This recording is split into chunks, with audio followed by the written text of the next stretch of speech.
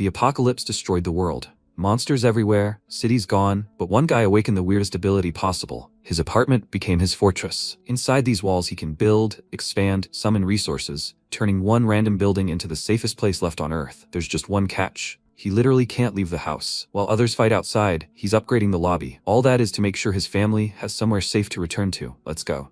One day, the world came to an end. Houses were ablaze with bright, spreading fires under a smoke-blackened sky. The pandemic that journalists had warned about on the news had arrived. A huge number of people were already infected daily. War and an economic crisis with famine also began. Many people cried out and protested against the existing authorities. Ominous signs appeared, but it wasn't humanity that hammered the final nail in the coffin. Those who brought humanity to ruin were fantasy-like creatures. Enormous monsters that appeared in the world and began to destroy people. What happened after their appearance is fairly easy to predict. Many people were crammed into basements and survived as best they could, lighting fires. Just like in novels, superhumans with incredible abilities appeared. System windows appeared before these people, assisting them. However, there was one thing that distinguished reality from books. The superhumans weren't strong enough to stop this apocalypse. 3 days later, as devastation descended on the city, the protagonist grabbed a bag of chips and muttered, "Yeah, the world hasn't fallen apart yet, so he's living more or less normally for now." He sat at home, quietly drinking soda and chips. Suddenly, he realized he was completely alone. He was the only one living in a 100-square-meter apartment. His mother, father, and grandparents were all outside. His father bought the place with a 200 million won loan,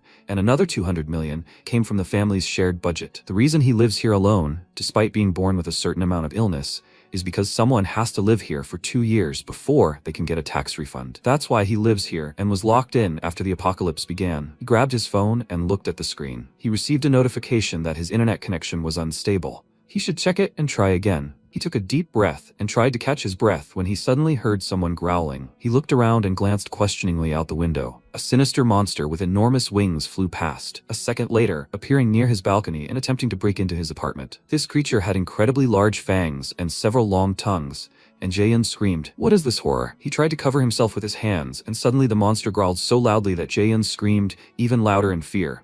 When he suddenly froze, a system window appeared in front of him, informing him that an unauthorized person was attempting to enter. This is reclusion, passive registration level 1. No one can enter his home without permission. Jaehyun clutched his chest and tried to catch his breath from the fright he had just experienced. When he rose to his feet, he realized precisely that the reason he was still alive was this ability. He ran to the exit and tried to unlock the doors, but nothing worked, and he screamed that this was serious. A moment later, no sound came, and he kicked the door. 3 days after the world met its end, thanks to this idiotic ability protecting him, he was literally locked in his own house. When evening fell, he sat alone, staring at the floor. The system kept repeating that a recluse couldn't leave his home. He chuckled at this expression and cursed, then clutched his head and said with frustration that there was nothing he could do. When he looked around his room, he realized the problem was food. He had very few prepared foods left, and the refrigerator had been without power since yesterday. He had managed to survive thanks to the ready-made meals in the containers in his fridge, but that wouldn't last long. He had a few packs of instant noodles left. Suddenly, he heard a strange sound and noticed the system window,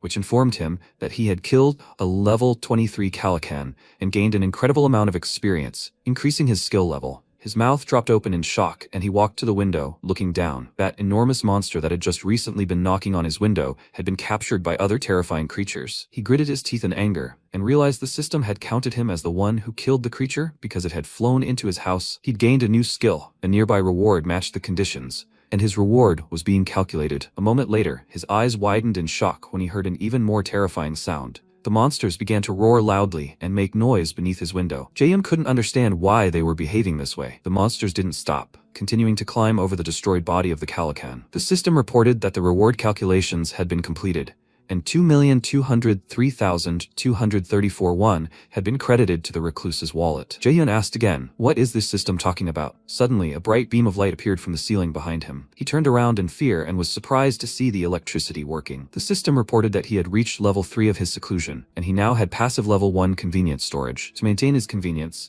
half of the house's functions had been restored. The recluse's wallet is at the maximum level. The balance is 2,203,204 won. Jaehyun realized that the house's functions had been restored and was overjoyed, clenching his fist. Hope filled him, and he suddenly ran to the refrigerator to open it. When he looked inside, he smiled and later ran to check if he had water, if the electric stove was working, and if everything had been fixed. Jaehyun joyfully began shouting that everything was working as it should, that everything had returned to the state it was in before the world fell. He fell to his knees, hopeful, and wondered if the internet had finally started working again. When he checked his phone, the icon showed an unstable internet connection. Jaehyun clutched his head in frustration and realized there was still no internet. Suddenly, he realized something and looked closely at the flash drive lying on the floor. When he plugged it into his laptop, he saw old photos of his mother with him as a child. Later, he gradually grew and became stronger with his parents. He was happy with his family, celebrated birthdays, and when he saw all these memories on the monitor, he felt sad. He caught his breath and realized that he had to bring his family here, and he didn't care how he did it. This thought angered him greatly, and he rose from his chair, declaring that he simply had to do it. Suddenly, he heard a knock,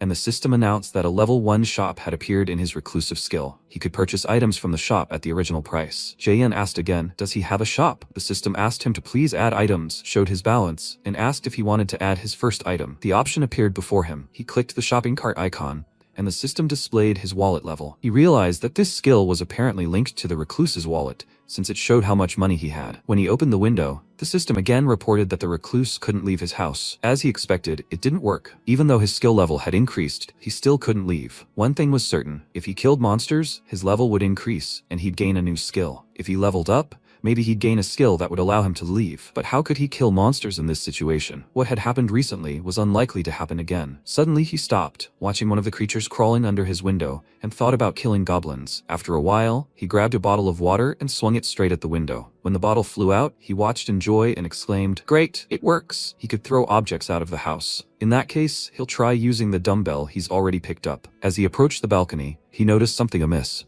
More goblins were nearby, shouting loudly and chatting among themselves. These terrifying-looking creatures began to crawl further down the street. The protagonist shouted at them to wait and not leave. He tried to swing with all his might, but suddenly threw the dumbbell, begging it to hit the goblins. The dumbbell landed on one of the creatures, and blood splashed. The surrounding goblins looked at each other, confused. Jaehyun realized he was in a terrible situation, and beads of sweat began to stream down his face in terror. He only had one dumbbell left, which he turned to look at. What should he do? There was hardly anything else in the house he could use to kill them. He wasn't strong enough to throw computers or televisions at them. Suddenly, he heard a goblin scream right behind him, and they began turning and looking for him. One of the creatures pointed directly at his window and muttered something to its fellows. Jaehyun's mouth dropped open in shock when he heard their screams. They began demanding something of him and immediately ran toward his house. He realized that he couldn't see everything that badly, and from this distance, he had a chance of hitting them. He remembered the system and decided to open a store. The system prompted him to add an item, and he clicked the button. He then picked up a dumbbell, and the system asked again,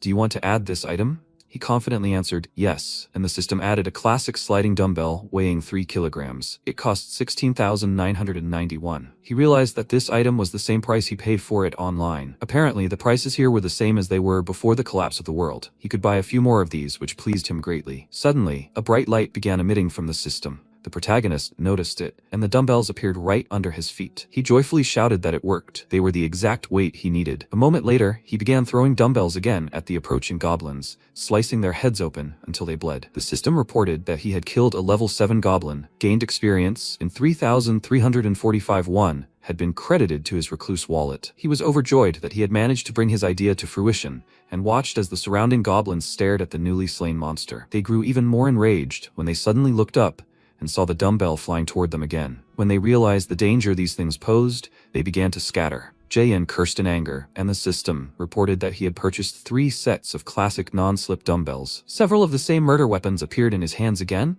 and he continued tossing them off the balcony, eliminating goblins one after another. The system awarded him new coins for killing goblins and increased his skill level. Jaehyun was delighted by this and shouted that this was simply excellent. The system reported a level 1 warehouse, a space in an alternate reality used for storing items. Jaehyun realized that the warehouse was what he needed, so he decided to open it. He gripped the dumbbells even more firmly, and the system asked if he wanted to move them to the warehouse. He confidently answered yes, and the system took the dumbbells. After that, the system asked if he wanted to summon the item. His eyes lit up with joy, and he said yes, and received the dumbbells back in his hands. He liked this system and shouted that this was simply excellent, because he could summon items from the warehouse whenever he needed them. In this case, he had a new plan. All his apartments lit up with a bright blue light that was visible from afar. He continued opening the warehouse and reached into the system to summon dumbbells. There were too many in his system, so he continued his assault, throwing out one dumbbell after another to destroy the remaining goblins. One of them screamed in fear and was dead a moment later. In this way, He destroyed numerous monsters and gained a large amount of experience. More and more coins were added to his wallet. He was asked to add items, and he confidently replied that he wanted them. He added items after the store opened. Now the recluse's store stocked classic sliding dumbbells, ramen, drinking water, rice, eggs, milk, nori sheets and olive oil, packaging, butter, ketchup, and its balance amounted to several million won. He sold back the dumbbells left over from killing the goblins, as well as all kinds of food and everyday items. Suddenly, he noticed the system reporting his wallet at maximum level, and wondered, what was that? Had he really just lost 1 won? Is maintaining comfort worth anything? He noticed the refrigerator and thought about the electricity, gas, and water. All of it was clearly due to the refrigerator, and that was the problem. He grew angry at the goblin monsters and realized that after he killed them by throwing the dumbbells, they fled and abandoned their nest. He had only managed to kill 2 since then. Was it bad if there were other creatures he could hunt? He saw the remaining skeleton of that huge monster and realized it was clearly not the only one. He had to find another way. A long time passed, and he took a deep breath. Clutching his head and looking into the distance, he muttered that if it had just flown by, everything would be fine. Suddenly, he looked into the distance and noticed the newly arrived Calicon. He saw the terrifying monster with the huge mouth arrive again and muttered, "Has it really arrived? God hasn't left him alone." He immediately ran for the portable ladder, tied the mirror to it with ropes, and pulled it out of the balcony. A bright flash of light emanated from the mirror, blinding the creature. Calican began to roar loudly and suddenly began to fall to the ground. As it fell, it continued to make terrifying sounds, and the protagonist was glad that everything had worked. Suddenly, Calican changed direction and approached his window. At this rate, everything would be done. He would definitely rise to the next level if he killed this monster. Suddenly, an even more enormous creature appeared before him, and he was stunned by what he saw. A strong wind began to blow into his room, causing him to try to shield himself with his hands and cry out. But when he tried to open his eyes to see what was happening, he didn't understand what it was, because the monster immediately disappeared. He heard a loud crack and realized the creature had dug its claws into the building, and he asked again, "That can't be right." It was the same Calican, its sharp tongue approaching his face. He was stunned by the horror he'd experienced, and the monster began trying to force its way into the apartment with its sharp beak. The system reported that an unregistered entity was trying to get in, and the protagonist watched in anticipation. He hoped the glass would hold, but suddenly he decided to open the store, realizing he had to do something. The system reported what he had, and from what he'd learned, a reward was only awarded if a corpse was nearby. His goblin hunts weren't always successful. Some survivors dragged away the corpses of their dead brethren, and those corpses didn't count toward the reward. In other words, if the distance exceeded a certain limit, no rewards were calculated. He couldn't allow that to happen. Suddenly, he heard even more terrifying screams and wondered if there was a way to kill this creature in one blow. He noticed a 900 milliliter bottle of oil on his list and realized it could help. He decided to buy 10 bottles of it, and the system asked if he confirmed this purchase. He confidently answered yes, after which numerous bottles of oil appeared under his feet. He grabbed all the bottles, placed the pan on the stove, poured the oil in, and began heating it. Then he grabbed a shelf, wrapped a rag around it with tape, dipped it in the boiling oil, and decided to open the store. The system asked if he wanted to add an item. He confidently answered yes, after which he poured the boiling oil in, and the system reported that it had been added. He ran to the lighter, grabbed it, and decided to set fire to the rag with the boiling oil. A moment later, it burst into flames right in his apartment, forcing him to back away. He approached the window, wanting to destroy the enemy with fire, paused, and then shouted a summoning call for boiling oil. At that moment, the system appeared directly above the monster and poured boiling oil on it. The monster began to roar loudly in pain, and the protagonist added fire to destroy the Calican. The monster roared loudly in pain and began to blaze. Jaehyun smiled and realized it had worked, then watched intently as the monster began to burn and fall to the ground. A moment later, it landed and continued screaming, but soon fell silent. The system reported that he had killed a level 27 Calican and received a huge amount of experience. His skill level had increased, and he had acquired a new skill. The system reported that the conditions for receiving the reward had been met, and the reward calculation was in progress. The reward calculation was also completed, and he had received 9,347,487 won in his recluse wallet. He asked again, did he really get 9 million for this? Even almost 10? The system reported that the conditions had been met and the house's territory was expanding. He exclaimed, "What's going on?" And suddenly an earthquake erupted beneath his feet. He didn't understand what this was all about. Suddenly, looking around, he froze, completely frightened, and began coughing violently. When his house was changed, he noticed there were more people there thanks to the new feature. Was there really someone else in this house? A family of 4 was sitting at a table in another apartment, playing board games. He clutched his head, not understanding what was happening. Were there really people there? He opened his eyes in fear and cleared his throat. A second ago, he saw it all before his face, and the system reported that among these people was a man, Choi Hae-jin, a husband, about 40 years old. Also, Hae-won, also about 40 years old, and his wife. And his 2 daughters, Nayeon and Seoyeon, ages 6 and 3. The system reported that it had found beings that met the requirements, and they could become its citizens. Does he want to grant them citizenship? The protagonist abruptly ran to the system window and asked what would happen if he didn't grant them citizenship. The system reported that beings that didn't receive citizenship would be expelled from the house. Is he sure he didn't want to grant them citizenship? He was stunned, thinking that if he didn't grant them citizenship, they would all die because of the monsters. That's why he decided to grant them 4 citizenships, and the system told him they would get it. Jaehyun thought that was great. He should have gotten other citizenship-related skills he just unlocked, and he needed to check them out. Seclusion, absolute sight, level 1. Nothing could escape his gaze in the house. Did he have anything related to citizenship? Residence permit, level 1. No one could enter his house without permission. Jaehyun realized why that was necessary, and the current population was 4 out of 600. He asked again, 600 possible people? But wasn't that too many? Suddenly, he decided to check Hyungyeon's level. It was level 9. Trust 24. No ability awakenings, experience distribution 0%, and money distribution 0%. He could give him a quest or banish him. Jaehyun pondered the distribution of experience and money. He understood that part of their experience and money goes to him. He could get as much as he wanted, and with this, he could become stronger. This thought brought him joy, and he decided to issue a quest. The system reported the quest description, time limit, reward, and penalty for failure. He was stunned and realized he could customize the quest in this case. The system reported the quest description as killing a goblin, a time limit of 168 hours, a small reward of experience, and no penalty for failure. Did he want to issue this quest? Jaehyun considered the fact that there was a basic reward. How far could he go with the penalty for failure? He could change the penalty for failure to death. And the system asked again, do you want to issue this quest? He looked down and canceled the request, after which he became disappointed and realized that if he wanted, he could kill a resident whenever he wanted. This is his ability. What should he do now? He used his absolute gaze and realized that he could see right through everything. He could also see this very family at the table. Haewon approached her husband and asked what they should do now. He couldn't answer her and kept asking, what else? He had to find water. He wanted her to stay here with the children. Haewon screamed that he couldn't do that because it was too dangerous. Hyungyeon said that he knew, but they had no other choice. Haewon asked again,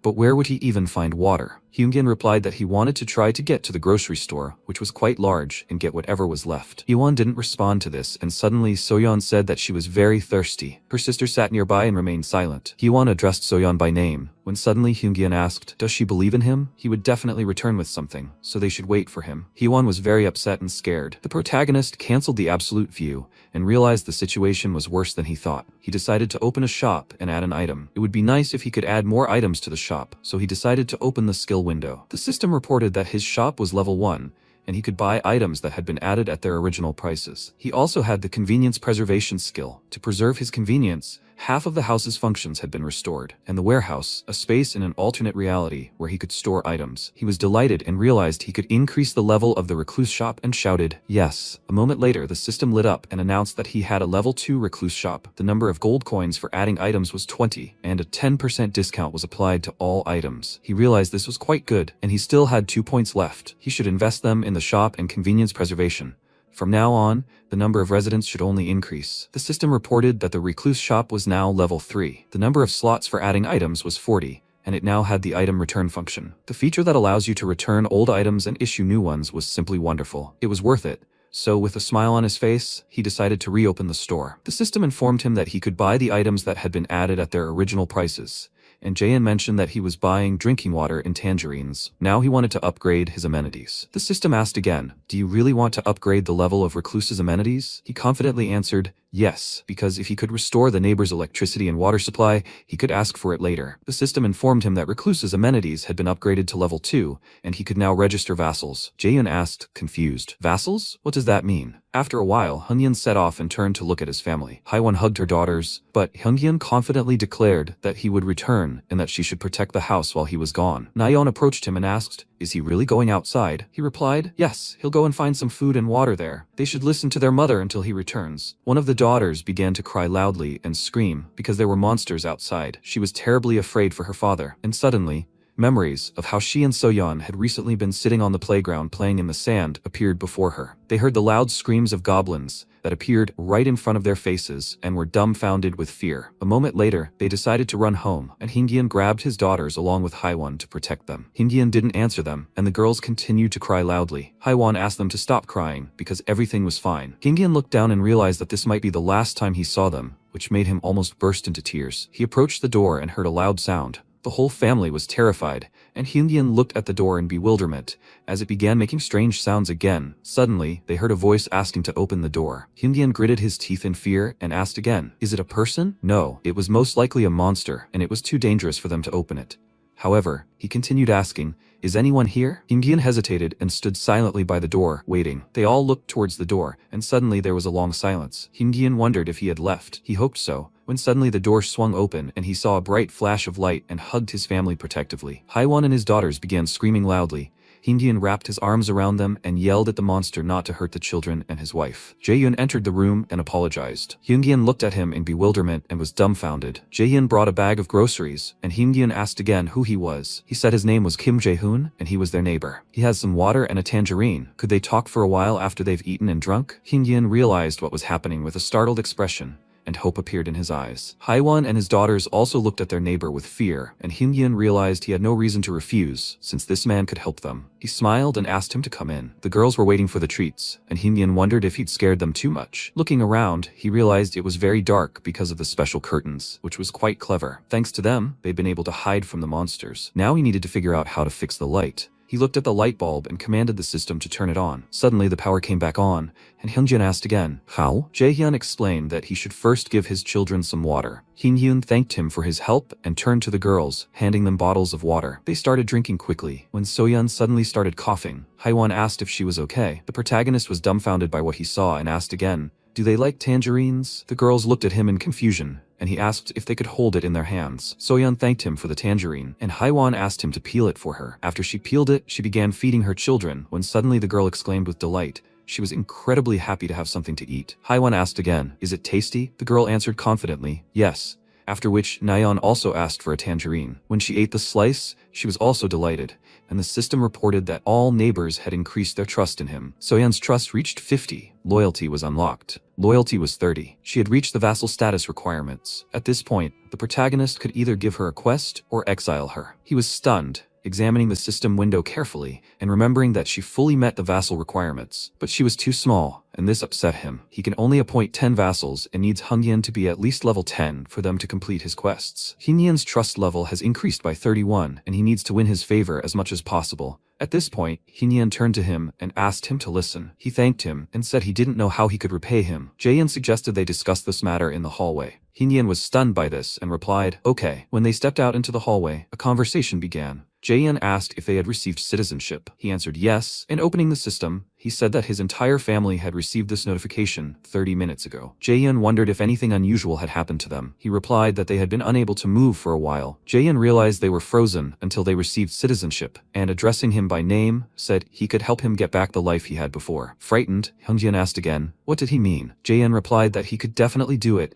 and keep the monster from invading his home. Hyunjin asked again, how was that possible? The protagonist replied that it was indeed possible, and Hyunjin looked down hopefully and said he knew it wouldn't be free. What would he have to do for it? Jaehyun asked again. He might die, but he still wanted to try. Hyunjin was frightened, and after a moment of silence, replied that he was ready. Even without his convincing, he was going to go out on the streets. He had already put his life on the line for his family. Jaehyun smiled after hearing this and said he saw a golf club. How much did it cost? Hyunjin looked at him in confusion and asked again, what? He guessed it cost around 400,000 or 500,000 won. Jaehyun realized it was too expensive to add to the store and needed to save it for later. Hyunjin asked again why he just asked the price. He replied that it wasn't that important. Besides, did he remember the day the monsters appeared? He replied yes, it was a weekend. He was genuinely scared when they started approaching. The protagonist said he thought those who stayed home that day survived. Goblins aren't that strong alone. Their level is lower than that of the average adult male. Goblins' true weapon is that they always travel in groups. Humans are similar in this regard. First, he needs to grow his army. At that moment, he turned to Hyunjin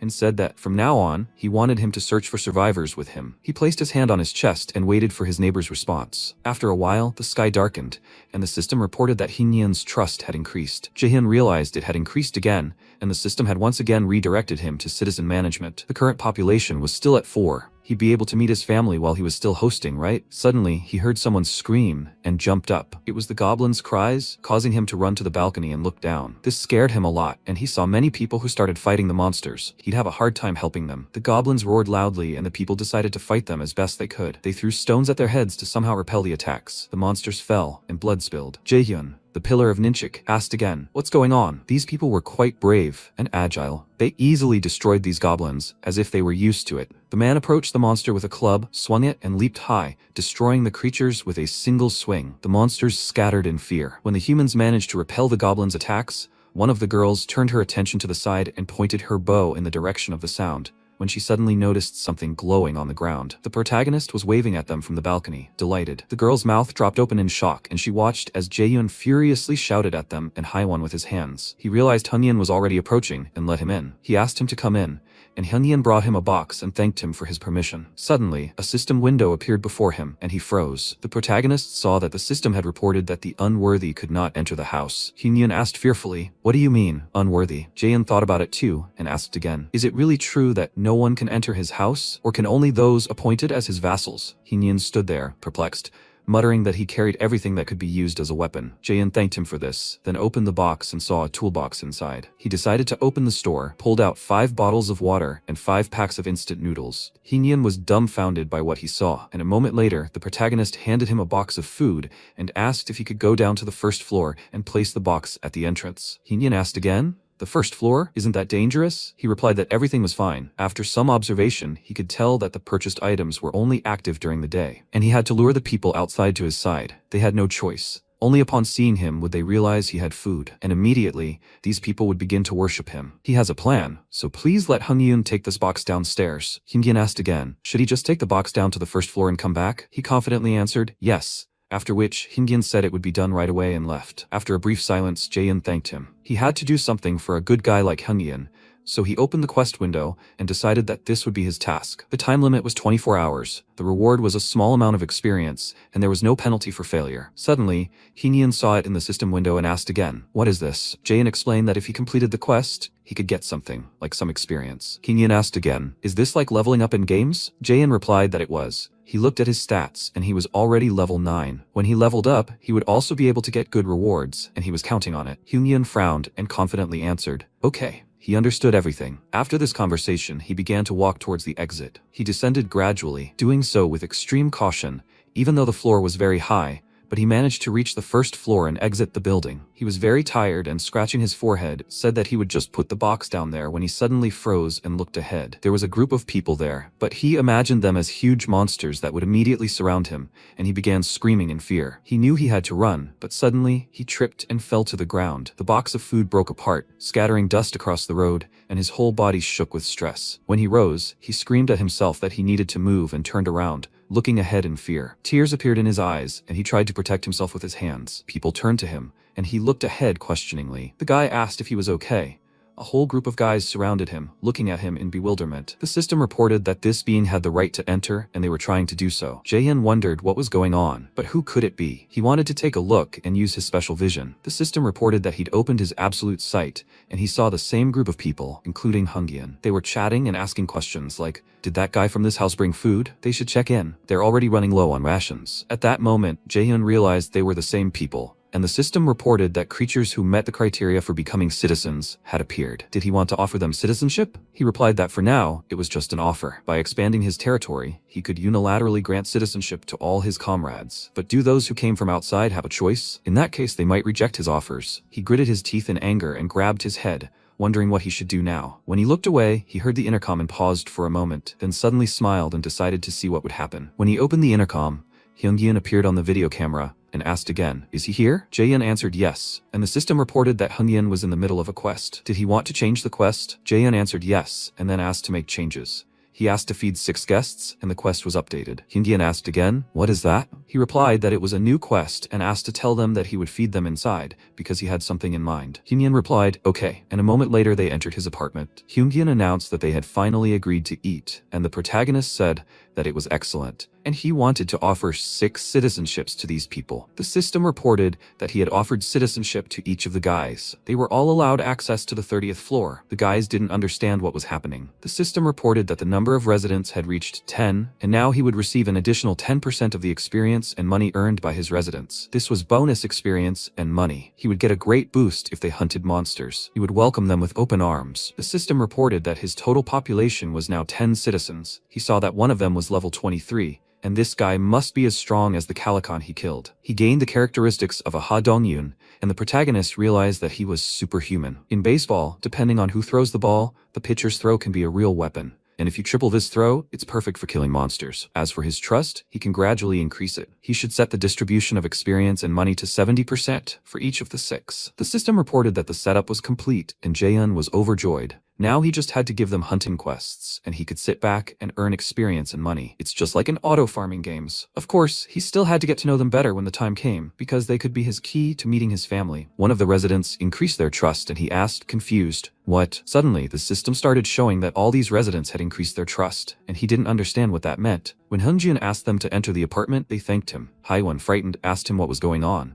He replied that he would explain everything later, and apologizing, he asked again, could she warm up some food? She asked again. Right now? Well, then she'd have to cook. Hyungyun asked her to help him with this. He thought this was all according to Jaehyun's plan. Haiwon thought for a moment, then replied, okay, and asked the others to wait a bit. The guys bowed to her and thanked her for her kindness. One of the guys looked at Hyungyun thoughtfully and asked again, what kind of person is this Jaehyun? He replied that, to be honest, he himself didn't know who he was. The guys asked again, how come? He replied that he knew almost nothing about him except that he was his neighbor. The guy thought about it, and Hyunjun said that he was quite an intriguing person. All this thanks to his help. The guy realized that this meant he was superhuman, and he must have an incredible ability to do all this. He must impress him. And it didn't matter how he did it. He was someone powerful enough to provide electricity, food, and water to an entire apartment building. In today's world, this is an incredible ability. He's on another level. Hyunjin said that he would have to wait a little while the food was cooked. Do they want to take a shower? One of the girls was stunned by what she heard and asked again, hopefully. A shower? Could they really wash themselves? He realized that electricity meant most of the amenities were available. Hyunjin smiled and said they had hot water,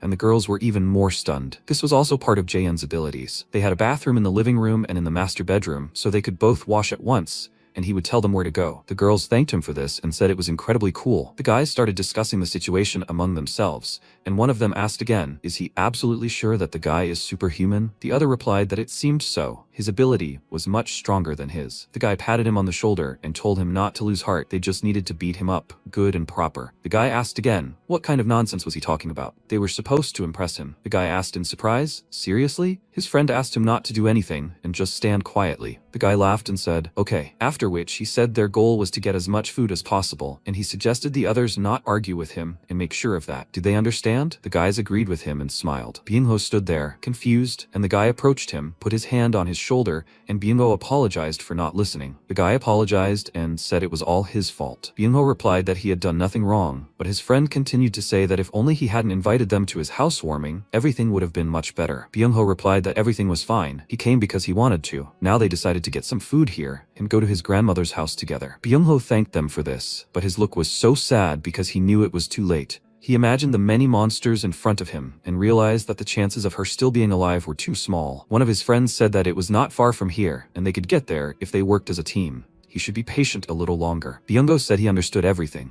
but before he could say this, they heard a strange and frightening sound. The door to the apartment opened, and the main character appeared on the other side. The guy wondered what was going on here. He grabbed the tennis ball and realized that they felt it at the same moment. Jaehyun entered the room and announced that he would help them. They assumed that perhaps this was the very person who could pull them out of this situation and the pit of despair. And they stood for a long time, bewildered, looking at Jaehyun as he entered. After a while, they all sat down at the table and waited. Haiwon apologized for the cramped space, but the guys said everything was fine, and they had all already arrived without an invitation. Hungyun arrived with a tray and announced that the food would be on its way soon. He served bowls of rice to everyone at the table, and Haiwon sheepishly said she didn't know if they would like her cooking. The table was overflowing with delicious food, leaving the guys in shock. One of the girls shouted that it was incredibly delicious, a true heavenly delight. Haiwon said it was all thanks to the ingredients Jaehyun gave them. She simply served rice and tangerines. Her trust increased to 50. The protagonist realized she had reached a higher level of trust before her husband's. After a while, the guys thanked them for the food and were incredibly pleased with the meal. They all ate in silence due to hunger, and the girl remarked that the egg roll was very tasty. It was a sweet roll, like the kind usually served in Japanese restaurants. Hwon replied that they were right and asked them to eat. Suddenly, Soyeon approached Haiwon and said she wanted an egg roll too. Hwon said she'd make them especially for her after their guests finished eating. Okay? Tears welled up in the girl's eyes, and the other girl turned to her and asked again, would she like to eat the egg roll with her? Soyeon was delighted and immediately ran over to the girl to eat with her. The girl began feeding her, and they got along well. Haiwon felt ashamed,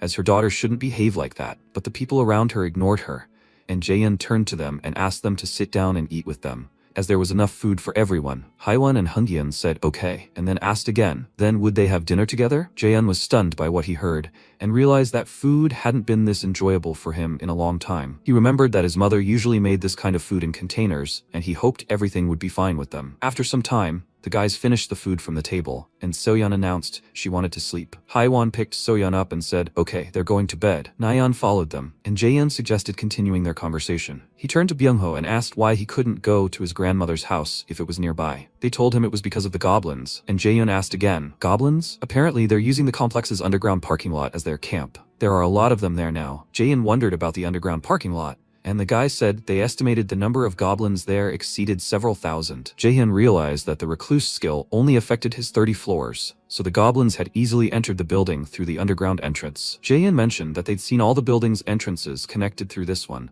but they hadn't dared to go there. Jaehyun remarked that he remembered there were side entrances. He confirmed that their original plan was to sneak through them, but there was a monster there that looked much more dangerous than the goblins. Jaehyun was stunned and asked, a monster more dangerous than the goblins? Jaehyun explained that the monster resembled a bear, and a memory flashed back to him. The only reason they were able to escape was because a group of goblins had attacked it. Jaehyun considered the bear, and the man remarked that they weren't entirely sure. It was very dark in there. The protagonist suggested that they probably couldn't avoid them forever, which the man confirmed, but they had a limit. Jaehyun asked again, what's the limit? The guys said their weapons were a bow and a tennis ball, but they were already running low. He suggested he could relieve them of this problem. Could he look at their weapons? The guys gave him everything they had, and the system asked, do you want to add this item? He answered, yes, after which the system informed him that he needed to pay 1.5 million won to add a good quality classic bow. Does he want to add this item? He confidently answered, yes, after which he asked if they all knew how to shoot a bow. The people around him glanced at each other in confusion and remained silent. And then, the protagonist announced that he was buying 5 sets of bows and arrows. Even if some of them didn't know how, they should use this chance to practice. From now on, everything belonged to them. The system reported that each of the guys' trust had increased, which greatly surprised him. This was simply incredible for Byungho, because if they cooperated with him, they could find his grandmother. His trust had also grown incredibly. One of the guys mentioned that the hunting speed would increase dramatically. If he could create items, they wouldn't have to risk themselves to retrieve the arrows. Jaehyun mentioned one thing. Before they could continue, they needed to significantly reduce the goblins' numbers. The guy replied that was true. So when would they start hunting them? Jaehyun announced the hunt would be tomorrow, and the guys asked in surprise. Tomorrow? He replied, yes, the sooner the better. The guy agreed, and Jaehyun declared that they would definitely save Byungho's grandmother. Byungho's mouth dropped open in shock, and he became overjoyed, causing his friend to ask, how are they even going to do that? Jaehyun confidently replied that they were using a special strategy. The surrounding guys looked at him in bewilderment and began to wonder if maybe it wasn't so far-fetched after all. The main thing was for this plan to work. The system reported that one citizen had completed the task,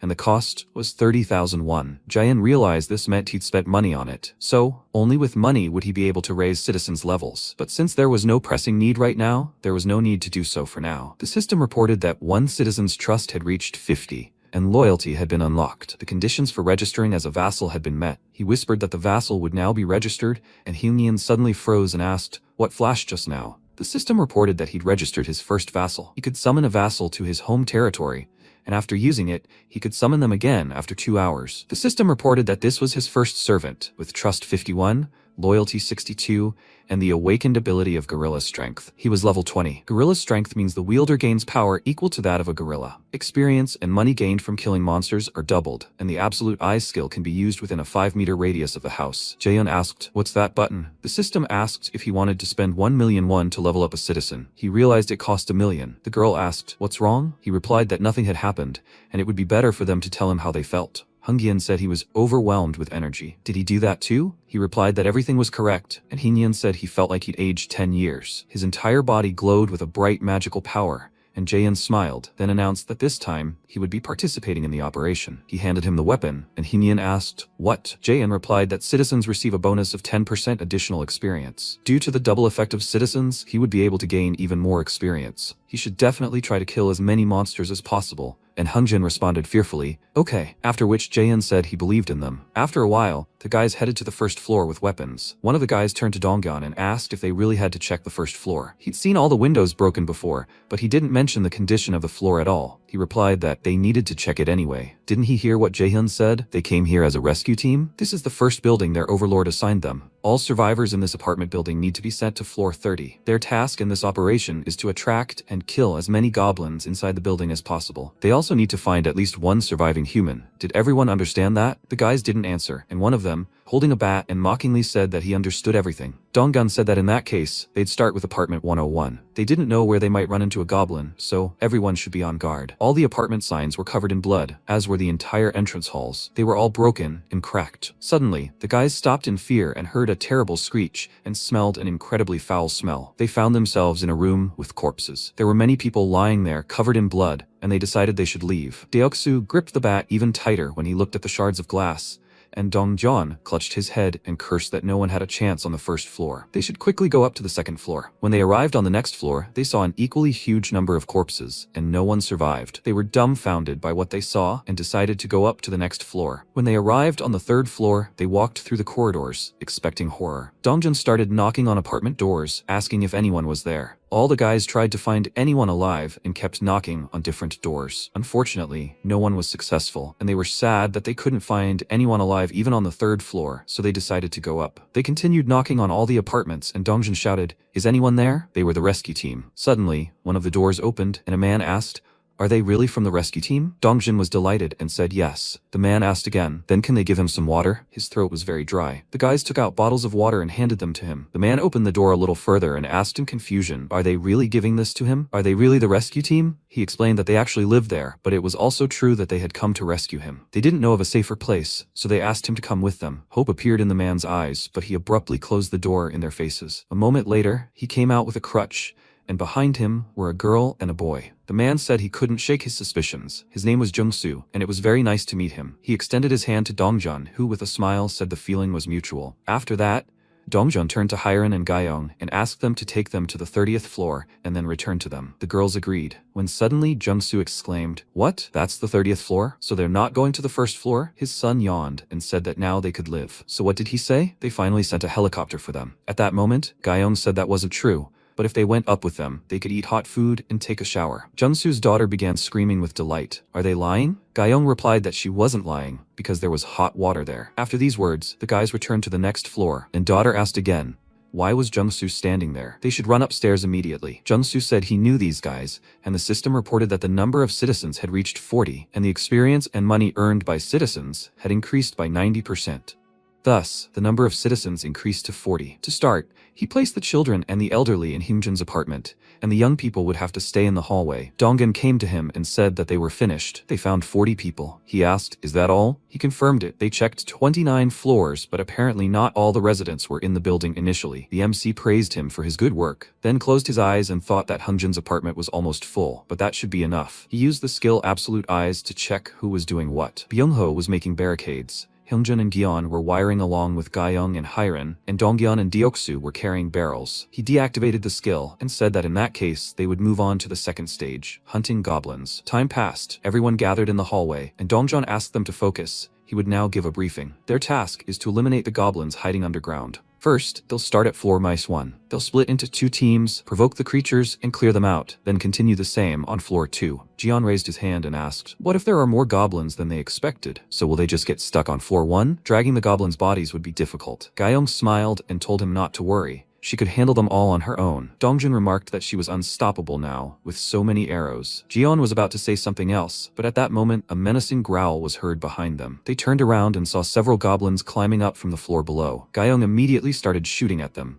quickly firing several arrows and killing 2 goblins. While Deoksu pounced on the remaining one with a club, he swung his weapon, hitting the monster in the head, and it was thrown back. The danger was gone. Gyeon approached Deoksu and asked why they took the bow with them then. He said they didn't need it. He became worried and asked, is this really true? Gyeong noticed something and, surprised, told them to look. Their bodies were disappearing. Their bodies really did start disappearing, leaving no trace behind, and Byung-ho thought that perhaps this was one of Jae-yeon's abilities. They decided to go down to the -1st floor, and the guy smiled, as he thought Jae-yeon had a solution. Meanwhile, the system informed him that Dongyeon, Hyren, and Gyeong's trust in him had increased. After that, several more system windows appeared, and he noted that the timing was simply perfect. Although he hadn't planned it, he ended up watching them. The system informed him that Byung-ho's trust had increased to 50, loyalty unlocked. Since his loyalty had exceeded 30 points, the conditions for registering as a vassal had been met. He was surprised, since it had only been a few hours. Regardless, everything had turned out well. The more vassals he had, the faster they would develop. He opened Byung-ho's status window. He currently had 55 trust and 88 loyalty points. He was very surprised by this, and thought that this was quite good. This would give him time to register. Meanwhile,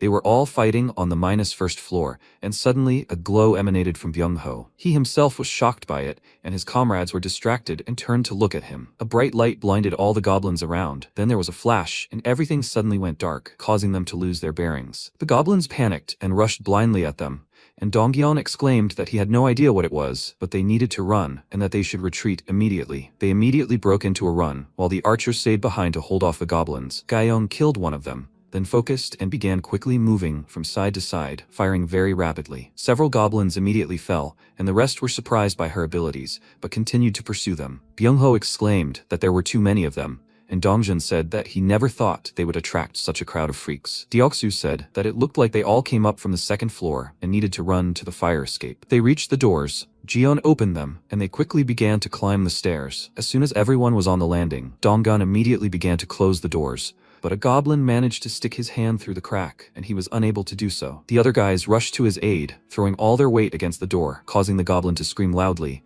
and then the others began to squeeze through the crack. Because of this, it was now difficult for them to hold them back. Jiyeon told the others to quickly go upstairs, and Hyunjin's voice was heard behind them, ordering them to step aside. He used his ability to gain strength equal to that of a gorilla and slammed the doors with all his might, finally managing to close them. The guys called out to him worriedly, and he ordered them to leave faster. The goblins on the other side were making every effort to get to the landing, and Hyunjin remained in place, holding them back, which was already becoming difficult for him. He screamed, applying more strength, and thought that he had to cope no matter what. His strength began to slowly fade. Dongyeon called out to him and told him that they were safe, to run to them quickly. Hyunjin immediately let go of the doors and ran toward them, but he took one wrong step and fell, and the goblins opened the doors and pounced on him. Hyunjin ordered them to run without him. Dongyeon hesitated, and Deoksu, without thinking, rushed to the man's aid. He struck a goblin with his club and extended a hand to Hyunjin to help him up, but it was too late. The goblins pounced on him, grabbing his legs, and at that moment a fog appeared before Deoksu's vision, and he stared in shock at the place where Hyunjin had been, but he had disappeared. The goblins targeted him, one of them pounced on him, and as he tried to fight back, an arrow pierced the monster's body,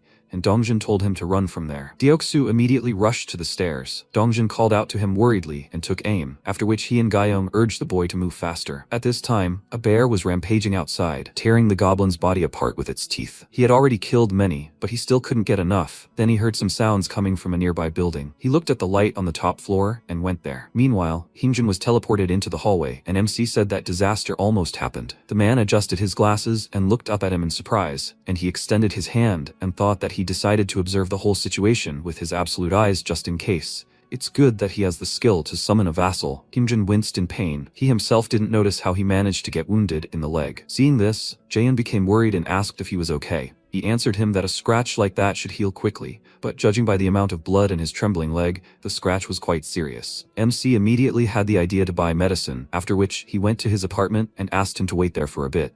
He opened the first aid kit and, remembering his childhood, thought that in such a situation medicine was necessary. He took out everything in the kit and examined it carefully, thinking that there were only 40 slots. He would have to order more medicines. Then an idea occurred to him. Using the system, he refilled the first aid kit for 77,000 won, then returned to Hyunjin. He placed the first aid kit in front of him and asked him to let him examine his wound, and Hyunjin, lifting his pant leg, said confusedly that he was really fine. First, Jaehyun decided to disinfect everything. He dabbed the wound with cotton wool, causing Hyunjin to hiss in pain, and the system informed the MC that his trust and loyalty towards him had increased. When he finished treating him, the man thanked him, and he, putting everything back in the first aid kit, hoped that everything was okay with the others. He asked him to rest there for a bit and left, citing business. He used his absolute eyes to scan the underground floors and saw them fleeing from the goblins. Gyeong fired at the monsters, hitting one in the head, and Deoksu couldn't help but cry out in fear as the arrow flew right past his face. Jion and Dongyan took aim, telling him to run, and then began firing at the goblins,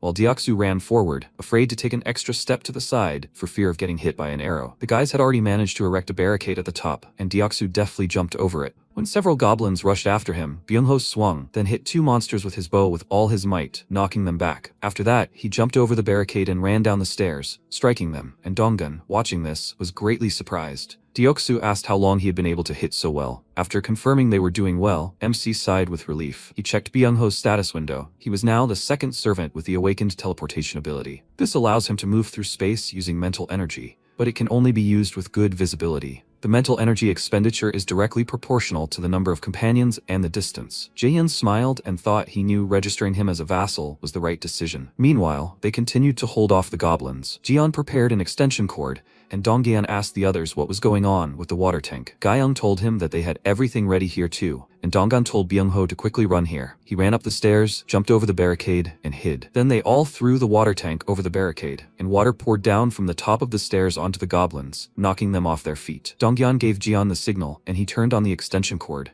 causing the exposed wires on the stairs to spark, electrocuting all the goblins, and MC immediately began receiving monster kill notifications. He gained a large amount of experience, about 330,000 added to the Ultimate Recluse's wallet. His skills were leveled up, and a new one was mastered. Jaehyun immediately felt something. He clutched his shoulders, writhing in pain, and darkness began to emanate from him. His power enveloped the entire building, reaching the goblins, and the system informed him that hostile creatures had been detected and their destruction had begun. Immediately after, the goblins screamed, huge blisters appeared on their heads, and then they died. The system again informed him of the monster's destruction. Meanwhile, the goblins from the second floor below became inspired and headed for the stairs. Then, behind one of them, he heard heavy breathing. He turned and saw a huge beast towering over him. With a menacing roar, the bear sank its teeth into his shoulder, causing him to cry out in pain. Everyone else immediately turned at his scream, and what the bear did to him next greatly frightened them. Having dealt with the goblin, the bear pounced on the others. He began to wave his paws, inflicting wounds on them with his huge claws, and he tore others with sharp fangs. At one point, two goblins pounced on him from behind, and while he dealt with them, the others surrounded him. The bear waved his paws, throwing two monsters off his back, and the rest climbed on him and began to gnaw at him. The bear waved his paws, trying to throw them off, but he was unsuccessful. The goblins pounced on him again. He growled loudly, trying to get away, and if not for Jaehyun, they would have overwhelmed him with numbers. They all instantly lost their heads. Their bodies fell from the bear, and he looked around in surprise, after which the system informed him that he had been granted citizenship. His body immediately began to shrink and bend unnaturally, and from under a thick layer of fur a woman's face appeared. She was this bear. Having lost all her strength, she fell unconscious to the floor, while MC was recovering from a flash of pain. Using his absolute eyes, he looked at this woman and thought, who the hell is this? The system showed him that her name was Oh Yeonju. She was level 33, and her trust in him was 9. She also had the awakened ability of Werebear. While transforming into a beast, all her physical abilities and regeneration reached their maximum. He was very surprised. She was level 33, and even had an A-rank ability. Immediately after this, Donggan, Hyren, and Deoksu's trust exceeded 50 points, and loyalty was unlocked. Now he could register them all as vassals. He was very happy about this news, then closed his eyes, thinking about it, and registered Deoksu as a vassal. He had awakened a B-rank ability called Steel Knight. He could summon steel armor that protected his entire body and a halberd. Jaehyun touched his chin in confusion, and thought that a vassal's level depended on their awakened ability. Hyungjin, with his C-rank ability, was level 20, while Deoksu, with his B-rank ability, was level 25. And finally, Byung-ho, with his A-rank teleportation ability, and level 30. When he registered them as vassals, their level was determined based on their awakened ability. Was the rank really random? If Byung-ho had achieved rank A thanks to his loyalty, then Hyunjin, with a higher loyalty stat, should have received rank B instead of C. In fact, Deoksu, with a loyalty stat of 31, had received a rank B ability. He needed to find out the conditions under which people received high-ranking abilities. It was an extremely important task. Since he could only register a dozen vassals, it was more profitable for him to acquire people with higher ranks. The problem is, he still doesn't know what exactly will happen if he accepts a person with an awakened ability as his vassal. People with awakened abilities can move freely along stairs, elevators, and hallways. After that, he left his apartment and went to the elevator. He used his absolute eyes to check on Yeonju, she was still unconscious. After that, he turned to Hungjin and said that he would like him to bring the woman from the second floor down here. The elevator doors opened behind him, and Hungjin went to carry out his task. Meanwhile, the guys were collecting wires. Deoksu glanced at the goblin with its head missing and asked, "What the hell is that?" The goblins suddenly exploded like that. Jian agreed with him. It looked like someone had done it. Dongjian frowned suspiciously and thought that if someone had an ability of that level, it was definitely him. He nervously pursed his lips and remembered Hungjin's words about Jaehyun. He's an outstanding person. They have hot water thanks to his ability. He also has food. He continued collecting wires and thought that these were clearly his abilities, then glanced at Byung-ho. This quiet, withdrawn guy had become a completely different person after meeting Jaehyun. Such changes even frightened him. No matter what abilities he possessed, there was only one conclusion. In this world, to survive, you must at all costs be chosen by it. At this time, Hungjin went down to the second floor. He quickly ran out of the elevator and ran up to the woman, and the MC meanwhile watched him. Time passed, and one fine day, Yeonju and her son were having fun at the playground. While he was playing with a toy car, he turned to her and called out to her with a smile, after which he began to joyfully wave his hand. At that moment, someone approached him from behind, and her face immediately changed. It was distorted with horror. They were goblins. Seeing that they were about to attack him, she immediately rushed to him, but it was too late. These goblins tore her son to pieces right before her eyes. Yeonju's eyes widened from the nightmare she had been having. Now she was lying on the bed, and Jaehyun was next to her. He said her name, and she looked at him in fear, then got up and clutched her head tiredly. He extended his hand in greeting, but she ignored him and asked, "Did he do that?" He didn't understand what she was talking about, and she said that the goblins' heads had been torn off at once. He awkwardly pulled his hand away and confirmed it, and she became wary, thinking that he had such a powerful ability that so many goblins died in an instant. Maybe someone like him could help her? She clenched her hand into a fist, overwhelmed with emotion, then burst into tears and asked him to save her son. Can he help her, even for one day? The system informed him that her trust had increased greatly, and she continued to cry, saying that she missed her son so much. This sight made him feel uneasy. She had lost her child to goblins. Was there really no way out? He decided to give her a task to catch 1,000 goblins, with no time limit and no penalty for failure. As a reward, he would resurrect her son. He bit his lip nervously and thought, what if he was capable of such a thing? But the system informed him that it was impossible to give this task, but he expected that. Apparently, he didn't have the strength to revive a person, but that was not the case at all. The system said there wasn't enough money to fulfill the reward. He could top up his balance and try again. This shocked him. This meant that he could resurrect a person from the dead and all he needed was money. Now, looking at the crying woman, he thought that it was hard for him to even imagine how much money would be needed for resurrection. But she had enough hope. He couldn't watch her suffer and said that he could help her. Perhaps there was a way to revive her son. She immediately stopped crying and looked at him in surprise, after which she asked in a trembling voice, could he really resurrect her son? He confirmed this, but it wouldn't work right now. She immediately became despondent, and he said that there was definitely a way. She excitedly looked up at him and said that she agreed to everything. What should she do? He thought that Dongyeon's squad currently had Deoksu and Byung-ho with awakened abilities, and if Yeonju, who was level 33, was added, it would be much easier for them to deal with most monsters. It would be best to make all 7 vassals. He smiled and asked her to get up first.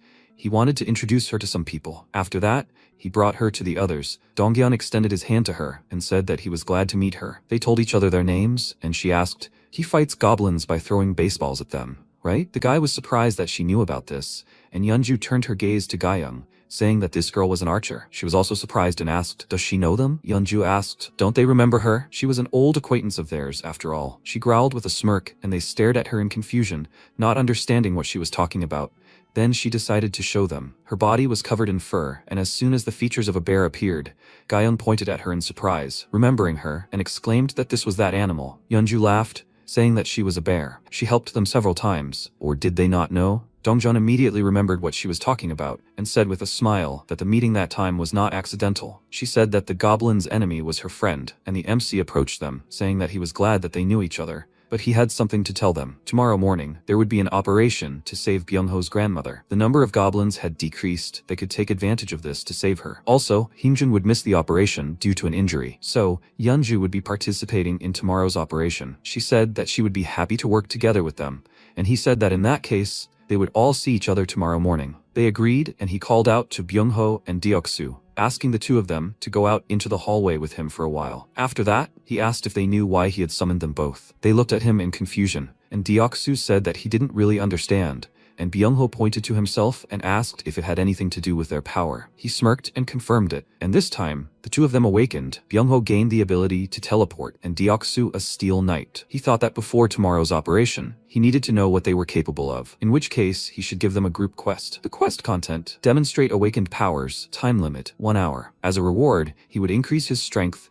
and failure would result in a punishment: spending the night in the corridor. He gave them the quest, and Deoksu delightedly asked, "Didn't he say that he awakened just like Dongyeon?" He confirmed this and was very happy, asking what kind of ability this was. He answered him that he could summon steel armor and a halberd, and at that moment, something flashed next to him. Byung-ho, who was standing next to him, disappeared somewhere. He looked around the corridor. He was nowhere to be found. And then, Byung-ho returned to his original place and exclaimed with delight that he had succeeded. His power would be very useful to him. The system immediately informed Jaehyun that his trust and loyalty had increased, and when the guy thanked him, he said there was no need to thank him. He couldn't go to his grandmother right now, because there was no guarantee he could handle his abilities. Maybe he was just lucky right now. Byung-ho was slightly upset and thought about it, and he said that he thought it would be better for now to figure out the maximum distance he could move, and what the penalty would be for using his abilities. He sadly agreed with him, and at that moment a bright light appeared, and they saw a huge halberd and shining armor. Deoksu, looking at his weapon, exclaimed with delight that it worked. After that, his trust immediately increased, and while he was rejoicing, the MC called out to Byung-ho, and pointing to the window of a neighboring building, asked if he could use teleportation to get there. He walked up to the window and looked thoughtfully at the building, after which he said that he would try. Jaehyun gave him a corresponding task, and Deoksu began to encourage him, saying he could do anything. Byung-ho focused, confidently glanced at the neighboring building, then disappeared and moved into a dark corridor. Approaching the window, he saw Jaehyun and Deoksu in the neighboring building and happily waved to them. The system informed the MC that Byung-ho had successfully completed the task, and he sighed with relief. Byung-ho continued waving, but suddenly he lost consciousness and fell, shocking them both. The MC immediately used the summon and brought him back, after which they laid him on the bed. The MC thought that since he lost consciousness, the movement required a lot of stamina. Deoksu worriedly asked if he would be okay, and he, after checking his status window, replied that fortunately, he would be fine if he got enough rest. It seemed like he wasn't used to his abilities yet. Deoksu let out a sigh of relief and asked him if he happened to exercise. Deoksu was surprised by such an unexpected question. Then he gave him the task of doing 100 push-ups and squats. Deoksu began doing push-ups and squats in his armor, sweat pouring off him, but he didn't stop. After completing the last squat, he exclaimed that this was definitely the end. The system informed Jaehyun that he had completed the task. While Deoksu was trying to catch his breath, he thought that since he was a physical education student, he had incredible stamina. A system notification about the start of the evaluation appeared in front of him. He looked at it in confusion, not understanding what it was, and Deoksu asked, "Can they finish now?" He smiled and told him that he had done a great job and could now rest. Deoksu barely escaped, saying he'd worked hard, and the system informed MC that the task had been successfully completed, his strength having been slightly increased. He immediately noticed changes in his body. He released some energy and wondered, his strength had been increased? He smirked, as if that made a difference. The next day, somewhere in the alleys of Busan, Dongjun turned around and told the others to run. A crowd of monsters was chasing them right now. Deoksu glared at them, then used his skill to stop them, as he was getting fed up with them. He struck a goblin with his halberd and swung it, dispatching several more, but they still didn't give up and attacked. 3 of them managed to slip past Deoksu, and he was about to rush after them, but someone killed them all with a bow. Deoksu immediately stopped, unsure whether to run toward them or stay put, and Byung-ho told him not to worry about the stragglers. Deoksu laughed and turned to the goblins, swinging his halberd, but they stopped, wary of approaching him. After that, they broke into a run, and he shouted after them not to come back. But the goblins didn't know that someone was already waiting for them there. A huge shadow appeared before them. Yeonju growled menacingly, and some of the goblins, realizing what awaited them, burst into tears. They were pinned down by Deoksu and Byung-ho from behind, and Yeonju from the front, leaving them with nowhere to retreat. Dongjun called out to Byung-ho and told him to run to his grandmother immediately. Immediately after, Byung-ho broke into a run and thanked them. Meanwhile, Jaehyun received a notification that Yeonju had completed the task and was being evaluated. The evaluation was complete, and 132,000 won had been credited to the Absolute Recluse's account. Jaehyun was surprised by this. He thought the reward wouldn't be money, but something else. In Deoksu's case, it was a power boost. Does this mean that rewards will be random in the future as well? Perhaps. As the quests become more difficult, the rewards will be greater. The system notified him that Byung-ho had completed the quest. He had completed all available quests to date, and the evaluation was in progress. When the evaluation was complete, he opened the reward with anticipation, and the system congratulated him. He had won the jackpot. Jaehyun was sweating with excitement. he had 1 skill points. He was surprised by this and remarked that it was quite impressive. Meanwhile, Byung-ho was on his way to his grandmother's. He teleported to her courtyard and looked around, slightly nervous. After that, he entered the house and ran into his grandmother's room, calling loudly for her, and what he saw scared him. She lay there and didn't respond. He walked up to her and put his hand on her shoulder, calling her name again, and then she let out a loud sigh and covered his hand with hers, asking, "Is it him?" Luckily, she was just sleeping. Byung-ho burst into tears of happiness. Thank God she was alive. He immediately rushed to hug her and apologized to her for walking for too long. While he was hugging his grandmother, he was so grateful to Jaehyun. At that moment, he received a message. Byung-ho's loyalty reached 100. Since he is a vassal, the vassal limit will be increased. He stared at the system window in confusion, then went to the vassal management section and saw that the limit was now 11, not 10. He let out a nervous laugh. Besides this, he can still increase the vassal's levels. He decided to check how much it costs to level up Byung-ho, and the system informed him that there are not enough funds to level him up. To level up Byung-ho, 100 million won are needed. Let him top up his balance and try again. The amount was huge, which shocked him. He grabbed his head and apologized to Byung-ho, saying he would give them tasks every day from now on, but it couldn't be helped. He heard a strange sound, like the elevator had landed on the floor. He decided to check who had arrived and used his absolute sight. A guy and a girl were standing in the hallway outside Hyunjin's apartment. They called the owner of the apartment, and Hyunjin opened the door for them, asking who they were. The girl awkwardly scratched the back of her head and introduced herself. Her name was Kim Dabin, and the guy next to her was Kim Minho, her younger brother. They were from apartment 1701. Hyunjin asked why they had come, and Dabin replied that they had a favor to ask. The woman looked at them questioningly and slightly nervous, said that she knew it might sound impudent, but could they take a shower there once? Hyunjin stared at her in surprise. She had expected something else and was already getting nervous. She sighed with relief and invited them in, for which Dabin was very grateful. Minho asked Hyunjin where he should put the box, and she asked what it was. Dabin replied that they had brought all sorts of canned goods. Her brother put the box on the floor and opened it.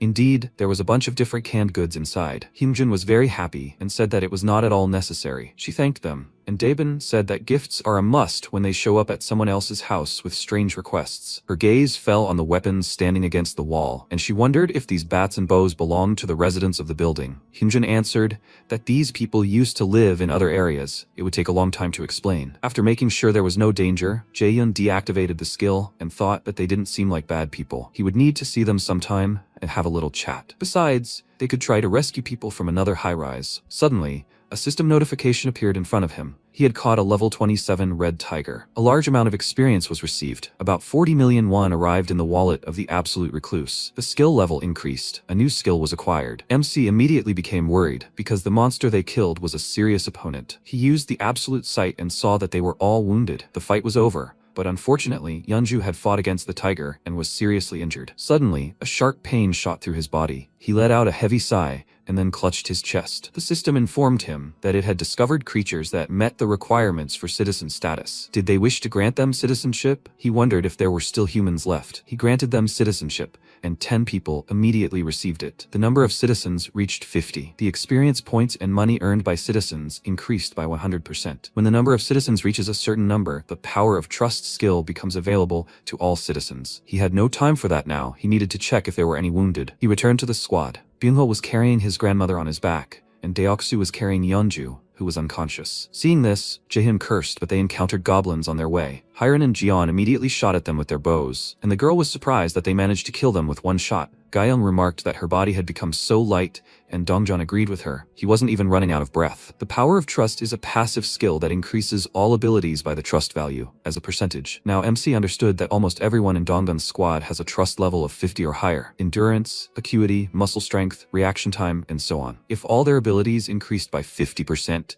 it's obvious that their combat skills also improved. Byung-ho happily noted that this was also Jaehyun's power. After his words, Hyerin and Gayoung's loyalty exceeded 30, making them available for registration as vassals. He registered them, and the girls' bodies immediately glowed, and they looked at themselves in surprise, unsure what was going on. Gayoung awakened her piercing shot ability, and Hyerin her poisonous mist. Goblins caught up with them. The girls immediately turned to them, and Gayoung fired. The arrow pierced the monster's head, changed direction, and killed several more goblins. The girl was surprised by this. Her ability consumes mental resources to fire a piercing arrow. MC tasked her with killing goblins using her new ability, and turned his attention to Hyerin, thinking that her ability was rather ambiguous. Rank B Poison Mist consumes mental resources to release a mist of deadly poison. It's a good ability, but only rank B. Moreover, if used incorrectly, it can harm squad members. He would study this later. The system informed him that Hiren had completed the task and was being evaluated. This time, it was a failure, and he was slightly upset, but immediately decided to move on to something else. He decided to check on the residents downstairs. A guy approached a fully filled bathtub and filled a bottle with water, and Jaehyun remarked that this was not bad.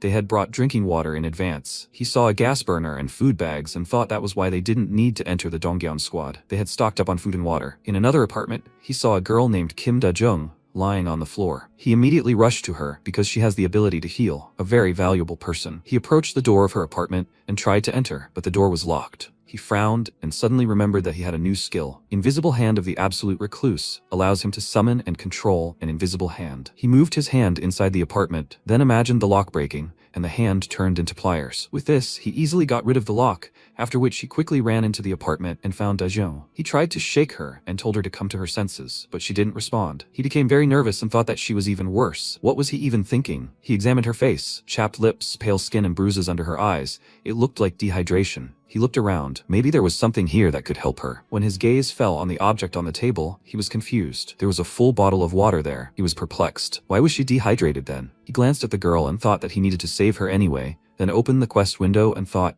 maybe this would work. He gave her the task of taking one breath so that she would receive treatment for dehydration as a reward, but it cost him 10 million won. As soon as she took a breath, the task was completed, and she woke up. She vaguely saw a man in front of her and asked who he was. He answered that he was her neighbor from upstairs. She asked how he got there, to which he replied that he thought she was in critical condition, so he picked the lock and entered. Her gaze filled with horror and then despair. She burst into tears and clutched her head, and he was a little confused. He firmly said her name and said that she should help them. His friend was very badly injured. She stood up and looked at him with tear-stained eyes, and then thought, what is he talking about? Does she really have the strength to help someone? This is complete nonsense. Besides, how does he know that she is a nurse and can heal? Judging by the fact that he asks for help, it seems that he is not a danger. First, she should find out more about him. She cautiously asked where she should go, and then a system window appeared in front of him, and he asked her to wait a bit. The system informed him of a new task. She needed to use healing power to cure Yeonju. He told the girl to eat and rest first. He would bring here the one who needs treatment. After that, she heard something fall on the floor.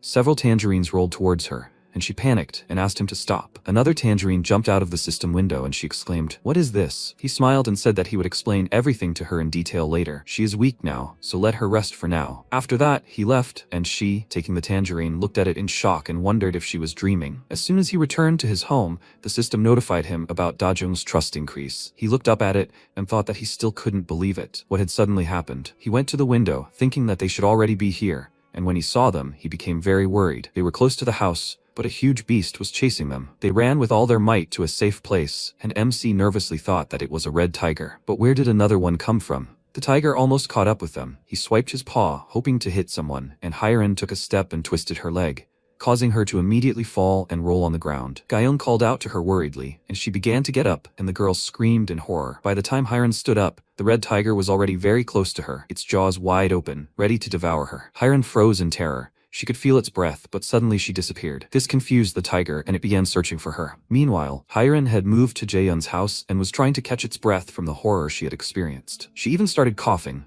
and MC thought she was on edge, which at least bought him some time. Meanwhile, the tiger began pursuing again, and the system informed MC that it had detected creatures that met the citizenship requirements. Immediately after, Byung-ho appeared in his room with his grandmother. He placed her on the floor and asked him to take care of her. He wanted to return to the squad, but Jaehyun told him to wait. Byung-ho wanted to object, but seeing his determined look, he decided to trust him. MC began watching the tiger closely, summoning an invisible hand and thinking that he must catch this red tiger at all costs. The tiger roared loudly, already very close to them. Donghyun nervously gritted his teeth. He made a bold decision to stop the beast and stopped abruptly. Took out the ball, then swung and threw. The ball flew past the tiger, and the beast chose the boy as its target, causing the others to worry about him. The tiger pounced on him, and he stared at the beast in horror, thinking it was too late. He abruptly dashed in the opposite direction from the squad and told them to run, leading the tiger behind him. He ran to the subway station. The tiger was already very close, and he saw huge fangs in front of him and realized that this would most likely end badly for him. Suddenly the tiger froze. Something grabbed him, preventing him from moving. After that, huge pincers slammed the tiger to the ground. It growled, trying to escape, and then the pincers grabbed it by the neck and lifted it off the ground. Seeing this, Dongzhen froze and began to watch. Meanwhile, the others had already come running to his aid. A system window appeared in front of Gaiyong, and she immediately understood what she needed to do. Jaehyun looked at them and thought that he didn't have to act himself. If Gaiyong went hunting right now, the prey would quadruple in size. He continued to hold the tiger, and she took out her bow and aimed. The beast growled menacingly.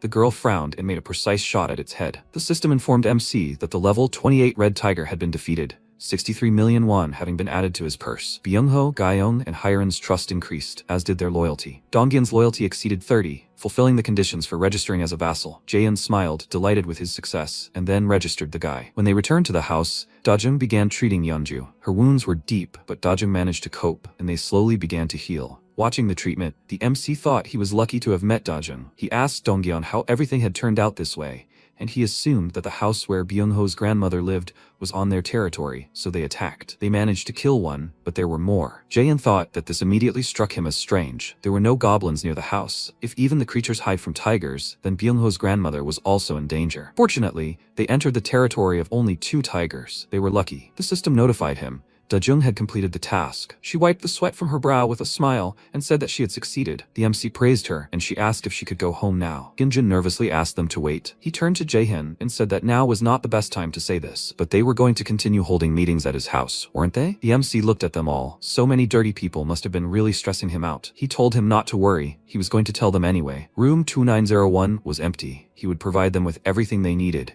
including electricity, so they could live there from now on. They were all very happy, and he turned to Daebin, saying that rooms 2101 and 2102 on the 21st floor were also empty now. They would have electricity, so she should tell the other survivors that they could shower and relieve themselves there. She and her brother were a little upset, and he said that if they wanted, they could take one of the rooms for themselves and leave the others available to everyone. They immediately became happy, and he said that in return, he had a favor to ask of them. He hoped they would continue to act as messengers between him and the other survivors. She stared at him in surprise, and he asked them to tell them that the first one to kill 100 goblins would receive their own place to live. He promised unlimited electricity, water, gas, and even food. Moreover, if there were 10 survivors from each generation, they would all receive equal treatment. However, he had to warn them that the time it would take would depend on the floor they were on. From now on, he would only pay fairly to those who could prove their worth. After that, he created a goblin slaying quest with a time limit of 168 hours. The reward would be a small amount of experience, and the punishment would be a ban on using public places. After that, the survivors took action. A boy named Sungmin ran as fast as he could to a safe place,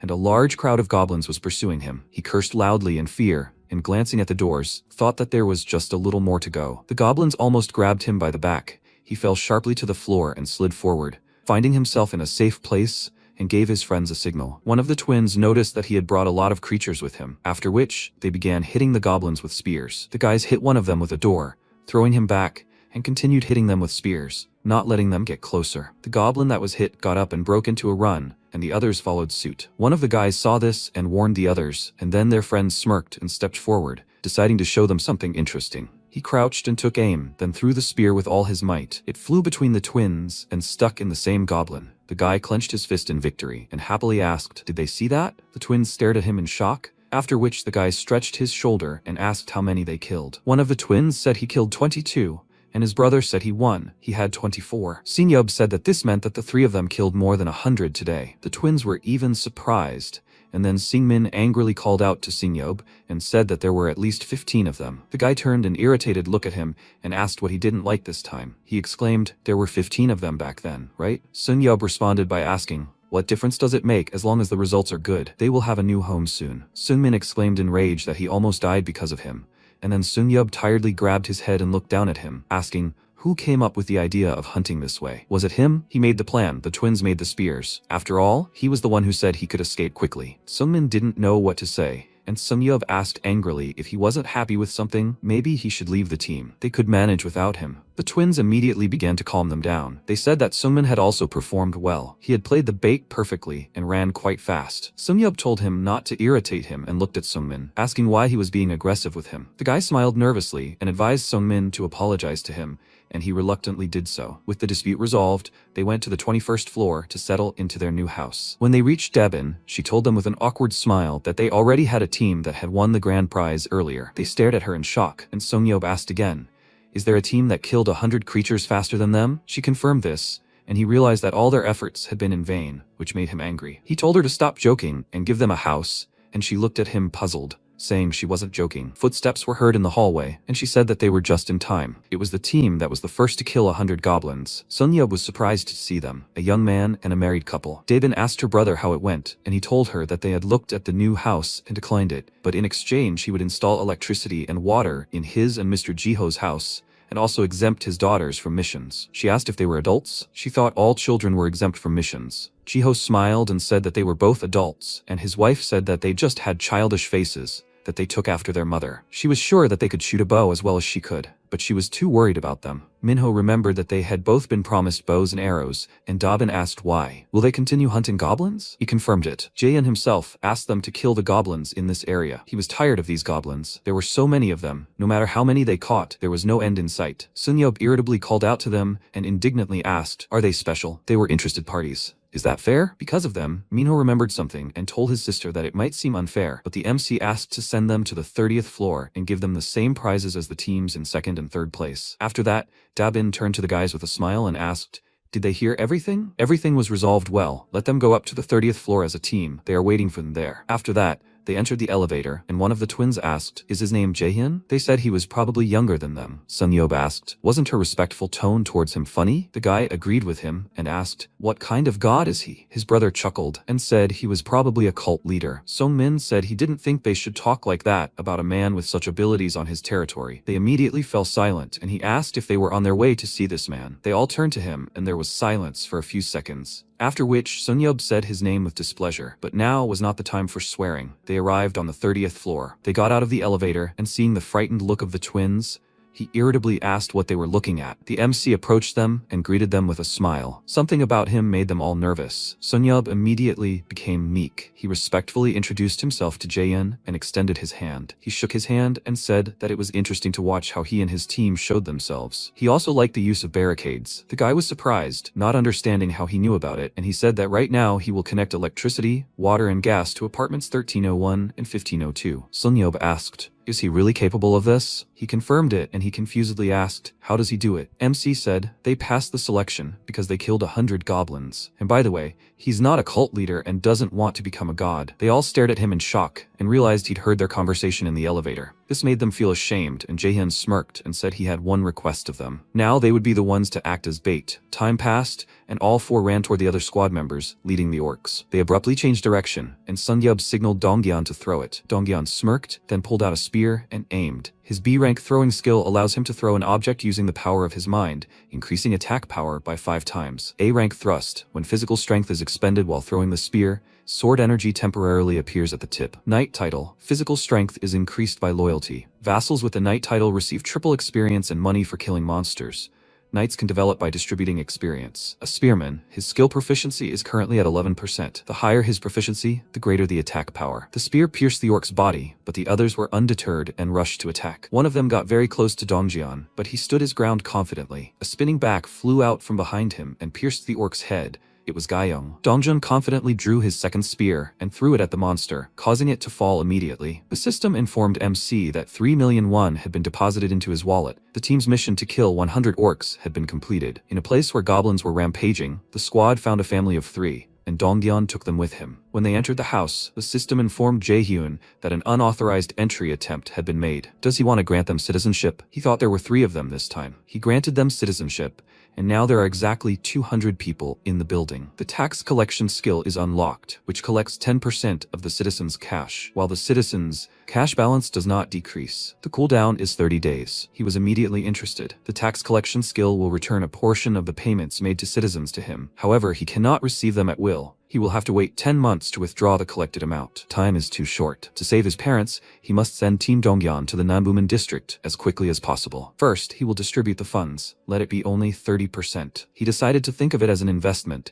and the system informed him that the Absolute Recluse had reached level 10, receiving 3 experience points. Immediately after, he felt the familiar pain in his chest. His influence spread throughout the building, and the system congratulated him, saying he was the absolute recluse of the entire apartment building. He received a grant of 1 billion won. The construction function was activated. He was surprised by this and went to the construction section. The following objects are available for construction: solar panels for 133 million won, a store for 220 million, and a gym for 300 million. Annual production, 30 million won. He stared at this in shock. Only a mere 30 million a year. The installation costs 130, which means he will have to wait 5 years to recoup this expense. He decided not to build anything. Right now he has plenty of options for spending the money. In that case, he should level up Dongjeon once. An idea occurred to him. He checked the money, and the system informed him that funds are only available for building objects. This news made him very happy. It changes everything. This amount does not include the money in his account, in which case he might not spend it all. First, he decided to buy a solar panel. The construction time is 24 hours. He thought that this was still a shame. Maybe he can install another one? The system said that no more than 1 solar panel can be installed in each apartment building. He clicked his tongue in displeasure and decided to check out the store. A description opened up, and he noticed that it was much more interesting than he thought. It's a room that works in conjunction with the absolute recluse skill. They can sell registered items there. The special thing is that the store doesn't require a cashier.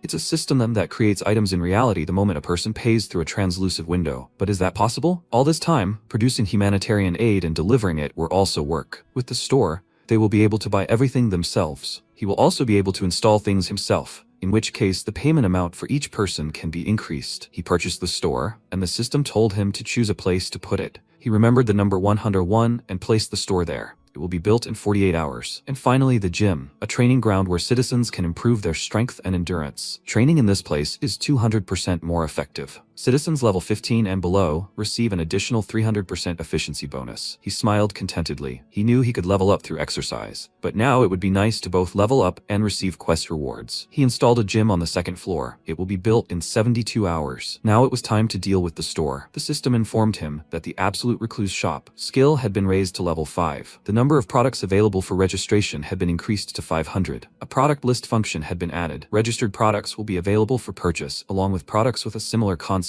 Now he could buy them wholesale and retail. When he saw water in the product list, he let out a delighted sigh. The system offered him a variety of waters and volumes to choose from. He was surprised to notice that this expanded the selection. What about other products? In the noodle section, the system could offer many different flavors. He grinned, thinking he could put this to good use. Meanwhile, the Dongjeon squad continued the battle. Deoksu swung his weapon and struck a fatal blow. Looking at the dead orc, Deoksu sighed with relief, and Dongjeon approached him, asking what would happen if he threw his weapon. He glanced at his halberd and asked why he was asking, and Dongjeon said he wanted to try something. Deoksu handed him the weapon, and seeing that he was about to throw it, asked him to wait. He swung, then threw the weapon far forward. It flew so far that Deoksu began to complain, asking what he should do now that he had thrown it to who knows where. Dongjeon told him to try summoning it again. Now Deoksu understood what he was trying to achieve. He extended his hand forward and activated the skill, after which the halberd returned to his hand. He rejoiced and called Dongjeon a genius, after which Gyeong said that they needed to leave.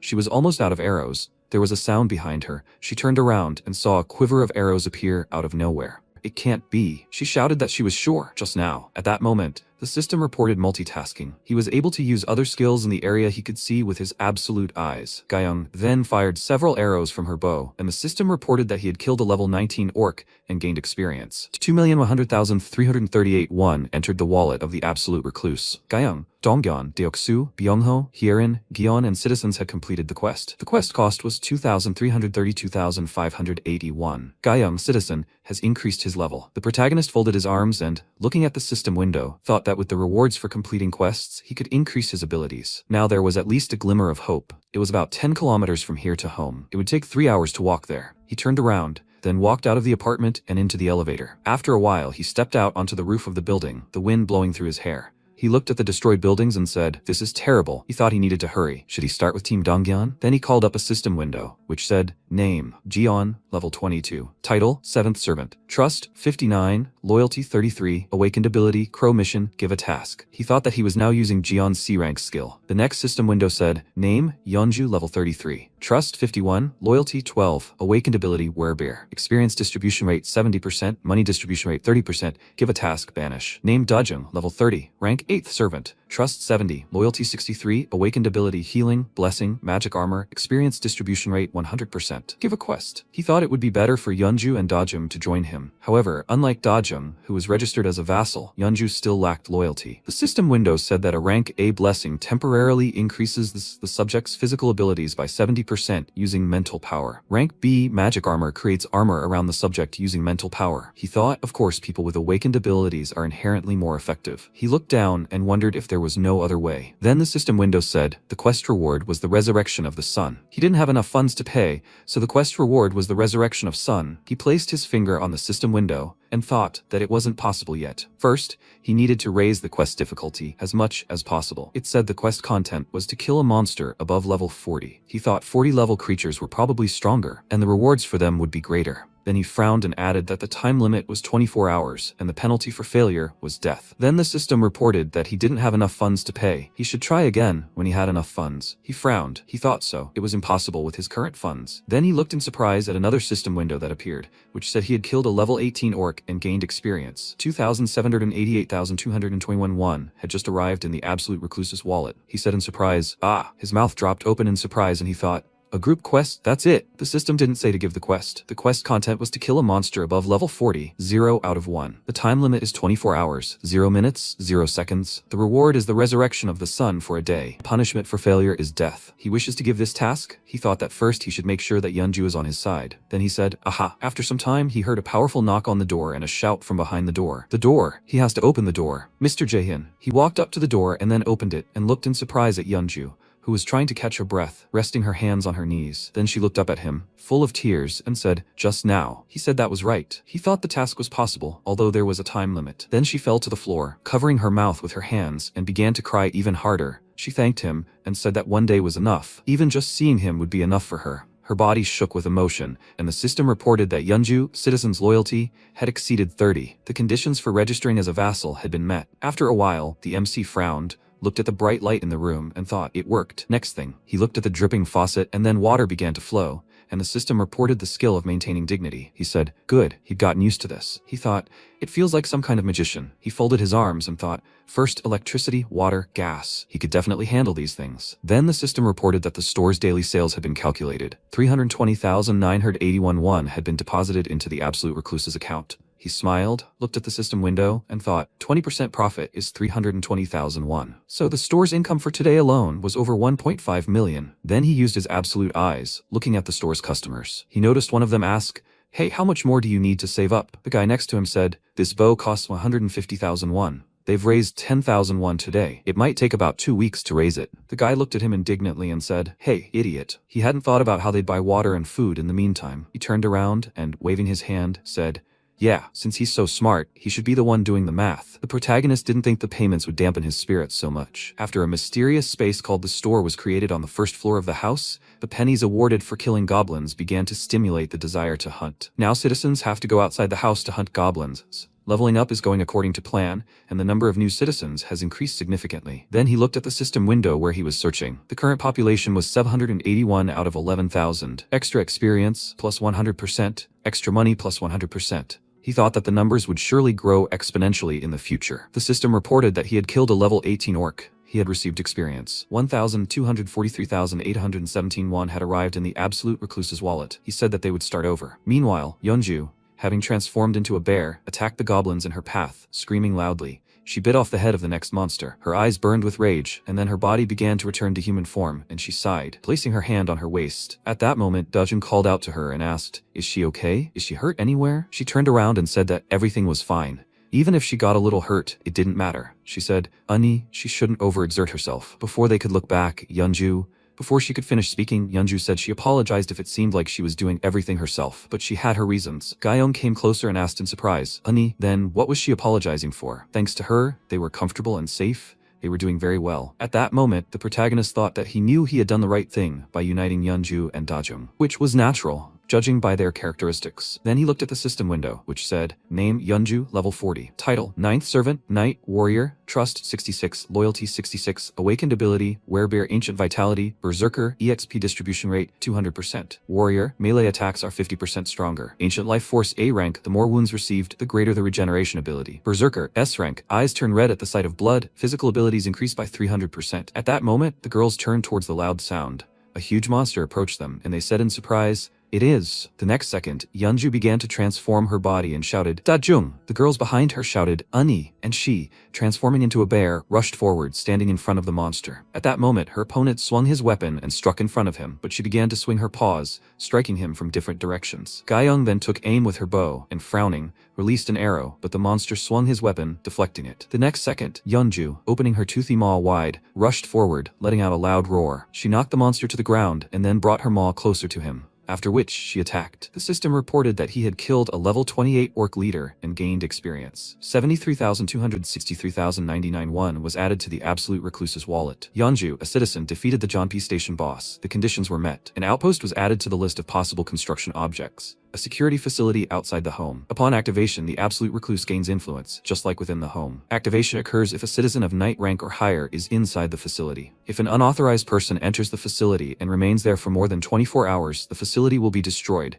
The outpost will cost 1.3 billion won. MC looked at this, perplexed, then smiled and thought, the outpost, 1.3 billion won. They've destroyed all the orcs. There will be funds in the account. Yes, it's worth the money. The system reported that 3 citizens of knight rank or higher are needed to construct the facility, which will take 7 days. Does he really want to build this? He thought, wait, if he decides to build this, he'll have to leave Yeonju, Dajung, and Dongyeon there for a week, while the outpost is built. The biggest loss is time, a whole week. He can't afford to waste time. Besides, most of the monsters in the Jeonpi Station area were destroyed thanks to Dongyeon's squad and the efforts of the citizens. In that case, there was no need to build an outpost yet. Then he chose not to build it and thought, after all, the result was not bad. If only he could build this near his home, he would feel much calmer. His family could be safe there. Then he put his hand to the window and thought that actually transferring his grandparents here would be difficult. He frowned and thought, please, he was asking for them to be alive. In that case, tomorrow he would send the Dongyeon squad to his home. Meanwhile, at the station, Jian looked ahead in surprise and said, wow, this is crazy. He wondered how a human could tear an orc apart with his bare hands? Ah, so it's not human. Well, that's natural. This woman was strong even before she received Jaehyun's blessing. But how did Jaehyun convince her? She clearly goes crazy at the sight of goblins. So maybe she also received some special abilities? At that moment, the system reported a group mission. The content of the mission is return. The time limit was 1 hour, the reward was a small amount of experience, and there was no penalty for failure. Jian then turned around, noticing a few more citizens, and Dongyeon said they were returning. He replied, ah, yes. He then whistled and held his hand out in front of him. A crow cawed loudly and landed on his hand. He smiled, looked at the bird and petted it, saying, okay, quiet down, little one. Dongyeon approached him and placing his hand on his shoulder told him to scout out the situation. He replied, yes, Sunbae. Then he petted the bird again and told it to take care of itself. After that, he released the crow and it flew outside. At that moment, he was observing what was happening and said that there was no problem. It seemed they could go out. Dongjun turned around and thanking him, said that they should go. They moved forward and at that moment, a rat scurried past Jian. He turned around in surprise and asked, what, a rat perhaps? He then climbed onto the platform and turned around again, looking back. At that moment, the rat jumped up, then made several more leaps and stopped in front of the firewall. After a while, the protagonist said he wanted to ask them for help. He bowed to the citizens, and they looked at each other in surprise. Then he added that he himself understood the chances were slim. Dongyun asked if perhaps his family members were in this living complex. He said he couldn't vouch for that. The next second, Byung-ho hit his chest and shouted that they would help him. Or rather, they had to help him. Dongjun looked at him and added, yes, after all, they were able to survive until this day, thanks to Jaehyun. He looked at the protagonist and said that they would help. Jaehyun, he should tell them what to do. He smiled and thanked them. Then he added that all the orcs in the area of Jeonpi Station had been destroyed, so they could follow the tracks to Soman Station. The closest station to his house was Chigalchi Station. They should just exit the subway through the second exit. He would give them exact instructions after they exited the subway. He didn't tell them to go there right now. That was too much to ask. For now, they should aim to capture Soman Station. Dongjan said okay. Then the MC bowed and thanked them again. He added that they should get plenty of rest today and they would begin the operation tomorrow morning. At that moment, Yeonju walked forward and told them to wait. She would like to ask one question. She extended her hand forward and asked,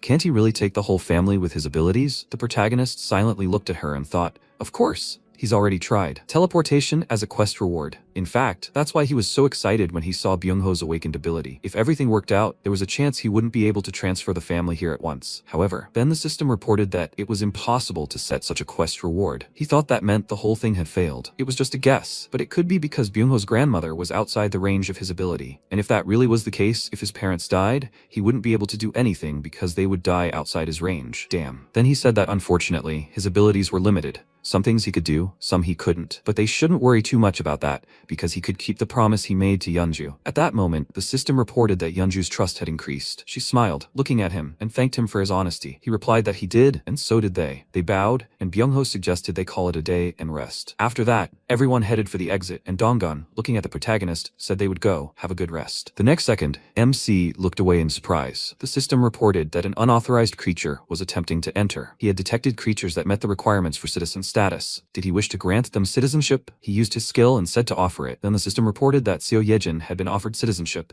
and Yejin accepted the offer. Name, Yejin, level 31, trust 7, awakened ability, mouse queen, experience distribution rate, 0%, money distribution rate, 0%, give quest, banish. He asked so she had awakened? At that moment, Yejin walked forward and squeaked in surprise, and the protagonist, noticing her, asked in surprise, a mouse? An hour earlier, Yejin, frowning, wondered what kind of suckers these orc-killing people were, and perhaps they had all awakened already. But is that even possible? She'll follow them first, it's worth it. It's becoming increasingly difficult for her to be responsible for everyone on her own. Her abilities should be sufficient, but first she needs to observe them for a while. With these thoughts in mind, she followed the people, and then heard voices. Let's go. Mom, she has to go look. She noticed children frolicking and thought in surprise, children playing on a playground. Why are there so many people in this building? She looked at the house and wondered what kind of place this was.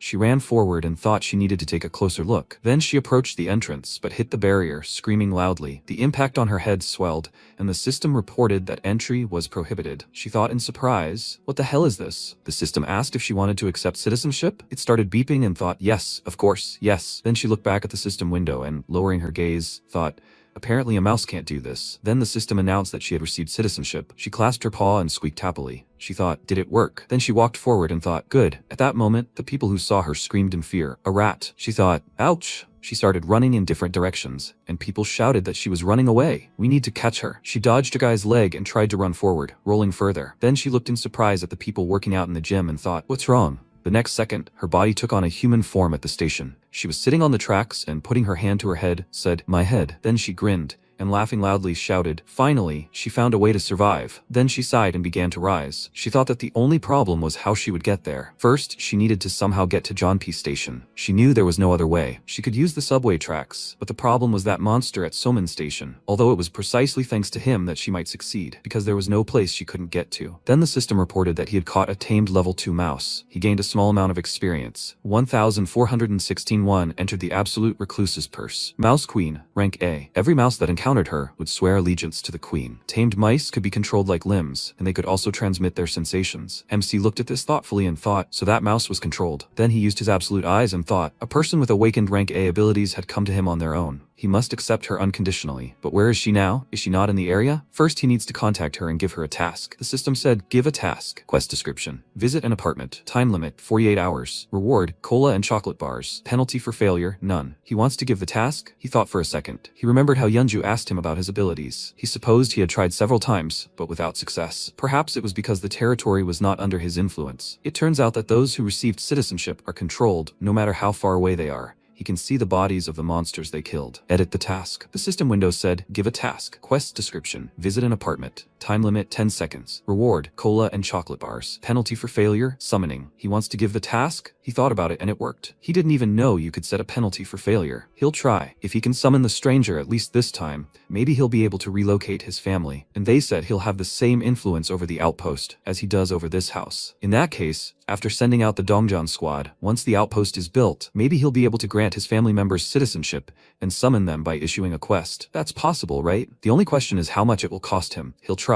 Then he reached out to the system window and said, give quest. The system window said, 0 minutes 9 seconds. He thought he was asking for it to cost no more than 1 billion. The system window said, Yejin citizen, failed the quest. The quest cost is 31,674,894 won. He thought, 30 million. Then he put his hand to his chest and sighed with relief. The next second, Yejin appeared on the floor of his room and asked in fear, what? Where is she? The protagonist looked at her and thought, it worked. She trembled with fear looking at him. He came closer and said hello. She asked who he was. Did he know her? He replied that he was the one who gave her citizenship. She asked, what? Wait, so it's her now? Before she could finish, he took a Coke from the system window and said, yes, this is the apartment building she saw as a mouse. He apologized for inviting her so suddenly. Was she very scared? He handed her the Coke and a chocolate bar. He said that it's nice to meet her. His name is Jaehyun. She extended her hands to him and said, But does that mean he teleported her here? Summoned her? So that's what that strange task was. He replied, yes, he gave it to her. She smiled, folding her hands in front of her, and said, in that case, it's impudent, but there are people for whom she is responsible. Can he accept them too? He looked at her in surprise, and she said, otherwise it would be very difficult to gather everyone here. She was just about to take a chance. He asked how many there were in total. She answered, 35 people. He looked at her silently and thought he didn't know there were other people with her. Then he apologized and said that such a thing was difficult. She asked in surprise, huh? What does that mean? He said that he couldn't bring them here on his own. She grabbed his hoodie and shouted, no, but her mother and the youngest are there. She'll do anything, just. He frowned, looked at her, and told her to let him think. He folded his arms across his chest and thought, even without personal contact with Yejin, he was able to give her citizenship. So the territory of the house recognized the mouse as Yejin herself. If everything worked out, because maybe he is capable of this, then the system window said, name, Yejin, level 31. Trust, 37. Awakened ability, Mouse Queen. Experience distribution rate, 0%. Money distribution rate, 0%. Give quest, banish. He thought that the trust indicator had already risen. This is a situation where she can only trust him. Then he said, Yejin, is she really willing to do anything? She replied, yes, anything. She will do anything. He replied, okay, there is one way. But first, she must completely and unconditionally trust him. Okay? She was surprised. What? He extended his hand forward and said that if she believed in him no matter what, he would definitely save them. She looked at him nervously, then folded her hands in front of her and resolutely shouted, yes, she believes him. She will do anything to save her family. Then the system reported, Yejin's trust citizen has increased significantly. Yejin's trust has reached 50. Loyalty unlocked. Yejin's loyalty has exceeded 30. The conditions for registration as a vassal have been met. He reached out to the system window and thought, okay, how about this? He said, vassal registration. The next second, Yejin's body was covered in energy and she cried out in surprise. The system reported name, Yejin, level 31. Title, 10th servant, knight, trainer. Trust 52, loyalty 33, awakened ability, Mouse Queen, evolution. Experience distribution rate, 0%. Trainer increases the stats of tamed creatures by the loyalty value of 1% and accelerates the development speed by the trust value of 1%. Evolution, plus rank, tamed creature continues to evolve. Creatures that have reached a certain level can evolve. Then he asked if there were tamed mice where her relatives lived. She looked at him, and he added that she should send them to their family right away. She replied, okay. After that, she sat down in a meditative pose and concentrated, and at that moment, the protagonist used the absolute eyes. He thought he'd take a look. He noticed a tamed level 2 mouse. It approached the people, and the guy shouted, mouse. The girl asked, isn't that Yejin's mouse? Then food items started appearing from a system window that appeared, and the guy said in surprise, wow. The girl was surprised. Where did the food suddenly come from? The guy asked, did Yejin send this? Then the system reported, Yejin citizen, trust has increased significantly. Trust. He thought, okay, he knew it. The absolute eyes and Yejin's abilities combined perfectly. Now all the tens of thousands of rats crawling through the sewers will become his eyes. Insane. He's got his hands on the best scout. Then Yejin apologized and asked, when he talked about the Nambuman district, did he mean the one near Sondo Beach? He replied, yes, that's right. He thought, it's just a coincidence that Yejin had been to the Nambuman district where his home is. Naturally, she has a greater advantage than the Donggang guys who have never been there. Besides, she only needs to send a mouse there. This makes it easier to check if his family members are alive and deliver humanitarian aid. Then she smiled and said that he could rely on her. The system reported that Yejin's trust has increased. He asked, in that case, could she fulfill his request right now? She looked at the mouse running along her hand and said, of course. He added that if possible, it would be better if it moved along the subway tracks. She asked, was he talking about the first line of the Busan subway? He answered, yes, he was going to use it for evacuation later. The next second, she screamed in fear that he couldn't do that. He was surprised. Why? She answered, because there was a monster living at Soman Station. He was surprised. A monster? Then he thought about it. A monster. Then he pointed his hand at her and asked, could she send at least one mouse there? She began to concentrate and answered yes. At that moment, the mouse moved forward and squeaked in fear, noticing the enormous snake that had captured the goblin. The reptile then devoured the monster, then noticed the mouse hiding behind the wall. The monster moved toward it, its toothy maw wide open, and then tried to grab it, but the mouse jumped aside and began running in the opposite direction. At that moment, the protagonist, watching what was happening, thought, he's incredibly huge. I wonder what level he is, perhaps even higher than 40. She asked Jaehyun, did he see this too? He can't get through Salmon Station. She asked, can we go one station further and go down to Pomnagal? She knew what his colleagues were capable of. She'd seen it with her own eyes. With their strength, they should be able to reach that station without a problem. He thought she was right, and then replied, okay. He smiled and said she could go to room 2701. She asked, yes? He replied that she should stay there, but she'll have to clean up. She rose to her feet and replied, Okay, she's grateful. Well, she'll be going. He smiled and replied, yes, she needs to rest. Then he watched her go, and wondered if he'd been in her shoes, planning a similar operation. Before they'd merged, of course. Then a system window appeared in front of him and he said, install solar panel. The system reported, solar panel, with 23 hours, 59 minutes, and 59 seconds remaining until completion. He thought that was quite efficient. However, even that wasn't enough to service 800 people. To save up enough money to install more panels, he figured he'd have to increase the number of workers. He needs to create a system with at least 3 shifts. The same goes for the new infrastructure. Then he said, okay, he'll start more hunting. Meanwhile, people were running through the subway, escaping from the monsters. Dongjon rushed forward and, turning slightly, shouted, they're attacking. Then he turned around abruptly. The others also stopped, looking at the bats flying towards them. The archers began to release their arrows, hitting the monsters. Then Gayung said, well done. Is anyone injured? Hyun said, that's not the snake at Soman Station that Jaehyun mentioned. Can they really kill it on their own? She answered thoughtfully, well, I guess it'll be fine. At worst, Jaehyun will call them back, she said. Exactly. She was worried for nothing. Then Dongjeon smiled and said, that's right, no need to worry. He walked forward and told the others that they had to go. After some time, they arrived at the station, and Dongyeon winced, noticing the huge number of dead monsters. At that moment, Hyun sighed in fear, and Dongyeon said that they should go further. They just needed to be patient for a little while. They took a few steps forward, and he stopped abruptly, shouting, stop! They noticed a huge snake in front of them, and then Deoksu shouted, how are they supposed to fight such a monster? He abruptly turned in the opposite direction, and Dongyeon, hugging Gayong, shouted for everyone to duck. Everyone followed his command, and then the system announced a group task. The content of the task is that they must kill a huge snake. The time limit is 10 minutes. The reward is a large amount of experience. The penalty for failure is none. Then Yeonju began to turn her head from side to side and asked, what happened? Jeon put his hand to his head and asked, was it an earthquake? Dongyeon then looked at the system window, which said the task for Dongyeon and Yeonju was to kill a huge snake. He thought, what the hell is this? Finish it off? He looked ahead in fear and asked, what? He thought, why is he doing this to them? Then he turned around, looking at Yeonju, and then frowned, thinking that he didn't know how this happened. But after that, he pulled the weapon from his back and threw it forward, hitting the snake's head. The monster usually catches and eats its prey alive, which is not so easy. After all, when a living creature trapped inside its stomach tries to make a last attempt to escape, it can endanger the snake. Therefore, the snake can use venom to subdue the prey, or constrict the prey, suffocate it, and then swallow it. But this only applies to prey of a sufficiently large size. It doesn't need to worry at all about swallowing a live mouse, which is too small. At that moment, a mouse ran over the monster, and MC thought it was swallowing the mouse, unsuspecting and unconcerned about the consequences. Then he smiled and said, open inventory. He thought he had a couple of skills he could use, inventory and store. Then he used the gas summon. A powerful smoke billowed from the snake's mouth, and the protagonist cast the summon of burning paper. The mouse ran inside the snake's body, leaving behind fire, and the next second, the snake's belly exploded. At that moment, Yejin clutched her head. The protagonist approached her and asked, is she okay? She smiled and replied,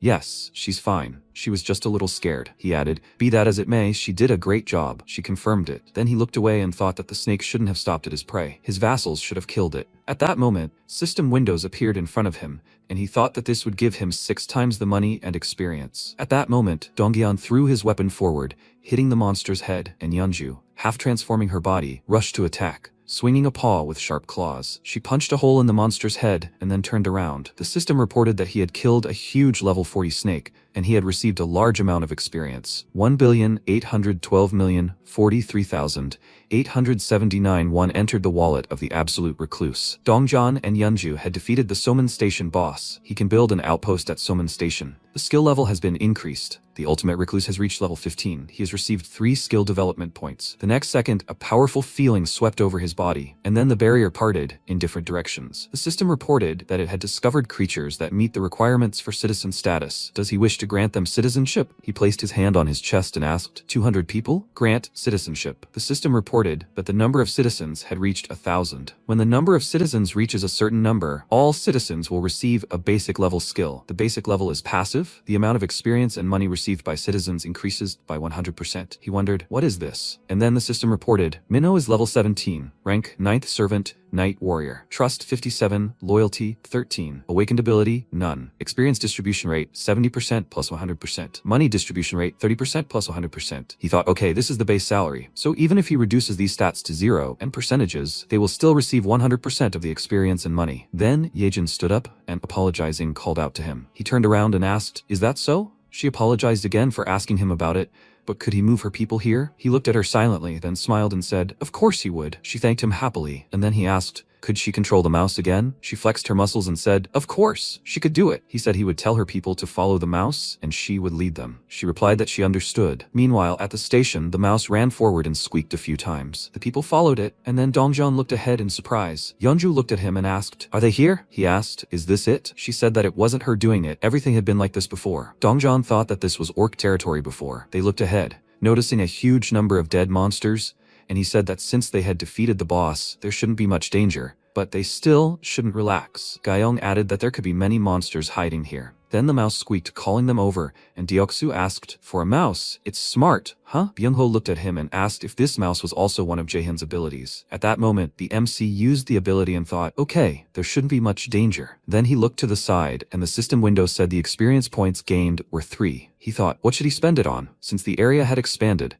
the first thing he should do was level up his absolute eyes. They also synergize well with Yejin's abilities. Then he said, absolute recluse eyes, level up. The next second, a powerful force engulfed his body. He grabbed his head, sighing loudly, and at that moment his squad rushed to attack the goblins. He thought, what? The system window said, goblin level 8. They are 130 centimeters tall, live in groups, and are smart enough to use tools. They have amazingly good eyesight, and they can see well into the distance and in the dark, so they can navigate even in dark caves without a problem. He thought, okay, he needed this ability anyway. First, he needs to find a monster of the same level and give people a task to save up for resurrection. And then he looked to the side and said, and now, he thought, the skill of maintaining status. Since he will meet even more people in the future, their trust and loyalty are also important. He said, maintain status, level up. Then he turned around in surprise and thought, what was that? Gunshots. They weren't here. The next second, one of the goblins pointed his weapon forward, and he thought, how? That goblin had a gun in his hands? The next second, all the goblins pointed their guns at them, and the people turned in the opposite direction, and Dongjeon shouted at them to run. Gyeong asked, how did they learn to shoot? Dongjeon, peeking around the corner, said, if they attack head-on, they don't stand a chance. Then he thought, but they have Byung-ho. At that moment, he snuck up behind the goblin and delivered a powerful blow to the monster's chest. He then spun around, attacking several monsters at once. Then an arrow struck the goblin's hand, knocking the weapon from it. Gyeong, holding a bow, asked, how dare he? Yeonju, in bear form, ran forward, and Deoksu followed her. They both scattered the monsters in different directions, while the others helped from the side. At that moment, the protagonist thought, product registration. The system window said, SJWM 60, 476,321. 100 rounds of .38 caliber, 158,401. He thought that was fine, of course, but he couldn't sell that in the store. There are many benefits to displaying weapons. Players will kill monsters faster, and regular people below level 10 will be able to hunt. The experience and money earned by citizens will also increase exponentially. However, there's one catch. It's hard to trust everyone. He's now handing out citizenship to anyone. He has no criteria. He accepted everyone without vetting, confident he could control them no matter what. Of course, with the growing number of citizens came many advantages, but with the advent of weapons, everything changes. After all, there's no guarantee that among such a large number of people, there won't be someone with problems. Envy, hatred, jealousy. No matter what, an accident could happen. In the worst case, people could die. Weapons can only be handed out to those who pass a rigorous vetting process. Only to people with high loyalty. He already knows who will be the first to receive them. At that moment, a weapon appeared in front of Byung-ho. He took it in his hand and thought, thank you, Jaehyun. At that moment, Dongjeon and the others followed the mouse and walked forward. They stopped at the door, then opened it, noticing the people gathered there. After a while, the MC walked down the street and sighed, thinking, it's good that there are sidewalks here. At that moment, Yejin followed him and said that she was grateful that he came out to greet them with her. He said that he had been wanting to take a walk for a long time. The system reported that an unauthorized creature was trying to enter. He looked at it and said, it looks like they have already arrived. The system window said that he had found creatures that meet the requirements for citizen status. Did he wish to grant citizenship? He said, send proposal. At that moment, the woman called out to Yejin, and she, looking at them, shouted, Mom, Yojin. They hugged the girl, and the mother asked, where did she go without telling them? Did she even know how worried she was about her? In response, she apologized. Her junior nurse looked at her and said, cool. She smells so good. Ani, did she take a shower? She said, yes, there's hot water here. She can wash herself too. She asked, really? She answered, well, of course. There are beds here and warm food. Then the protagonist approached them and called Yejin. She turned around and asked, yes? He extended his hand forward and said, room 2071 is assigned to her. She can use it however she wants, but if she wants to fit all 30 people there, it will be a bit cramped. She turned around, looking at the people, and then looked down and asked, then what should she do? He said that he will allocate 3 more apartments for them because she deserved it. She turned around in surprise and shouted, what? She is grateful. He added that they can move into apartments 2402, 2031, 1902 in the same building. Yejin happily said that she will work hard. Then the system reported, Yejin's trust has increased, Yejin's loyalty has increased, Hongdao's trust has increased significantly, Hongdao's loyalty has increased significantly, Lee Sung-jun's trust has increased. Lee Sung-jun's loyalty has increased. He looked at the system window in surprise and said, "Stop." He paused, thinking, by the way, he seemed to have simply leveled up without checking the results. The system window said fundraising management, 0 out of 10. He thought, fundraising management? The system window said, fundraising, 1 billion won. He thought, what? A billion? And then Hiren came up to him and calling him, asked if he had a free minute. After a while, he said she could come in. She followed him into the apartment and thanked him. He asked what business she had come for. She awkwardly said that she needed to tell him something. He smiled and said she could speak freely. She said, yes, then she really does apologize, but she wants to leave the squad. With these words, she bowed, and he asked in surprise, what did she say? She added that her abilities were of no use in the squad. She thought they would be fine without her, so he said she could speak honestly. She clenched her teeth and screamed that she was scared. So scared. The goblins were scary, and the orcs. Tears began to stream down her face, and she screamed, and that huge snake they fought today was terrifying, and when the red tiger was chasing it, she apologizes Jaehyun, he always saves them, and she's useless. She began wiping away her tears and added that she felt like she couldn't live up to his expectations. He thought he'd seen the signs of this for a long time. When the squad went to rescue Grandma Byung-ho, and when they hunted the orcs, when the red tiger was chasing her, she almost died. Frankly, her contribution to the squad is small, but he can't blame her for that. If her poisonous mist ability is used carelessly, it can harm the squad members, which makes it difficult to use. Hiren is also risking her life, but she's probably disappointed with her own results. She continued to cry, and he scratched the back of his head and said, okay, he just needed help. She looked at him and asked, what? He asked, does she know Daebin from the 21st floor? She's still trying to handle everything on her own, but it seems she's having a hard time too. Besides, he plans to set up various facilities, not only here but in other areas as well. So he needs someone he can trust to entrust this work to. He thinks he can trust her. Will she help him? Then he awkwardly scratched his cheek and looking away, said that he believes that if you find the right job for a person, they will never be useless, and her ability is very strong. He's sure that one day it will come in handy. Since it's hard for her to go outside now, she can work here, inside, for now. If the day comes when he needs her ability, then he will ask her to use it again. She looked at him in surprise, then smiled. The system reported that Hiren's loyalty had increased, and Hiren had already registered as a vassal. The vassal limit had been increased. She continued to wipe away her tears and apologized again.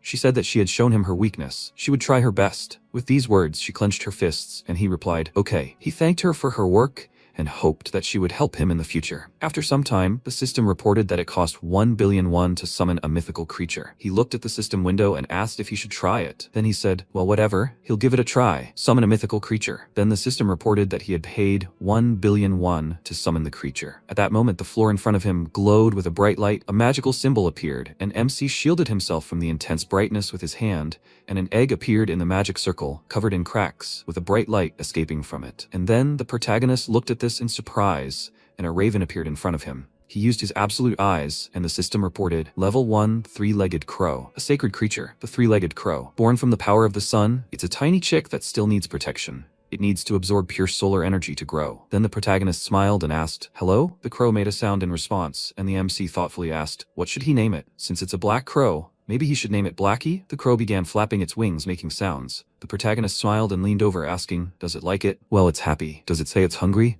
After a while, the crow began to devour snacks from the package, then sighed and lay down on its back on the floor. The protagonist sat down next to it, sighed, and said, the very picture of nonchalance. Then he looked in surprise at the system window, which said, the three-legged crow's level has increased. Solar panel efficiency increased by 100%. Solar panels are devices that generate energy using sunlight. Depending on the amount of sunlight per day, they produce electricity worth between 80,000 and 100,000 won plus 100%. Any excess electricity is returned to the absolute recluse's account as monetary compensation. He said, stop then, he thought. The 10 newly acquired districts still haven't installed solar panels. Since he'd almost completely spent his money, frankly, investing 130 million won in a project that will only yield a profit of 30 million won in a year is too wasteful, but that's another story. Then the system reported, the three-legged crow's level has increased. Solar panel efficiency increased by 100%.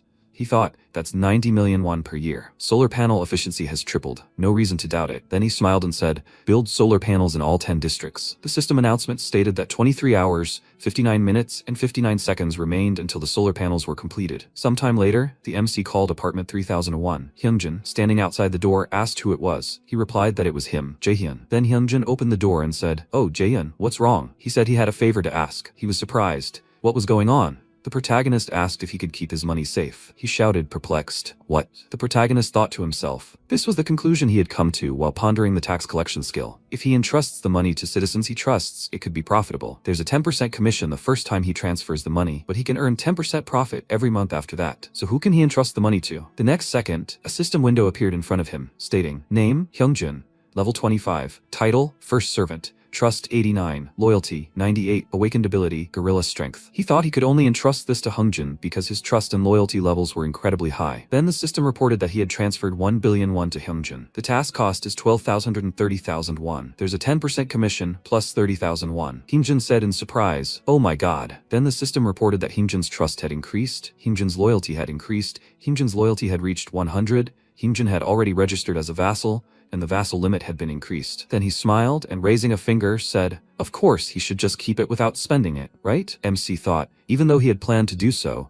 he didn't expect it to raise his loyalty to 100. Then he smiled and said, well, a little can be spent. He asked, really? He began to bow and thank him, and Jaein held his hand out in front of him and said, no need, thank him for his help. Then he thought he needed to take care of other matters. After a while, Davin placed her hands on her waist and asked, can she really just take the person for herself? The protagonist pointed at Hyren and said, yeah, it doesn't matter. Daebin, she should be on the same team as Hyren. As the team leader, he would double her salary. Daebin looked at him, and the system reported that her loyalty had increased. Then she picked up Hyren and happily said that she was grateful. She will do her job well. Then they walked in the opposite direction, and Hyren shouted, Daebin, slow down. Then the MC looked away and thought, okay, now it's time for a difficult conversation. Sometime later, in room 2109, the protagonist looked ahead and said, they did a good job today. How are they? Donggun said that everything was fine. And what business did he have with them? He replied that thanks to them getting rid of the monster at Soman Station, there are no more monsters in the area, especially on the subway tracks. From Pomnagol Station, near Soman Station, to Pommel Station, there are practically no monsters. Now is their chance. Before monsters take over these places, they must act. He thought he realized something, watching Hyren tearfully beg him to fulfill her requests. Those standing before him now risked their lives to carry out his task. They were lucky that, with Yejin's help, they learned about the monster at Soman Station in advance. Otherwise, the situation could have been far more dangerous. He understands that in a world where sudden death is no longer a surprise, wanting his family to be safe and trying to save them is very selfish. And yet, he said they would leave for Chigalchi Station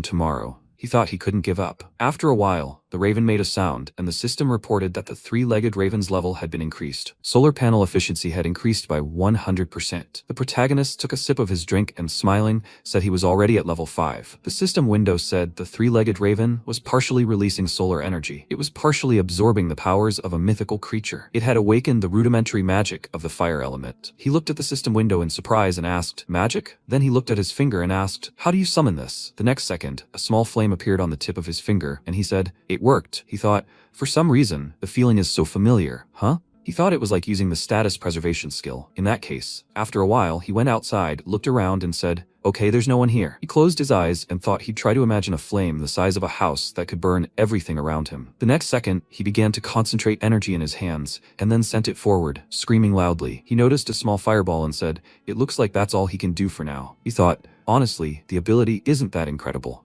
However, then he used gas summoning and thought, if you summon gas with the status preservation skill, this ability could be dangerous. The level is still modest, but there is potential for development, because Blackie continues to grow. Then he said, okay, this is where we can end the skill test for now. Should I go get something to eat? Then the system announced that the solar panel facility had been completed. He thought that Blackie had already grown 3 levels in a day. Thanks to this, the efficiency of the solar panels had increased 8-fold. He enjoyed his rice and thought that even if he connected all the equipment to electricity now, there would still be energy, which could be converted into money in his account. Then he heard a sound and said, ah, here she comes. Yejin entered his room and, smiling, said that she was grateful that he had given her time to rest, like she had been reborn. He approached her and said that he had simply given her a well-deserved reward for her ability. He thought that thanks to her, the area of use for his ability had significantly increased. He couldn't help but thank her for that. Then he smiled and said that he hoped she would help him today as well. He extended his hand forward and added, the Donggun squad will now stop at Soman Station. Could she please accompany them? She replied that she had already sent mice along the subway tracks after them. It looks like they'll be able to reach Korean Station without any problems. He said in surprise, Korean Station, and then there were problems? She replied that was correct. More precisely, it was Busan Station. She thought he should see for himself. Then she sat down in a meditative pose and began concentrating her energy. The protagonist also used his skill. He said they definitely wouldn't be able to get past this. She said that as he could see,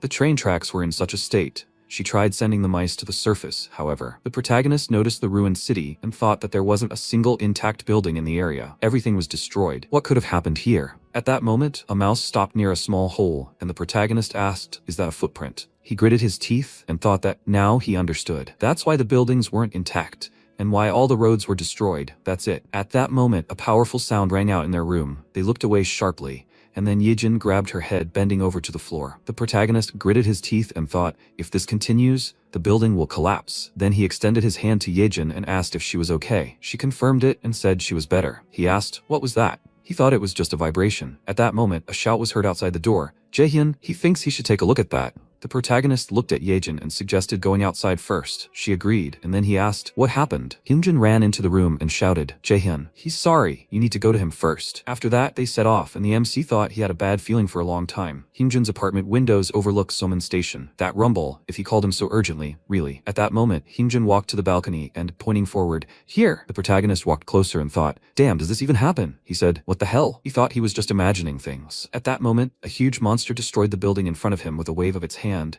and the protagonist uttered a vassal summons. At that moment, his squad appeared behind him, wondering, "What the hell?" Dongyeon asked, "Why are they here?" Byungho looked at him and guessed, maybe because of that earthquake. Then they looked out the window in surprise at the huge monster moving through the ruined city. They asked, "What is that?" The next second, the monster took a step, and vibration spread around.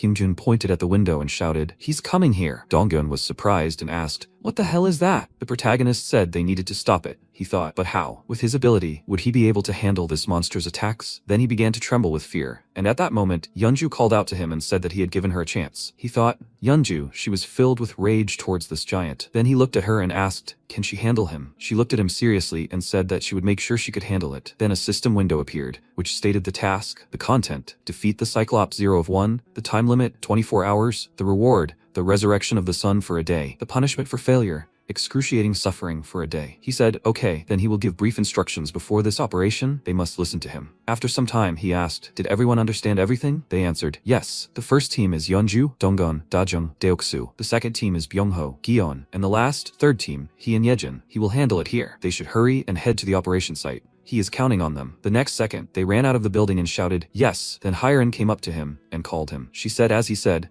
she sent those who served in the army to the main gate and took everyone else to the underground parking lot. He smiled, looking at her, and said that he was grateful. Hyren, she should go to the parking lot too. She said that she also wanted to help. Her hands shook, and MC, looking at her, asked, can she handle it? She replied, even though she was scared, she would gather her courage. Then he turned around and said, okay, they will go with him to the main gate. After a while he said, 96, 97, 98, 99, 100, 101. He thought, out of 1,200 people, only 100 served in the army. This is absurdly small. Then one of the people present raised their hand and asked what they should do. The protagonist asked, where are Songyeob and the twins? The guy looked away and said, well, the MC thought they ran away. Hundreds of people, including Songyeob, pretended not to know anything and took refuge in the underground parking lot. He gritted his teeth and thought, cowards. Those gathered here won't risk their lives like fools. They understand that if they don't fight, they will all die. They said they came here to protect themselves and their dear families. Anyone would say that. Courage doesn't mean fearlessness. It means not giving in to fear and taking action. To survive in this world full of scary things, they need more brave people. Then he said that he was grateful that they came here. He thought, in that case, The next second, he summoned a system window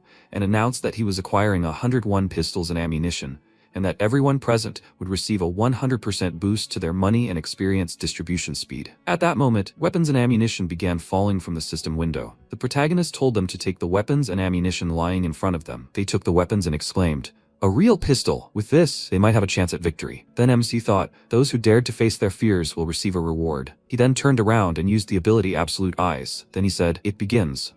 The Cyclops roared loudly, letting everyone know he was nearby. Dongyeon, hiding in a building very close to him, prepared himself and threw a spear at the monster's leg. He immediately turned around and roared menacingly, then looked at the place where the spear was fired, and Dongyeon immediately saw a huge eye in front of him and was frightened. The Cyclops swung, preparing to strike, and the guy screamed loudly, afraid of this. But Yeonju appeared. She ran up to the Cyclops and slashed his leg with her claws. The monster roared furiously, raised one of its legs, and then slammed it into the ground with all its might, and Yeonju barely managed to jump to the side. The blow threw her up. She roared, and then another blow occurred, and now she was pinned to the wall and injured. The Cyclops approached her to examine her closely, and just as he was about to deliver the fatal blow, someone called out to him loudly. Deoksu shouted into the loudspeaker that he was an idiot, an ugly monster. The Cyclops looked at him and remained silent. He didn't rise to his provocation and looked at the spear in his leg. Noticing this, Deoxys was perplexed and wondered why he had such an expression. Right now, the Cyclops was thinking. His halberd and spear were similar, and that's why he aimed at Deoxys. The guy clearly didn't expect this. Seeing the Cyclops running towards him, he was terrified and started running with loud screams. Meanwhile, the MC thought he had arrived. He turned to the people and told them to get ready. This monster will be here soon. Very soon, Deoxys was already there, and not alone, but with the Cyclops. He ran up to the group of people, and Jaehyun immediately erected a barrier and signaled the others. Jian and Gyeong sprang into action. Blackie swooped down on the Cyclops and stabbed its eye with his claws. While it was blinded, Gyeong took aim. She fired her bow, and the arrow pierced its palm and hit it right in the eye. Byung-ho teleported to the monster and unleashed his squad of mice on it. As soon as the rodents fell into the monster's mouth, Byung-ho called out to Jaehyun, and he thought that everything had gone according to plan so far. He summoned gas, and at that moment, the Cyclops' eye involuntarily flew open. Gas began to come out of its mouth, and MC reached out to it, thinking that he needed to put an end to it. He used the rudimentary elemental magic, fire, and an explosion occurred. Black smoke began to emit from the Cyclops. After this attack, it began to lose its balance, and the people became nervous. Jaehyun told them to stay put and thought that everything was going almost perfectly. All shots from the citizens need to be concentrated on the head of the idiot who fell on the barrier. He hopes that the vassals will finish him off later, but it would be better if it was Yeonju or Dongyeon, but they haven't arrived yet. Hungjin pulled him out of his thoughts. He nervously told him to turn around, and he said it was okay, he wouldn't be able to break through the barrier anyway. But when he turned around, he himself became nervous. The Cyclops' huge eye was looking straight at him. He involuntarily took a step back and thought that this couldn't be true. Was he able to withstand this attack? The Cyclops raised his fists above his head and hit the barrier with all his might. The system informed the MC that an unauthorized creature was trying to enter. Jaehyun stared at him in shock. He didn't have a scratch on him. Hyunjin waved his hand, ordering the others to open fire, and they began shooting the Cyclops in the eye with pistols. He immediately grabbed his head and growled in pain, and MC thought that this time they managed to stop him. But there was no guarantee that the barrier would withstand a few more hits. If he hit it even once, they were finished. So he decided to use the invisible hand and increased it. He received this ability at the expense of skill points that had not yet been spent. He was saving it for an unforeseen situation. The monster raised his hand, and the people were afraid that he was advancing again. And then the Cyclops slammed his fist into the barrier several times, trying to break it. The barrier withstood all his hits, which made the people happy and their spirits perked up. They opened fire again. This time, they were aiming not only at the eye. Jaehyun thought that it was impossible to say that they did not cause him any damage. Because of the mouse bombs and gunshots, more and more wounds appeared on his body. If this continues, he thinks they will be able to kill him. But they need something that will deal the decisive blow. At that moment, Dongjeon fired a spear at the Cyclops. Cutting through the air, the weapon pierced the monster's body at high speed, and the MC smiled confidently. His vassals had arrived. The Cyclops growled in rage. Jaehyun ordered them to deal with it and summoned spears for Dongyeon. He took one of them, applied more force, and threw it at the monster. After that, he grabbed another spear and did the same. The Cyclops covered his head with his hands to protect himself, and when several more spears pierced him, he growled loudly. Gyeong also decided to help. She began firing at the monster, and the system informed the MC that the three-legged crow's level had been increased. Solar panel efficiency increased by 100%. Solar panels have reached maximum efficiency. The three-legged crow releases a portion of the solar power. Some energy is transferred to it. Beginner-level fire magic has evolved into mid-level magic. The three-legged crow has detected an intrusion into its territory and is requesting permission to release energy. Jaehyun thought about it. It seemed like invading the territory meant the Cyclops. But what could this little bird do? He decided to give it a try, and the system informed him that 300 million won would be spent. He was very surprised by this amount, then saw rays of light rise from the solar panels, heading towards the house. He looked around and wondered if this light was coming from their house. A loud sound came from another building. He turned around and saw a huge raven in the sky. It was Blackie. He opened his beak, collecting a cloud of light, and the Cyclops turned to him. Immediately after, Blackie fired a beam of light at the monster. People scattered, and a moment later, the beam pierced the monster's body, causing it to fall. The Cyclops screamed loudly in pain, blood gushing from its mouth. At that moment, Yeonju arrived. She pounced on the Cyclops, and the last thing he saw before he died was a huge bear and her sharp claws. The system informed MC that he had killed a level 51 Cyclops and received about 32 billion won. His skills had increased several-fold. Because of this, he felt pain, and a shadow field began to emanate from him, which covered everything around him. The system congratulated him. His influence had now spread throughout the entire residential complex, and 10 billion won had been added to the construction fund. Jaehyun immediately fell to his knees and tried to catch his breath, and Blackie landed next to him, proudly wiping his beak. MC irritably said that he had taken 300 million for himself, and Blackie immediately looked away, but he wasn't angry. After all, his blow had been decisive. He patted him on the head and praised him, after which he thought that the area of effect of the reverse summoning seemed to be limited to his domain, but the price-to-performance ratio was excellent. He spent 300 million and earned 30 billion. Maybe he should summon 10 people back at once? With such a performance stat, there's no need to worry. The system informed him that reverse summoning was unavailable. It cost 10 billion. Jae-in was shocked. Why had the cost increased? Another system window appeared next to him. He glanced at it, then turned his gaze to Yeonju. She was standing on the monster's body, crying loudly. She had completed the quest. Now at this moment, the very short, barely noticeable chime of the notification about the appearance of the quest status window became the sound of Yeonju's wish fulfillment. Some time ago, in another survivor camp, a boy named Junhyuk called a person to him and filled a bottle with water using his ability. The girl thanked him, and he called the next one. They had run out of food. He can create water himself, but they had completely exhausted all the food they had obtained fighting monsters. This is the limit. They will have to leave eventually. The building suddenly shook. Junhyuk became worried, and at that moment his friend Hyunchun ran up to him, telling him to go to the roof right now. Something terrible happened. There's a huge monster there. The two of them went up to the roof, and the guy let out a heavy sigh at what he saw. A few buildings away from them was now a cyclops. He cursed and asked his friend to tell everyone to stay underground and not go anywhere, and in a voice trembling with fear, he asked what they should do. Junhyuk nervously tousled his hair and exclaimed, "What can they do against such a monster?" Hyunchun wanted to say something, and he exclaimed, "He doesn't understand. They can't do anything. They can only pray that he doesn't come here." At that moment, a bright flash appeared above the Cyclops, and then a barrage of fire fell on him, accompanied by a roar. Upon hearing this, they both immediately turned their surprised gazes to the Cyclops, and Junhyuk became nervous. He understood it as soon as he saw it. There was an awakened one there, and on a completely different level than him. He immediately became serious and asked Hyunchun to gather people. He asked in bewilderment, "He's not going to go there, is he?" He answered him with a serious expression that they would go there. He was sure, even though he didn't know who it was. But to survive in this world, they needed to stick with these people. After that, they packed their things and set off. People were scared of the unknown. What if there were bad people there? But since the food ran out, they had no choice. If they stayed here, they would die. They reached the residential complex. Junhyuk looked around and said that he seemed to have been here before. His friend was confused. The whole world was in ruins, but this building was intact. He wanted to enter the residential complex, but hit a barrier, after which a system window appeared in front of them. Access restricted. Do they wish to obtain citizenship? Jae-in quickly granted them citizenship and then assigned them a group task: climb to the 30th floor of the building. When they got there, they met Jae-in. He kindly extended his hand to Junhyuk in honor of their acquaintance and introduced himself to him. The guy got really nervous when he saw him and thought it was him, the one who brought that giant monster to his knees. Now, he was right in front of him. He grabbed his hand and excitedly told him his name, saying that it was a great honor to meet him. While he was shaking his hand, every instinct was screaming at him that he couldn't pass up this opportunity. Meanwhile, Yeonju was spending time with her son Shiwoo, and they were eating. She asked with a smile if he liked everything. He answered that it was very tasty. Is it someone's birthday today? Why are they eating seaweed soup? She hugged him tighter and told him that it was because he liked the soup,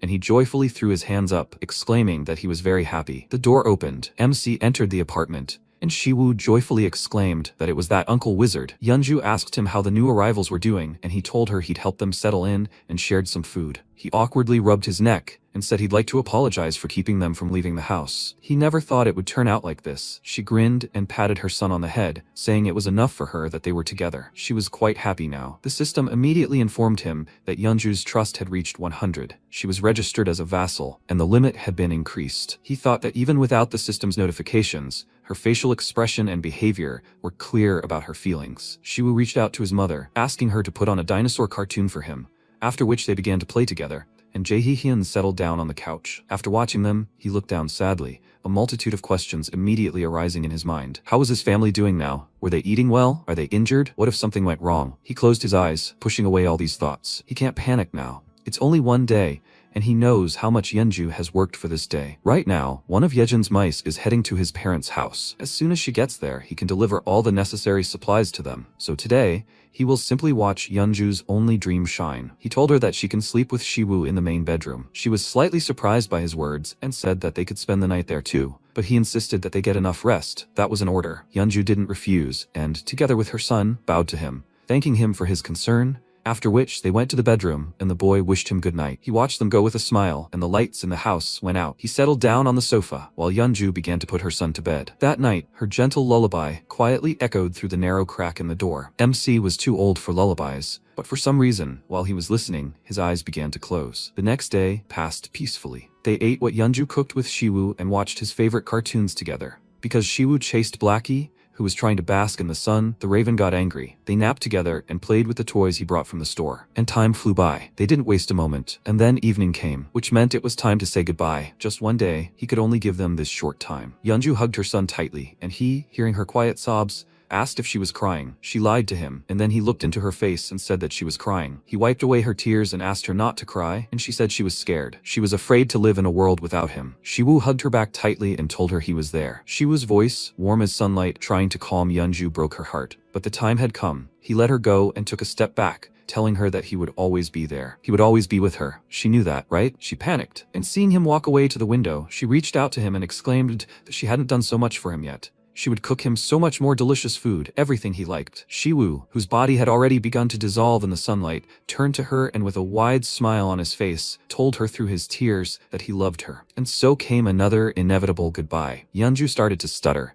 She gathered her courage and bit her lower lip so hard that blood appeared. After that, she smiled widely through her tears and said that she loved him too. He said goodbye to her and disappeared into the rays of the sun, and she burst into tears again. She stayed there until the last trace of Shiwoo's warmth disappeared. Hope is a flower that grows only in the depths of despair. Therefore, those who keep hope within themselves are probably constantly drowning in doom. It's so cruel. Jaehyun extended his hand and told her not to be so upset. This was not their last meeting, and so he breathed hope into her again. She calmed down a little and asked if it was true, and then she heard this devilish temptation. He told her that if the chance came, he would definitely do it again. The system informed him that Yeonju's trust had increased and reached 100. He had received ancient vitality. Meanwhile, Sungyeob was furious. He cursed loudly and exclaimed that his spare spear, the orc spear, everything he had, everything was gone. It was all stolen. He asked the twins about their things, and one of them told him that there was nothing. He woke up and everything was already gone. His brother said that he asked around, and it turned out the same thing had happened to several people, and they all had something in common. None of them went when they were called to defend the main enemy, and the worst part is that those who did go returned unharmed. His brother disappointedly said that they should have just gone with everyone else, and then Sungyeob grabbed his clothes and pulled him towards him, asking, "Are they now implying that this is his fault?" He nervously answered him that he didn't mean it at all, and he said furiously that they agreed themselves. They themselves said that only puppets obey silently. Isn't that true? The guy got really nervous and asked him for forgiveness, after which Sungyeob pushed him away and thought that they might get exiled.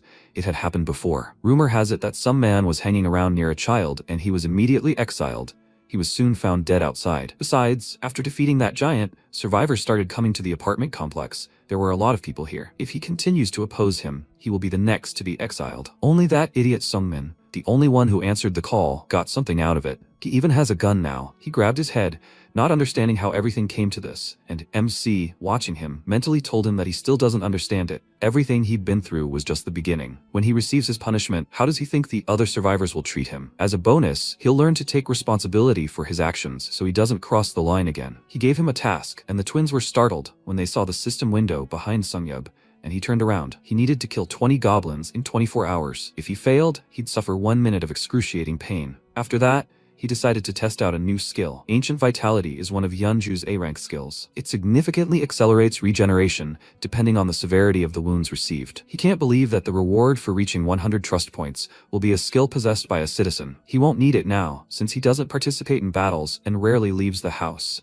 so he's unlikely to get injured. But the very fact that such a skill was acquired for 100 trust points is worth noting. Soon Bungho's trust will also reach 100, and he will be able to obtain his awakened teleportation ability. This skill allows the user to move anywhere within their line of sight. If this happens, what if he activates the observation tower and switches the absolute eyes there? Theoretically, if he has enough intelligence, he can move to that location. The observation zone is a zone that can be activated outside the house. When activated, the zone included in the house's territory temporarily receives the same effect. This can only be activated if a citizen with the rank of knight or higher is within the territory. If an unauthorized object remains in the zone for more than 24 hours, the territory will be destroyed. He needs to increase his intelligence stat. From now on, the quest reward will be an increase in intelligence, not skill improvements. Yeonju finally calmed down. She called out to him and said that everything was in order, so she wanted to take action. She would personally save his family. She knew the operation was supposed to begin yesterday, but it was postponed for a day because of her. She was grateful to him for sacrificing his valuable time for her, and she wanted to repay him for his concern. He mentally noted that she was saying exactly what he was thinking. He was grateful to her, of course, but he still felt a little ashamed. He smiled awkwardly and asked if he hadn't managed to hide his impatience.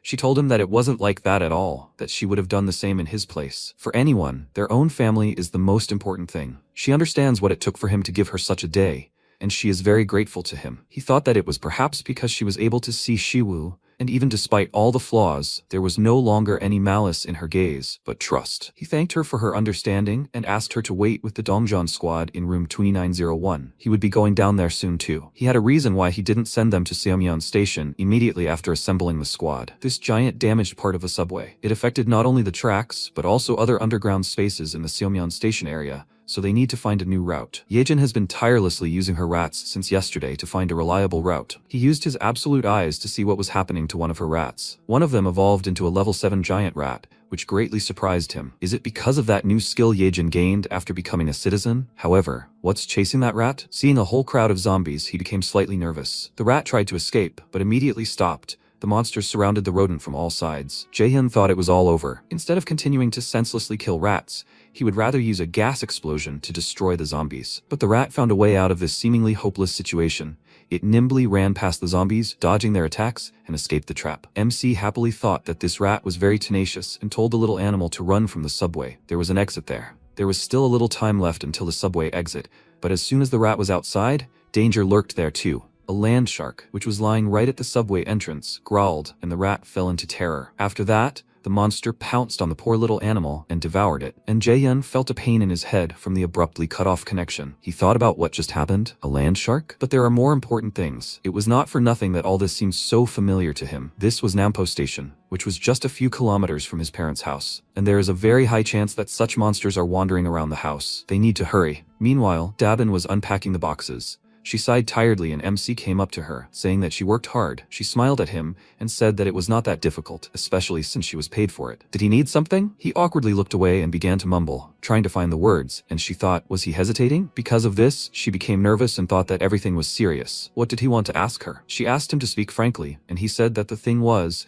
he wanted to ask if he could borrow Hyren from her for a while. She stared at him in shock and asked, was he asking her to work alone all this time? He smiled and said that he would rely on her for the next 2 days, after which she exclaimed, he will pay her for the overtime, right? He smiled and told her that he would pay her double. This news made the girl very happy, and she immediately went to work. When Jaehyun arrived at the meeting place, everyone was already there, and he began a briefing on the operation. As they all know, due to the appearance of the giant, travel through Seomyeon Station is difficult. However, it would be a shame to completely abandon the use of the subway line. He gave his word to Yejin, and she excitedly looked at her map and said that the tunnel from Seomyeon Station along Bayomnagol and Choryang Station is still intact. There are no monsters along its entire length, so this route is clear. Therefore, their first goal is to secure the route to Pomnagol Station, so she recommends they move along this route. She showed them her map, and since it looked more like a child's drawing, they felt uneasy. Deoksu, with a serious face, told them to wait, and then broke into a smile and praised the girl for her excellent drawing skills. MC stared at the map, trying to understand at least something, and the girl continued the explanation. The area they need to be careful in before reaching Jeonpo Station and Pomnagol is near the supermarket. The orcs are especially active there, and there are about 500 of them. Dongyeon asked if they really have to fight them. She said that there was no need. Their task is to go down to Pomnagol Station and cross the subway tracks. They shouldn't worry. She examined the area with the rat and found a path where there are no orcs. They just need to get rid of the monsters they encounter along the way and quickly get down to the station. Jaehyun reflected that before starting this operation, he had invested a huge amount of money to level up Dongyeon's squad as much as possible. Now almost everyone is at level 30, only Hungjin and Hyren are below. The goblins shouldn't pose a threat to them now, Yejin continued, saying that once they get down to the train tracks, they should be able to reach Choryang Station without any problems. The real problem is at the next station, Busan. Deoksu nervously asked, does she mean there's a giant there too? She answered him that there is no one there. At least not yet, and he breathed a sigh of relief. The girl said that the problem isn't the giant, but the tracks. A huge herd of zombies is trapped between Choryang and Busan stations. They will take this route and be significantly delayed, unless of course they have abilities that can exterminate monsters in narrow spaces. All eyes immediately fell on Hyren, and she became very nervous. But then she pulled herself together and confidently stated that she thought her ability could help here. After that, she filled her entire inventory with 100 kilograms of poisonous fog and sighed tiredly. Jaehyun and Yejin entered her room and he said that that she did a good job. Is she feeling well? She told him that she was completely fine. At first it was very exhausting, but then she suddenly felt a surge of strength, and now she is doing great. He said that he was glad to hear it. She looked so tired, so he secretly entered the vassal management window in the process and leveled her up. It was quite expensive, but he had already earned billions, so he did it. In the end, it was the right decision. She asked hesitantly, she definitely doesn't need to go there in person. He told her to just stay here and keep making poisonous fog. That will be enough. Now that everything is ready, the operation begins. The first to enter the subway was a rat, this time a level 3 one. The MC opened his inventory and started releasing the gas. And as soon as the zombies saw the small animal, they immediately rushed to attack, and the rat, ignoring the hands reaching out to it, ran past them, poisoning them with fog. The poisonous fog has a paralyzing effect. If you inhale it, your movement slows down and it becomes harder to control your body. Then the fog paralyzes the diaphragm and intercostal muscles, which leads to suffocation. But these monsters are zombies. Since they are already dead, suffocation is not a problem for them, so he had already prepared a plan. He told Yejin to act, and a huge swarm of rats immediately appeared in the subway tunnel. They pounced on the paralyzed zombies and began gnawing at them. They killed several zombies this way, and suddenly Yejin warned Jaehyun that something was wrong with the rats. After the attack, the rats themselves turned into zombies and their level increased to 9th. The MC thought it was too close. If a creature came into contact with zombie blood, it would also turn into a zombie. Yeonju could have become infected if they had bitten or scratched her. Luckily, they managed to avoid the worst-case scenario. He asked if the mutated rats still obeyed her orders. She confirmed this, and noted that they now seemed slightly more aggressive. He smiled, glad that everything was going smoothly. If they managed to reach Jagalhi Station safely, perhaps this time, he really could reunite with his family. Suddenly, the system informed him that unauthorized creatures were trying to enter. A whopping 157 of them. He granted them all citizenship, and the system informed him that since the number of citizens had reached 3,000, he had unlocked the Economic Activities Subsidies skill. He stared at the system window in shock, then smiled and thought that this could be quite good. With economic activity subsidies, he could grant titles to citizens and pay them subsidies. These subsidies were counted separately from the absolute recluse account. Daily salary. Workers receive 100,000 won, assistant managers 150,000 won, managers 200,000 won, deputy general managers 250,000 won, and general managers 300,000 won. There was a limit on the number of people per position. He thought it would be ideal to give titles to Dabin and the public infrastructure management team. The original promise was 700,000 won per week, which coincided with the daily salary of 100,000 won for workers. Now he doesn't have to deduct his salary from his account. Given the current state of affairs, he should expand the public infrastructure management team. Thanks to subsidies, citizens' salaries are practically free. It's not such a small amount, even if workers are paid 100,000 won. If all 300 worker positions are filled, the total daily income will be 30 million won. If he fills all the vacancies, it will be 50 million won per day. As these funds accumulate, the amount he can collect through his tax collection skill will increase, and some of the funds will be returned to his account as payment for purchases at the store. It's beneficial for him to distribute as many titles as possible. In addition to positions in the public infrastructure management squad, there are also positions for maintenance, cleaning, and security. So far, this is all he can think of. Security should be entrusted to those who were busy defending the gate. To start, he hired Daebin as the general manager and wondered who she would take into her squad. Hyunjin, Hiren, but someone else is needed. A notification sounded. The system informed him that Daebin's trust had risen to 100. She had been registered as a vassal, and the number of possible vassals had increased. Jaehyun thought it was as he expected. As soon as their trust reached 100, they automatically became vassals. This meant that once their trust reached 100, a special ability was activated. He decided to check her special ability and was about to reach his finger to the system window, but suddenly a loud snore was heard. By this time, Hiren had already fallen asleep. He looked at her in surprise, and Yejin laughed nervously, asking if she should wake her up. He allowed her to sleep and looked at her with a smile, thinking that she had already fulfilled her duties. She pretended to be fine, but it seemed she had been through a lot. She had worked so hard that she was exhausted, so she deserved a reward. He lifted her from the sofa with an invisible hand and placed her on the bed, after which Yejin noted that she must be very tired. MC approached her and asked if she was okay. She answered him with a smile that she didn't do anything that could make her tired, so everything was fine. They had already reached the tracks at Sampo Station. He told her to keep up the good work, and she happily exclaimed that he could rely on her. But when she wanted to check what was there, her face suddenly gloomed and he became worried. She told him that the connection was not working. He asked what it meant. The connection was suddenly cut off. She asked him to wait and closed her eyes, focusing on her ability, after which she said that it seemed like the distance was now too far. He asked, but was there a problem before? She answered him that apparently, if you move while the connection is active,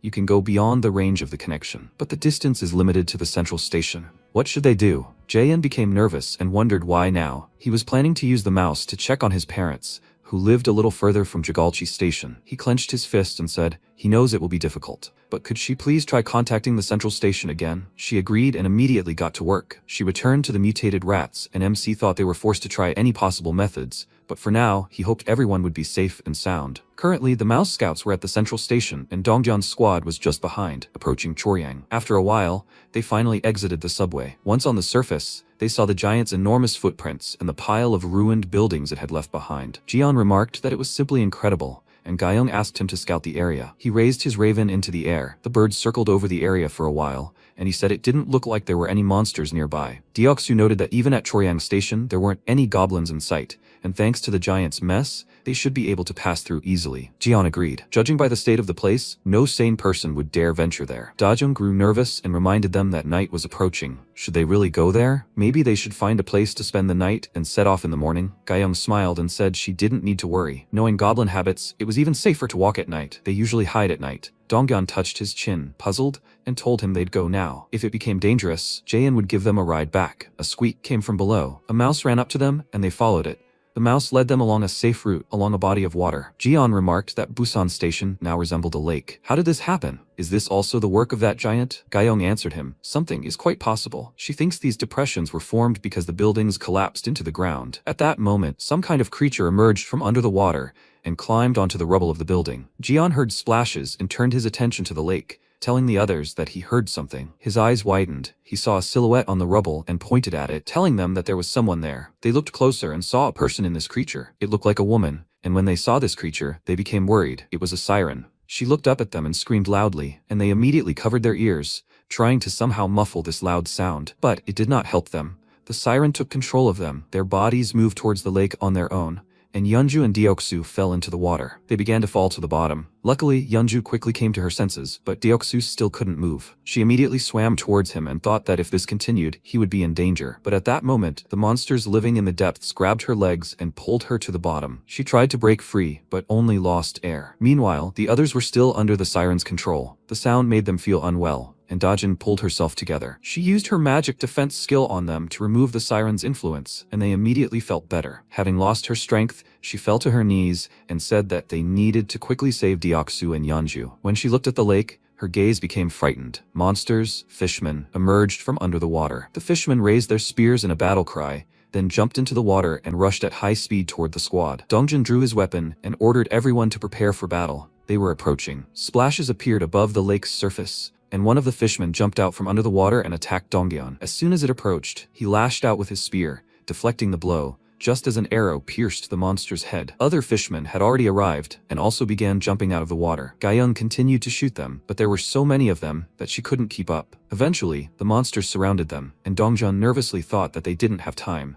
He had to save Deoksu and Yeonju. Suddenly, something jumped out of the water, scattering all the monsters. Then Yeonju joined the group with Deoksu in her arms. Fortunately, she managed to escape the clutches of the monsters. Deoksu coughed up water and exclaimed that he'd thought he was going to die, and their friends were overjoyed to see them alive. The boy thanked Yeonju for saving him, and she smiled at him, saying he didn't need to thank her since he'd saved her so many times. The fishmen reminded them of their presence with a disgruntled roar, and they pounced on them. One of the squad members said that these monsters weren't giving them even a moment's rest, and then Deoksu summoned his armor and joined the fight with Yeonju. The situation began to improve for them. Deoksu smashed everyone with his halberd, and Yeonju tossed them aside. One of the monsters she tossed back hit a wooden post, causing it to crack and then begin to fall. Seeing this, the squad immediately scattered in different directions, and then a crash was heard. Byung-ho approached the fallen Dongyeon and asked if he was okay, and he replied that he was fine. But what was that? They looked at the newly fallen pole and were surprised to see a goblin tied to it. Jian noticed something and told everyone to look up. When they looked up, they saw a pile of the same crucified goblins. Dongyeon noted in horror that they were so caught up in the battle that they hadn't noticed. These creatures don't care whether they're monsters or humans. How many did they kill? Seeing a familiar face, Gyeong dropped her hands in shock, her voice trembling and her eyes never leaving the man's face. It was her father. At that moment, a monster jumped out of the lake and ran toward Gyeong, but she didn't notice it due to shock, and Dongyeon called out to her, warning her of danger. Immediately after, there was an explosion.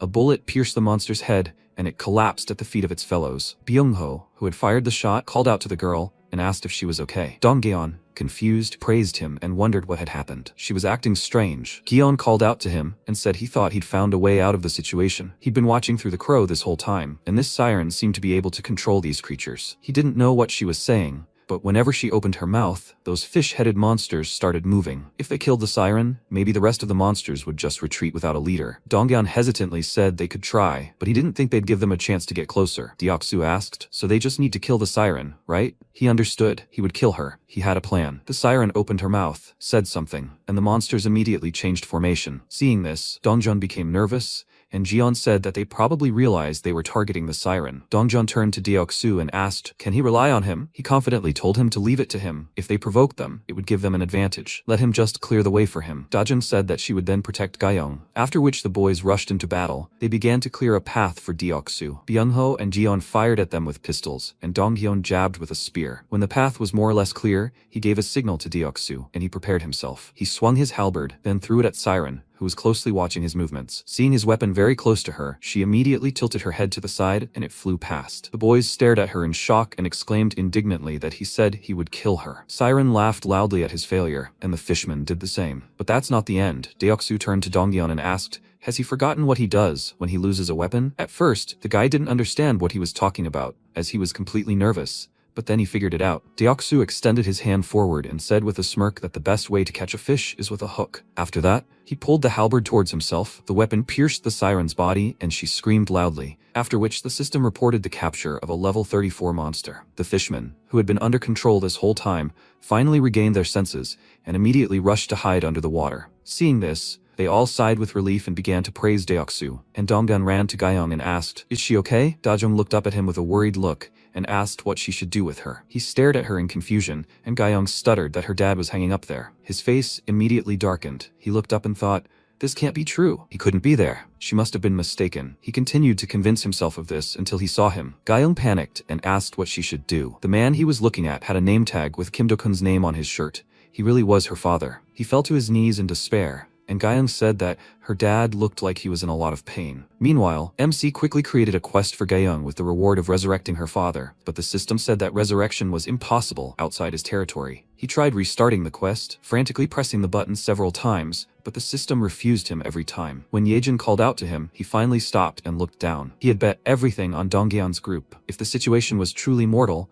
he would summon them all without hesitation. Summoning without an outpost meant starting all over again. The risk was too great, there was no choice. But was there really no choice? Being pulled underwater by a group of monsters with weapons. If that wasn't mortal danger, then what was? And that's it. He knew the truth. He was worried about his family. He wanted to see them at least a day earlier. This desire wasn't just his. Others had families too, and it was natural for them to fear for theirs. He understood everything. He just pretended not to understand because saving his family was a priority. Everyone had sacrificed their own interests for him. He knew that. With trembling hands, he created a new group task, this time about creating a grave. Seeing the system notification, Guyong burst into tears even more, and Donggun began to calm her down. Jaehyun, meanwhile, nervously tousled his hair and cursed through his teeth. After a while, they built a grave out of stones and gave Guyong time. Dongjun asked if she was absolutely sure. She looked around and told him that her dad would have loved it here. He was a workaholic and proud of his work. He often joked that he wanted to be buried by the railroad. She placed a name tag with his name on the grave and said that when she was little, she thought it was just nonsense. But in the end, her dad's wish came true. Guyong's every word pierced the MC. He hoped that their grief would not become his fate. That's why he would do everything to ensure that they no longer suffer. To achieve this, they need awakened ones, and the most promising candidate right now is Junhyuk. At that time, he was using his ability to deal with goblins.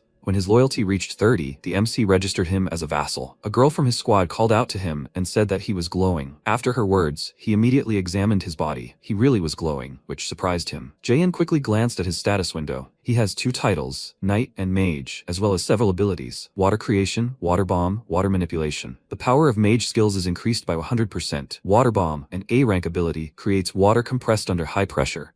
The force of the explosion proportional to the mana expended. The S-rank skill, Water Manipulation, uses mental energy to control the summoned water. He was given a task to use new skills with a time limit of 10 minutes. The reward will be an increase in mental strength. Seeing the system notification, the boy immediately realized it was Jaehyun's doing. Hyunshin noticed that he had frozen in place and asked if he was okay. He asked him to wait a bit, then told Jaehyun with a smirk that he understood everything. There were enough targets. After that, he gathered a huge clot of water in front of him, making the goblins nervous, and then hit them with a water bomb. The impact was so powerful that the asphalt broke, and the goblins died instantly. After that, a light rain began. The boy waved his hand and used his water manipulation skill, causing the droplets to freeze in the air. His friends were surprised by this sight and said that this power was incredible. Junhyuk stopped affecting the water and laughed loudly, then fell to his knees and began to bow to Jaehyun, thanking him for this favor. His friends looked at him in confusion, and one of them asked, "What's wrong with him?" He suddenly went completely crazy. The guy asked, "Maybe it's because of that other world?" Meanwhile, the system informed MC that Junhyuk's trust and loyalty had increased greatly. He completed the task. He thought that he didn't even expect that he would awaken an S-rank ability. This makes him the second user of a high-ranking ability besides Yeonju. Considering that his starting ability was only B rank,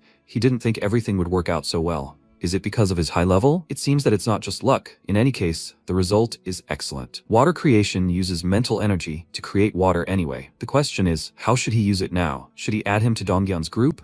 But the group is already well balanced. There's no need to rip Junhyuk out just to throw him in. The group Junhyuk initially came with is tightly knit around him. Without him, it will fall apart. For now, it's better to leave him with his own group. At that moment, the system notified him of the capture of several goblins, and he thought it was already quite late, but aside from Junhyuk, there were still people who stubbornly continued to hunt. At that moment, a sharp pain pierced his head. The system informed him that his house declaration level had increased to 20. He had received 3 points, and he had learned a new skill. The territory was expanding. He clutched his chest and screamed, trying to cope with the growing pain, which made Yejin become very worried about him. The zone suddenly expanded, covering even more of the area around the house.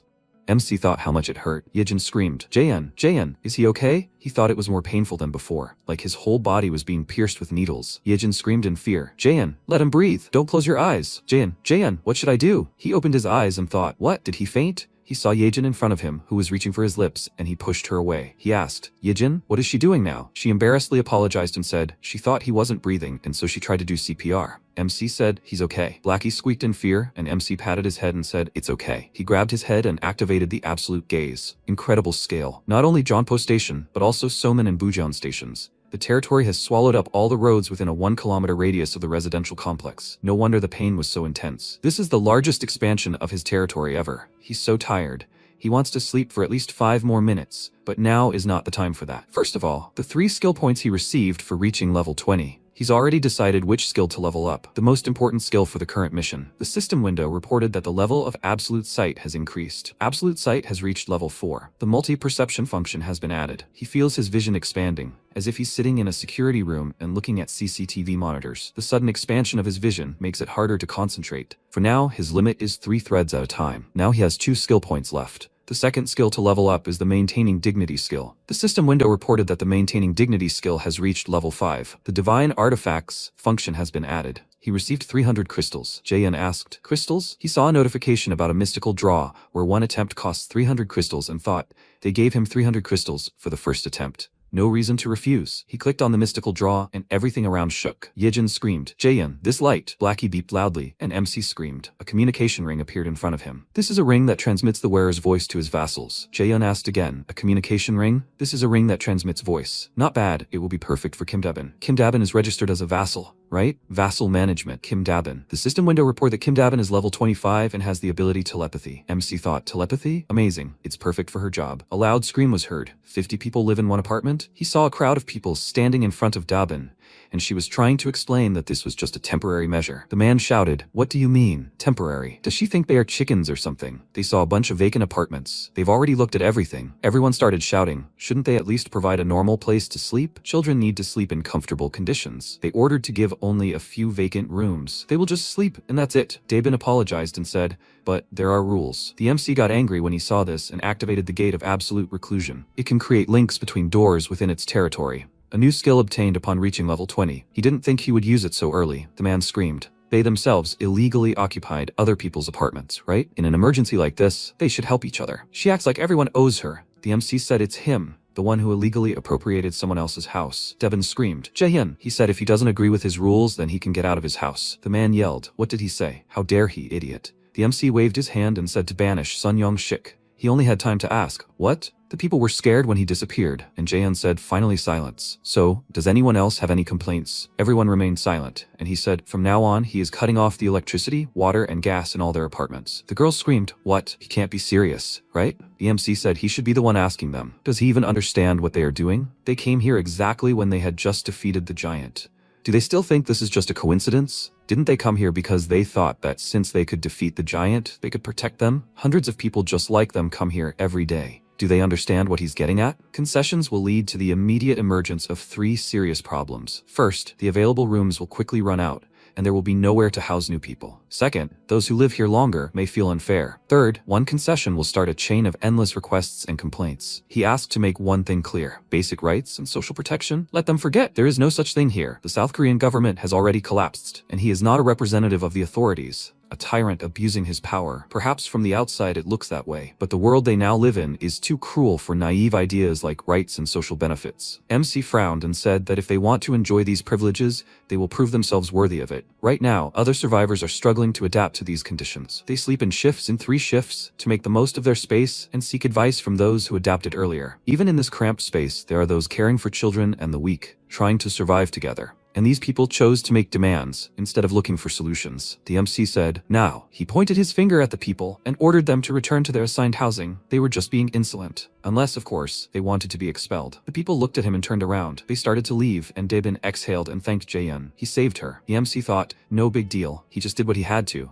He should be the one thanking him. Daebin looked at him in surprise, and he asked, "Was she surprised?" Daebin replied, "Yes." He said he thought she was capable of that too. It's telepathy, right? She needs to think of the person she would like to contact and start talking mentally. She thought about it and asked, "Is that how it is?" Jaehyun replied, "She's great. He will learn with practice how exactly to use telepathy and what its limits are." Daebin thanked him and asked why it worked at all. Suddenly, MC was called out, and turning around, he saw a guy. He apologized, and Jaehyun asked if there was anything else he wanted to say. The guy spoke up. He knew it came over him, but this was about the person he had just expelled. Couldn't he forgive him at least this once? The MC asked again, why should he? The guy answered because even though Young-shik was the loudest, it was a collective opinion. Honestly, they were all to blame, and he felt that Young-shik shouldn't be the only one punished. They would accept any punishment, so let him have mercy at least this once. Jaehyun thought, in fact, he was thinking about the right moment to bring Son Young-shik back. He couldn't condemn a person to death just for the sake of an exemplary flogging. Fortunately, Son Young-shik didn't leave, but continued to bang on the door the whole time. He looked at the guy and asked what his name was. He answered, Han Kyung-hoon. The MC replied, "Okay, Han Kyung-hoon.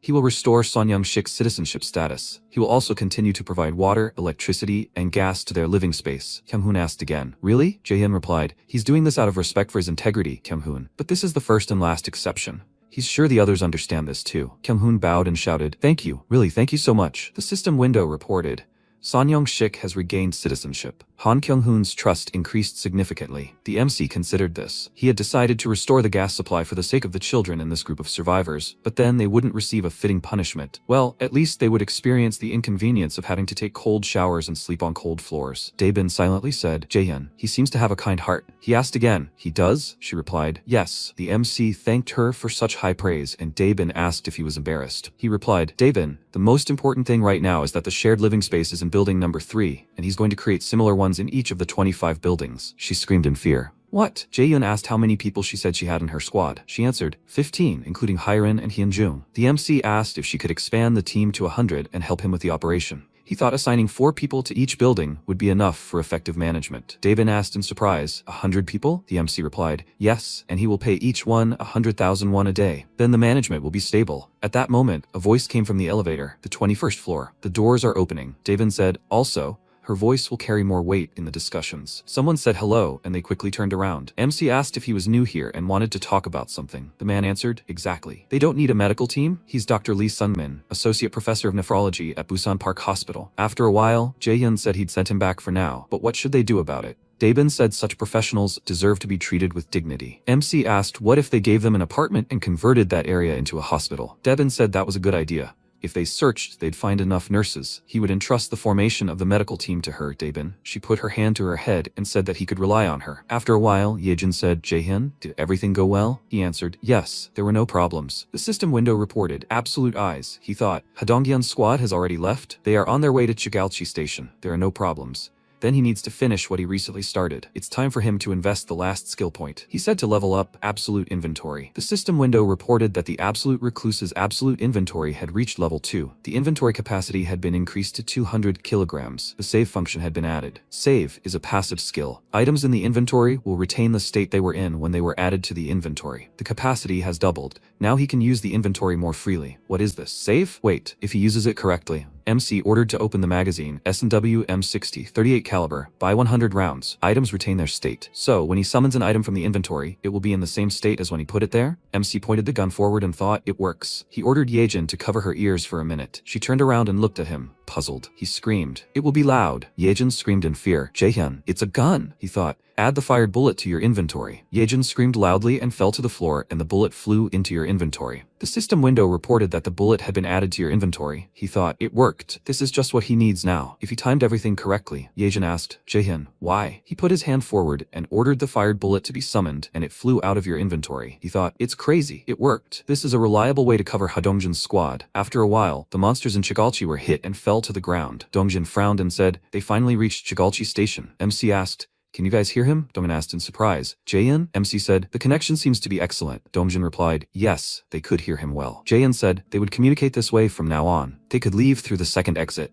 Dongjin replied, he understood. They went to the second exit and once outside, looked around. This was uncharted territory. So Yejin had tried to reconnect with the mouse at Junon Station, but to no avail. This was different from previous forays, the route of which had been studied during reconnaissance. They were not prepared for anything in this area. Dongjin asked, Jaehyun, where to now? MC replied that if they went forward 1 kilometer along the left side of the main road, they would reach the destination. He replied, understood. Suddenly, a huge creature appeared to the side, and Dongjin screamed loudly, get back! They had barely escaped the sea monsters, and now there's a shark here? The huge creature opened its toothy mouth, and Dongjin clutched his spear and screamed loudly. Jian pulled out a pistol and shot the creature in the head. Dongjin swung his spear and struck the creature, screaming loudly. At that moment, a bear rushed toward them, swinging its huge paws. The system window reported that they had defeated a level 24 land shark. He had gained experience. About 14 million won had entered the absolute recluse's purse. Dongjin turned and ordered Jian to conduct reconnaissance. He replied, yes. He frowned and, with the help of a crow, began to inspect. He cried out, what? Jian cried out, it seems to me it's everywhere here. Before he could finish speaking, a huge monster suddenly appeared in front of them. Jian said, these idiots. The guys screamed, guys, there's something there too. What kind of horror is this? The huge creature noticed the humans and headed toward them. Dongjin screamed, Deoksu, let him stop them. He quickly changed into armor and screamed loudly, swinging his weapon. The system window reported, he defeated a level 16 Sky Marlin. They received experience. 785,000 won was added to the ultimate recluse's wallet. The guys took out their guns and started shooting at the remaining monsters. Gyeong fired, and with a displeased sk, said that if they started killing one after another, there would be no end to them. A loud scream was heard. Dajung. She fired towards the monster and ordered it to stay back. A system window appeared in front of her, reporting the opening of the storage. The fired bullets headed towards the monster and pierced its body. The system window reported they defeated a level 17 Sky Marlin. They received experience. 230,000 won was added to the ultimate recluse's wallet. Jaehyun thought he killed them with the bullet he fired, but the kill reward was small. MC said, so Yejin. She looked at him and replied, yes Jaehyun. He told her to stop trying to establish contact for now. Let her shoot instead. Yejin asked again with a pistol, her? MC answered, yes, faster. Yejin asked where to shoot. Jaehyun answered, anywhere, it doesn't matter. He ordered her to hurry and Yejin closed her eyes and fired. The system window reported that the bullet was added to the inventory. He told her to keep shooting. Yejin screamed, yes. Jaehyun thought about all the bullets fired. He frowned and ordered to summon. He will use them in battle. System windows appeared at the battle site and bullets flew out. The system window reported that they defeated the level 17 Sky Marlin. They received experience. About 1.5 million won came into the absolute recluse's wallet. Yejin said, the drum is empty. MC screamed, let her reload and shoot again. Faster, she answered. Okay, Jaehyun thought. The effectiveness has increased 6-fold. He, of course, feels sorry for Seo Yejin, so there is no other choice. She fired, and at that moment Hyren entered the room and asked, what is going on here? Did she hear gunshots? She looked puzzled as Yejin shot at the system window and asked, what? This is a very strange dream, but why doesn't she wake up? At that moment, the people were fighting the monster. Dongjin frowned and said, is it kidding me? Will they even be able to defeat this idiot? More are coming. They quickly began to attack the monster and Yeonju screamed, Dajung, she needs support. She answered, yes. She directed a stream of mana towards Yeonju and she grabbed the monster by a limb. She tore it off, and Dongjun screamed. Jaehyun. He clenched his spear and threw it towards the monster, piercing the creature's body. Yeonju jumped onto the monster's body and swung her clawed paw. She attacked the creature but missed and thought in surprise, what? It remained unharmed? Byung-ho ordered everyone to run and fired a gun. The bullets reflected off the monster's body, and everyone thought, it's incredibly durable. Dongjun frowned and thought, what to do? Is there really no way to defeat the monster? It's not just a shell, it looks like they need to hit it much harder, like a hammer. Then, MC used absolute sight and thought, where is it?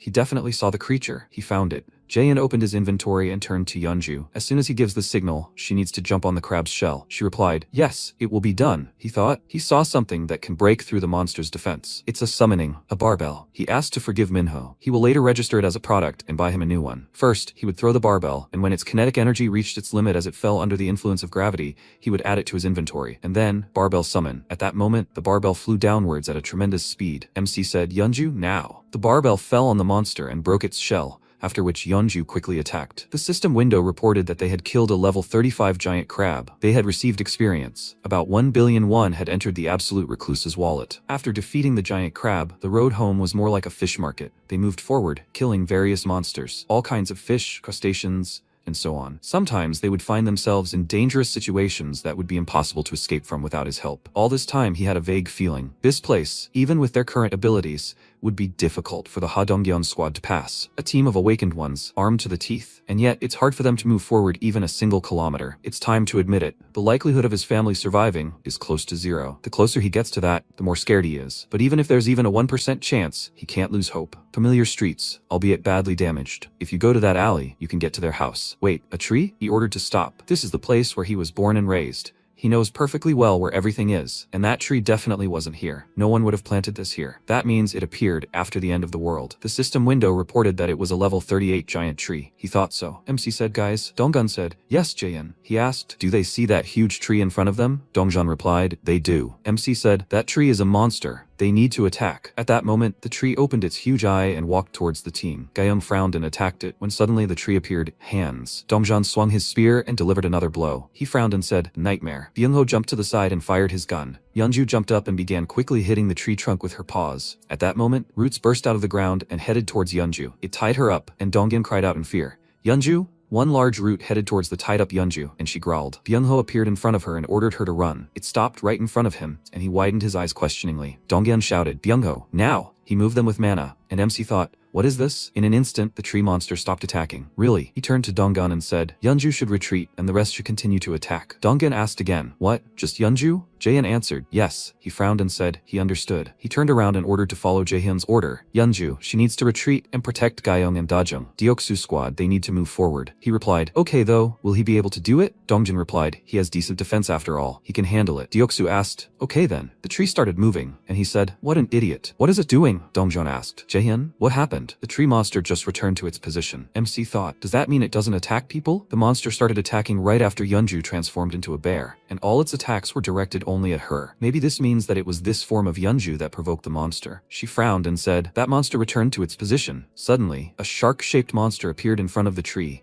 and the tree pierced the creature's body. MC thought just as he suspected. For some reason, it doesn't attack people. That means since the tree is not hostile, we need to move forward without paying attention to it. Donggun replied, that's right. They started to quietly walk past the monster, when suddenly they stopped and looked at it carefully. Donggun said thoughtfully, Jaehyun, he only asked not to tell that the place where the tree stands is his family's home. Jaehyun asked, maybe they came to the wrong place? He thought, no, they were not mistaken. This should have been his parents' house, where his mom and dad, grandma and grandpa should have been. He clenched his jaw and thought, the monster has no right to be there. He will kill the monster right now. Only then will it be able to calm down. He will fill it with gas and blow it up. He will bring Ha Dongjeon's squad back by summoning vassals. And now he will destroy this monster. The system window reported, the presence of a relative of the absolute recluse was noticed. The old man shouted, who is there? Who are they? How dare they mock little Poppy? The team looked at them puzzled and asked, what? The old man approached the tree and said, God, what to do? They made a hole in this. How painful it was. Poppy, is it okay? If the boss finds out, he'll be very upset. The old man screamed, did they do this? They answered, yes. The old man started waving his cane and screamed,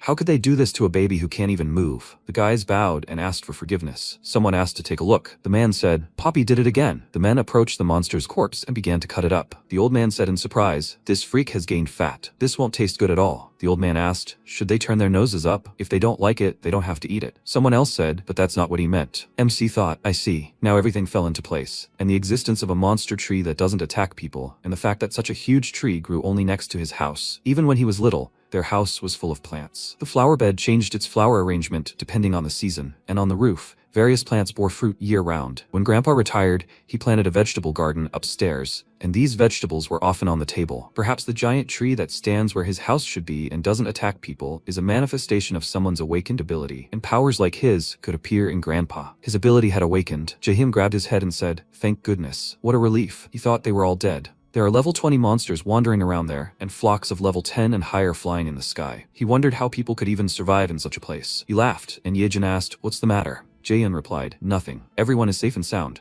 Then he needs to check it out. Someone said, it's good to be young. Dongjeon wiped his brow and asked, will that be enough? The man smiled and replied, yes, quite. Thank them, youth. The MC turned to Ha Dongjeon and told him to ask these people about their leader. He replied, okay. He turned around and asked, man, may he know the name of their leader? The man asked again, is he with their leader's sign? The leader's name is Lee Boonja. The MC thought, he knew it. It's his grandfather. The man said, before going to their leader, they need to stop for a minute. They looked around and Dongjeon cried out in surprise. Jaehyun thought, there are so many people here. It seems like more than 100. It's like the entire Chigalchi market moved here. A man was standing at a table and cutting fish. The man called out to Park Youngam. He said, he heard the news. Did Poppy do it again? The man said and didn't say. The monster was too big. This youth creature helped with this. So they are going to treat them to a plate of sashimi. He needs to hurry. Youngam replied, okay. After a while, he handed over a plate and said, here, let them eat properly. Gyeom apologized and asked, are there any chopsticks? Youngam replied, no, let them just eat with their hands. She turned to Jaehyun, who immediately sent her chopsticks. She thanked him, and the man's eyes widened in surprise. Gyeom tried the food and screamed, delicious. Everyone started eating quickly and saying how long it had been since they had sashimi. At that moment, the MC sent them lemonades,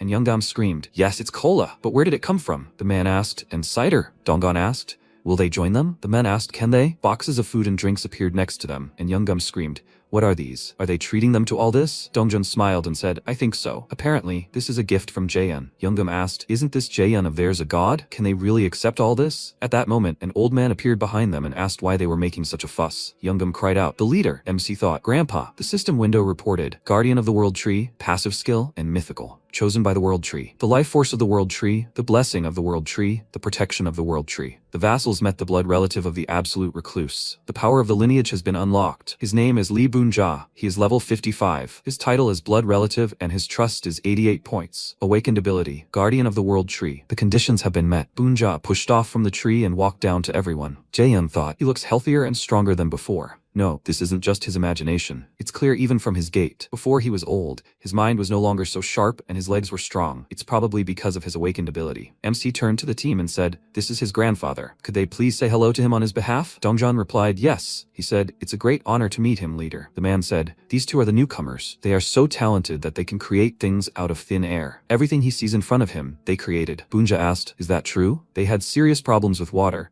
so he's grateful that they came. Dongjeon replied, thank you, but they didn't bring these things. The old man asked, what? Then where did this come from? Dongjeon replied, it appeared here thanks to Jaehyun's ability. Boonja's eyes widened in surprise and asked, what? Dongjeon replied, they came here on Kim Jaehyun's orders. Boonja still couldn't believe it and asked, what? Jaehyun? The Jaehyun he knows? His grandson. Dongjeon smiled and said, yes, it's him. Kim Jaehyun, who lives in the Somyeon apartment complex. Boonja asked, is Jaehyun alive? If so, they should follow him. They climbed a huge tree branch and it rose up. The MC thought, they should all be up there, right? He'll see his mom, dad, and grandma again soon. There's no direct route to them yet, but once the outpost is completed, he'll be able to use the ultimate recluse's skills to reach them. Come to think of it, when they met Grandpa, a new type of building was unlocked for construction. The system window reported that the conditions had been met. The annex was added to the list of buildings available for construction. The annex costs 10 billion won. It's a safe zone that can be built outside the ultimate recluse's territory. Its area expands proportionally depending on the ultimate recluse's territory. When activated, it temporarily grants the same influence as a house declaration. However, it only activates if a relative of the ultimate recluse is within the territory. Jaehyun thought it cost 8 times as much as the outpost, but it didn't say it was destructible. He also received 10 billion won in construction subsidies after acquiring one apartment complex. Even after installing solar panels,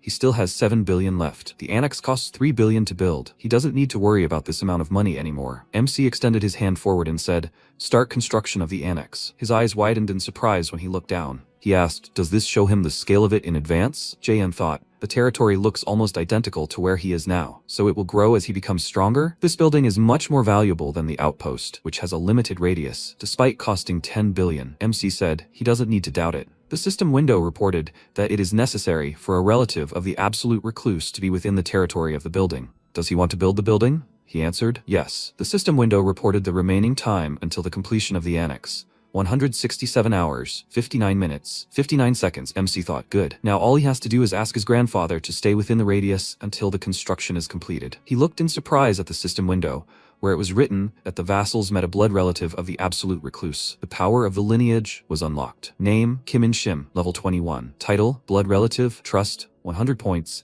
and no awakened ability. Jaehyun looked at the old woman and asked, Grandma? Boonja grabbed her hand and asked to listen. They claim that Jaehyun sent them here. Jaehyun, their grandson is alive. MC turned to the guys and asked them to ask Grandpa what happened to her. Yeonju asked, Sir, Jaehyun would like to know what happened. Boonja turned around and asked, Jaehyun, how is he? She replied, he sees everything through them. The old man said, everything will be fine, Jaehyun. Grandma is with him. She was just worried. Nothing serious. Someone asked, how long has she been unable to wake up? Boonja closed his eyes regretfully and said, since that day. That day, the day the monsters appeared and the world began to collapse. Since then, Grandma has not woken up. This is the first time MC sees Grandpa in such a state. His expression makes his heart ache even more. And yet, what a relief that she's alive. Even though she's been in a coma for a month, it seems to him as if she's just sleeping peacefully. She's probably safe thanks to Grandpa's awakened ability. If only he could give tasks to family members, he would do everything to cure her. Unfortunately, the system prohibits this, however. Dajung approached Grandma and began to release mana. She asked for forgiveness, but even her abilities can't cope. Boonja said not to worry, there's nothing to be done. MC thought, why is it so quiet? 7 people came there at once.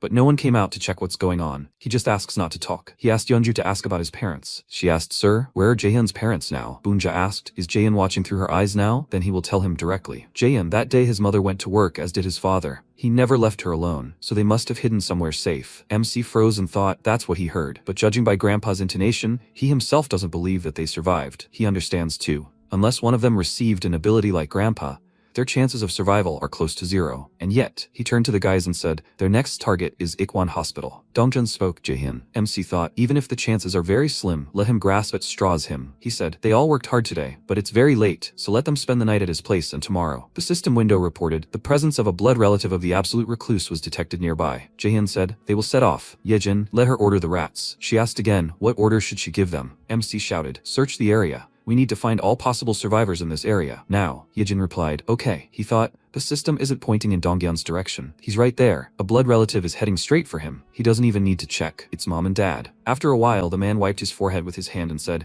it's so late and the work isn't finished yet. The old man said, but that means they'll have mountains of food now. Okay, right? The man asked. That's true, but they looked up where a lot of monsters had appeared and asked, what the hell? The guy rang the bell and shouted, monsters are coming. We need to move everything to the seafood warehouse and lock the shutters. Hurry. The man ran into the room and shouted, Chief, it's bad in there. He needs to get out now. Boonja asked, what's going on? The man shouted, monsters. A huge flock of monsters is moving towards them. Boonja went outside and looked at the huge crowd of monsters. Donghyun asked, are those all monsters? Grandpa ordered everyone to retreat. The trees moved forward and someone asked why Poppy was so badly injured. The girls looked at him in fear, and Donghyun said, they will help too. Boonja said to step back. They are not their target. Donghyun asked, what does this mean? Grandpa asked, does it look like those idiots are attacking them? In his opinion, they are more likely running from something. However, he does not think that they will be able to pass without destroying something, so they need to be prepared. The trees moved forward, and Donghyun widened his eyes in surprise and thought, that's right. They fly past without attacking them. However, those who are walking on land, they will definitely encounter them. He clearly cannot cope with so many monsters alone. Donghyun said, they will help. Boonja said, no need.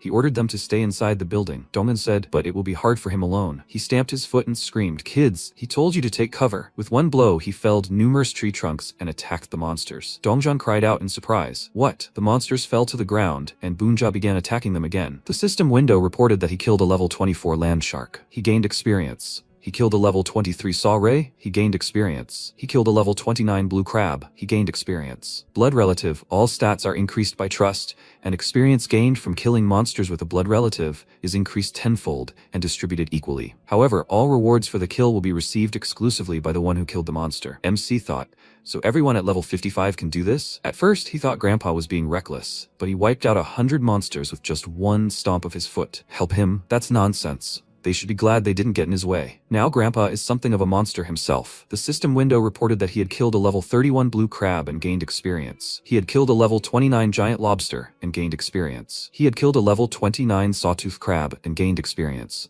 His level had increased. Jaehyun thought in surprise. What? His level had already increased? Wait, he's not ready yet. His body was covered in mana, and he screamed loudly. It covered the city. An MC said, terrible. The pain was such that it felt like his body was being torn apart in slow motion. No matter how much he went through this, he couldn't get used to it. The system window reported that he had discovered creatures that met the requirements for citizen status. Does he wish to grant them citizenship? MC wondered if his parents were among them. He quickly scanned the system window and thought, there were too many newly registered residents. It was simply impossible to check everyone. However, judging by what happened to his grandparents, if his parents had been around, more than just a window offering citizenship would have appeared. Instead, there would have been a message about blood relationship, which means they weren't around. Seoyejin is trying her best to find out where they are, so he'll know right away when she finds them. His whole body aches, but there's no time to rest. How's Grandpa doing? Bunja said, it's strange. Dongjeon asked, what's the matter, sir? Bunja asked if they felt like they were treating him differently now. It wasn't that important, but before, when he killed monsters, they would disappear, leaving behind a few remains. But now, not even the bones were left. They had completely evaporated. Dongjeon replied, it was probably because of Jaehyun's abilities. Ever since they came under his influence, corpses had been disappearing. Bunja asked, is that so? Are those strange messages in the air also Jaehyun's doing? Dongjeon replied,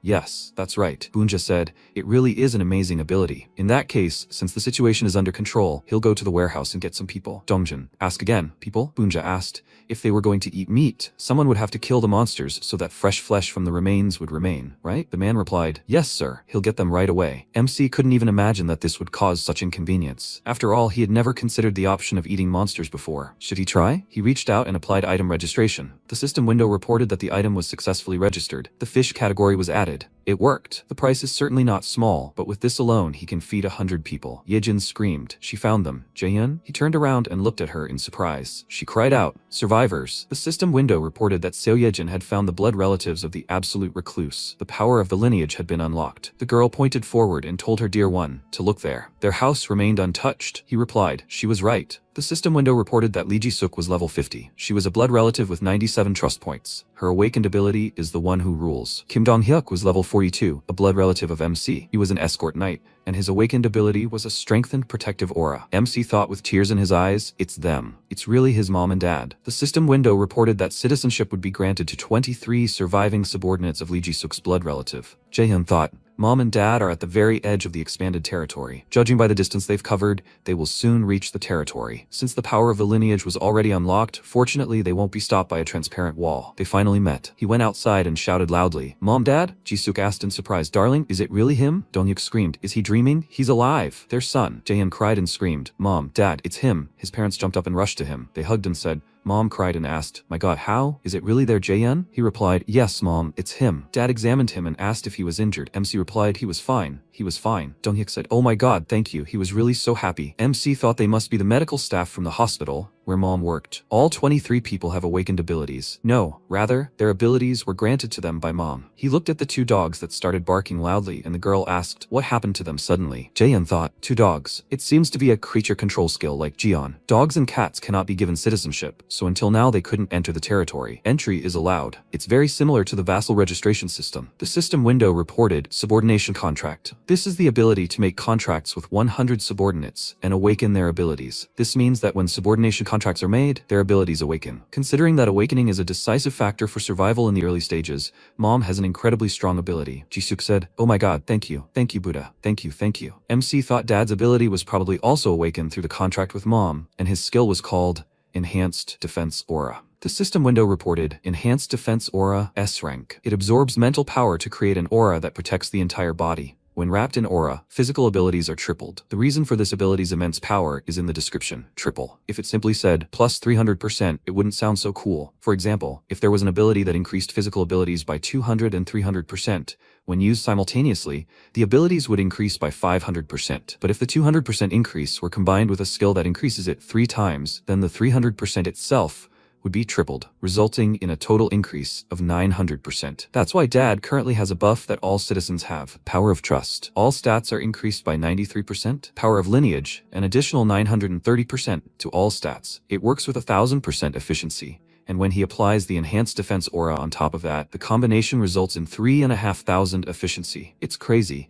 With such enhancements, he can easily clear several levels at once. Among the 23 awakened ones, led by his parents, most are B and C ranks, but even compared to the unawakened, they are on a completely different level. That's how they were able to come so far without damage. But enough about that, he'll take everyone with him, since they are probably tired from the long journey. MC said he will give each of them enough supplies for 5 families. If they need anything, rice, ramen, anything, just let them say so, he will give it to them. Let them take a warm shower and rest in a heated room. Jisuk screamed. What should they do? He's pretending to be fine, but he clearly isn't. Donghyuk grabbed his head and said, no good. Maybe he was so shocked that he now confuses the past with the post-apocalyptic present. The MC replied, nothing of the sort. Mom, didn't she see the light in the windows of their apartment? She replied, yes. She also thought it was strange. The lights were on in many apartments. That's why they came here. Jaehyun raised his hand and snapped his fingers and asked, in a world where there is no longer electricity and running water, how do they think the light could turn on there? He said to take a closer look. The parents looked around and asked, what is this? The father said, oh my god.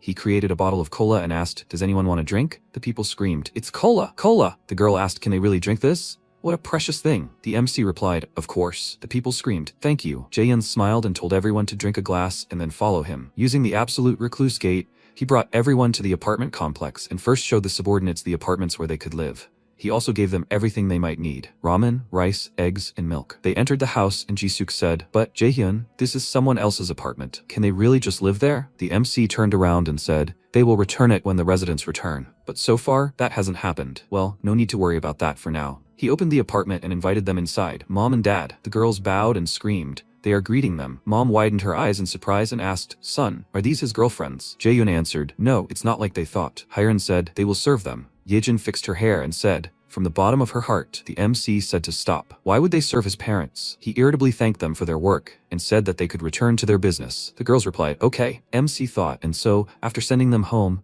their family was left alone. After Mom and Dad took a shower, he asked them about everything that happened. Dad worked as a taxi driver, so he always drove Mom to and from work. And that day, he also came to pick her up from the hospital. When the monsters appeared, they protected each other, and in the end they both managed to survive. And as he thought, it was Mom's ability that awakened. After listening to their story, he told his own, what abilities he received, and how he lived until now. He also mentioned what happened to Grandma, and that Grandpa was looking after her. While they were sharing stories, night crept up, and although there were still unresolved problems ahead, the house was warm again for the first time in a long time. Now that he was with his family again. In Nagasaki, Japan, a man cried out in confusion, what kind of monster is this? A nightmare. It's some kind of monster. A huge creature burst out of the water, and the man screamed. It just swam past. They don't know where the monster is heading, but wherever it swam, there will definitely be terrible destruction. The next morning, the MC said, Grandpa. He was the first to tell Grandpa the news about his parents. After he made sure they survived, he was so happy that he felt like he could jump for joy. Jaehyun said, Mom and Dad are fine? They're with him. There's no need to worry. He played the video of them for Grandma over and over again. Jisuk asked Jaehyun if they could watch the video of Grandma and Grandpa too. The MC replied, he asked them to film it. After watching Ha Donggun's video of her grandparents, her mother burst into tears. MC said they'd be able to see them soon. Once the extension's construction is complete, he'll be able to use his absolute eyes to observe his parents' house, where his grandparents are. He asked Ha Donggun's squad to hunt monsters and set up a base at his parents' house until construction is complete. The reason for this was, the system window reported that 3 vassals with the title of knight were assisting at the extension's construction site. Construction efficiency was increased by 50%. Meanwhile, the mere presence of Ha Donggun, Yeonju, and Dajung greatly increased construction efficiency. A project that should have taken a week to complete took 5 days. Furthermore, after yesterday's attack, the number of monsters around his parents' house soared to a record high. Given their level, it was much more efficient to continue hunting there than to return. However, this required traveling at least a kilometer. Ever since the declaration expanded the territory, the frequency of citizen hunts has sharply decreased. All because the residents, unaware of the territory expansion, came to the places where they had been hunting all this time. But in the end, they only discovered that these territories had been incorporated into the residential complex's territory, and all the goblins that had previously roamed there had died during yesterday's level increase. MC turned to Dabin. She told him to speak, and he said that he wanted her to make an announcement. She asked, yes, what exactly? MC replied, first she needed to explain that the territory had been expanded, and now they would have to go beyond Seomyeon Station to hunt. Dabin replied, yes, she understood. Jaehyun said that she also needed to organize a rescue team. They needed people who would rescue survivors inside the territory. She needed to include the medics who had arrived yesterday in the team, and also include them in the rescue team. They could be useful. Dabin replied. She understood. There were thousands of survivors in the new territory, and most of them were in critical condition. Even in the territory that had been declared safe, more than 10 people had died. The main reason was the lack of drinking water. They couldn't go outside because of the monsters. Although they distributed humanitarian aid whenever they found people in danger, it still wasn't enough. He wants to save as many lives as possible. They must pull as many people out of danger as they can, and if necessary, he will use the door of the absolute recluse to go straight to them and find other ways to help. At that moment, Mom turned to him and said, Jaehyun, is something wrong? Why does he have such a serious expression? MC replied, that's it. After a while, Jisuk said, I see. In that case, she thinks she can help. MC asked in surprise. Really? Mom replied, of course. Among the people Mom and Dad brought here, some had healing and aid abilities. Assistance was especially good at helping with dehydration, unconsciousness, and poisoning. Mom believed that if she formed a subordination contract with the rescue squad members, they would develop similar abilities. And as she expected, more than 80% of them actually awakened their healing powers. Most were D or C rank, not a particularly high level, but once the rescue team began working, the situation quickly calmed down. After 3 tense days of going from house to house within the territory, they managed to save many lives. MC fell onto the sofa and said, it's finally over. He'd been so busy these past few days that he couldn't even breathe. The system window reported that it had detected creatures that met the requirements for citizen status. Did he wish to grant them citizenship? Jaehyun replied, grant citizenship. As the territory expanded, new citizens continued to arrive. Thanks to this, the population reached almost 10,000. It started raining outside and MC approached the window and asked, what kind of rain is that? At that moment, Dabin addressed him, and he asked, what's wrong? Dabin replied, the rescue team suggested rescuing the survivors outside the territory. He asked again, outside? It's too dangerous. Dabin replied, she tried to dissuade them, but they say that now is the best time for it. The best time? It's not like before outside. Now it's not just flocks of goblins roaming around there. Monsters that were supposed to stay in the ocean, they've filled the land. Jaehyun said that in a situation like this, ordinary people wouldn't even dare think about going outside. Incredibly brave guys. Probably because they're former firefighters. He likes them. He turned to Dabin and told them to wait for now. He'll find a hunting party to escort them. Dabin replied, yes sir. MC looked at the system window, which reported that he'd killed a level 33 blue crab and gained experience. He asked, did his father go hunting even in such a downpour? After he realized how much his physical abilities had grown, he began to enjoy hunting. Well, he's strong enough, so he's not worried about him. His eyes widened when he saw several more system hunts about killing monsters. MC thought, wait, Dad's speed isn't that fast? Could it be? He activated his absolute eyes and realized it was Grandpa. He asked, Donggun, what's wrong? He replied, Jaehyun, a new wave of monsters. MC thought, a new wave? Again? At this rate, they'll encounter more and more sea monsters even on land,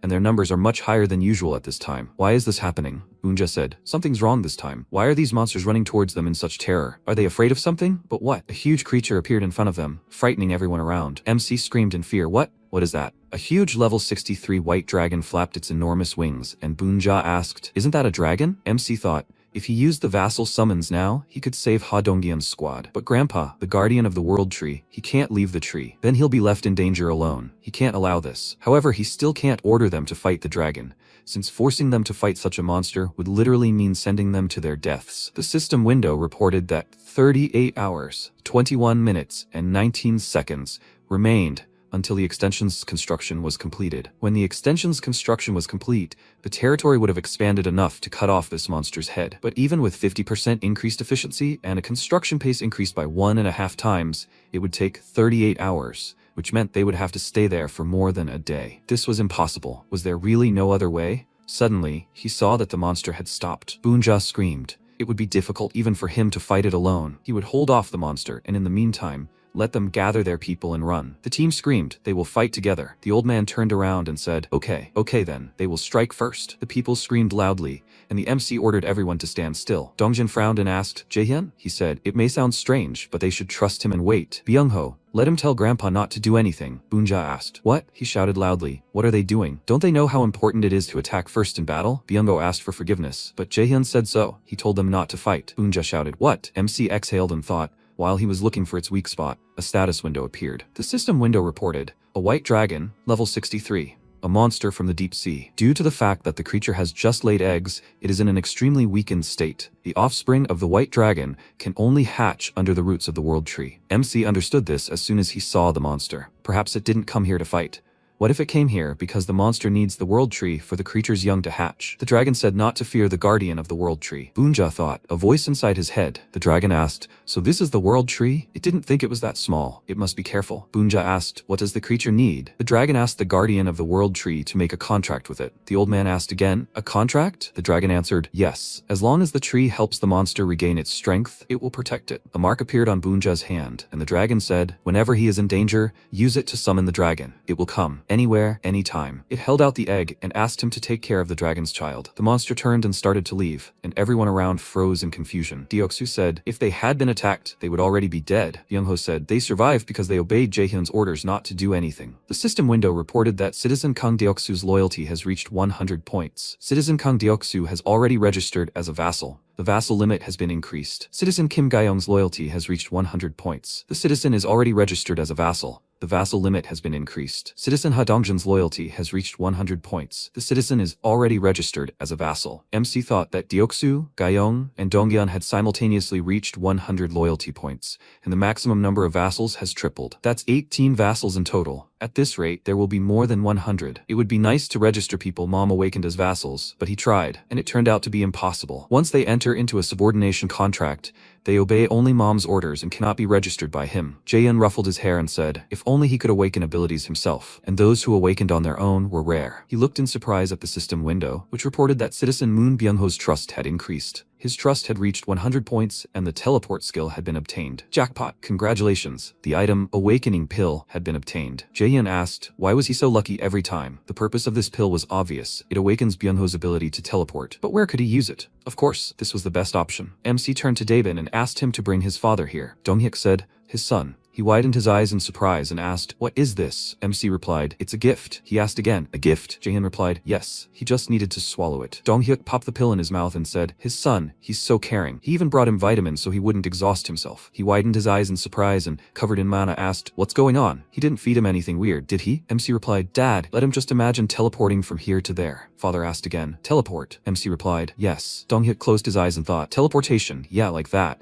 He moved behind MC and asked, is that it? He screamed in surprise, and Jaehyun thought, Dad, who is part of his family and fights with his body, what if he gets the ability to teleport? It's like giving a tiger wings. Father screamed happily, son, what kind of power is this? Is it from that pill? The system window reported, Kim Dong-hyuk's relative's trust has increased.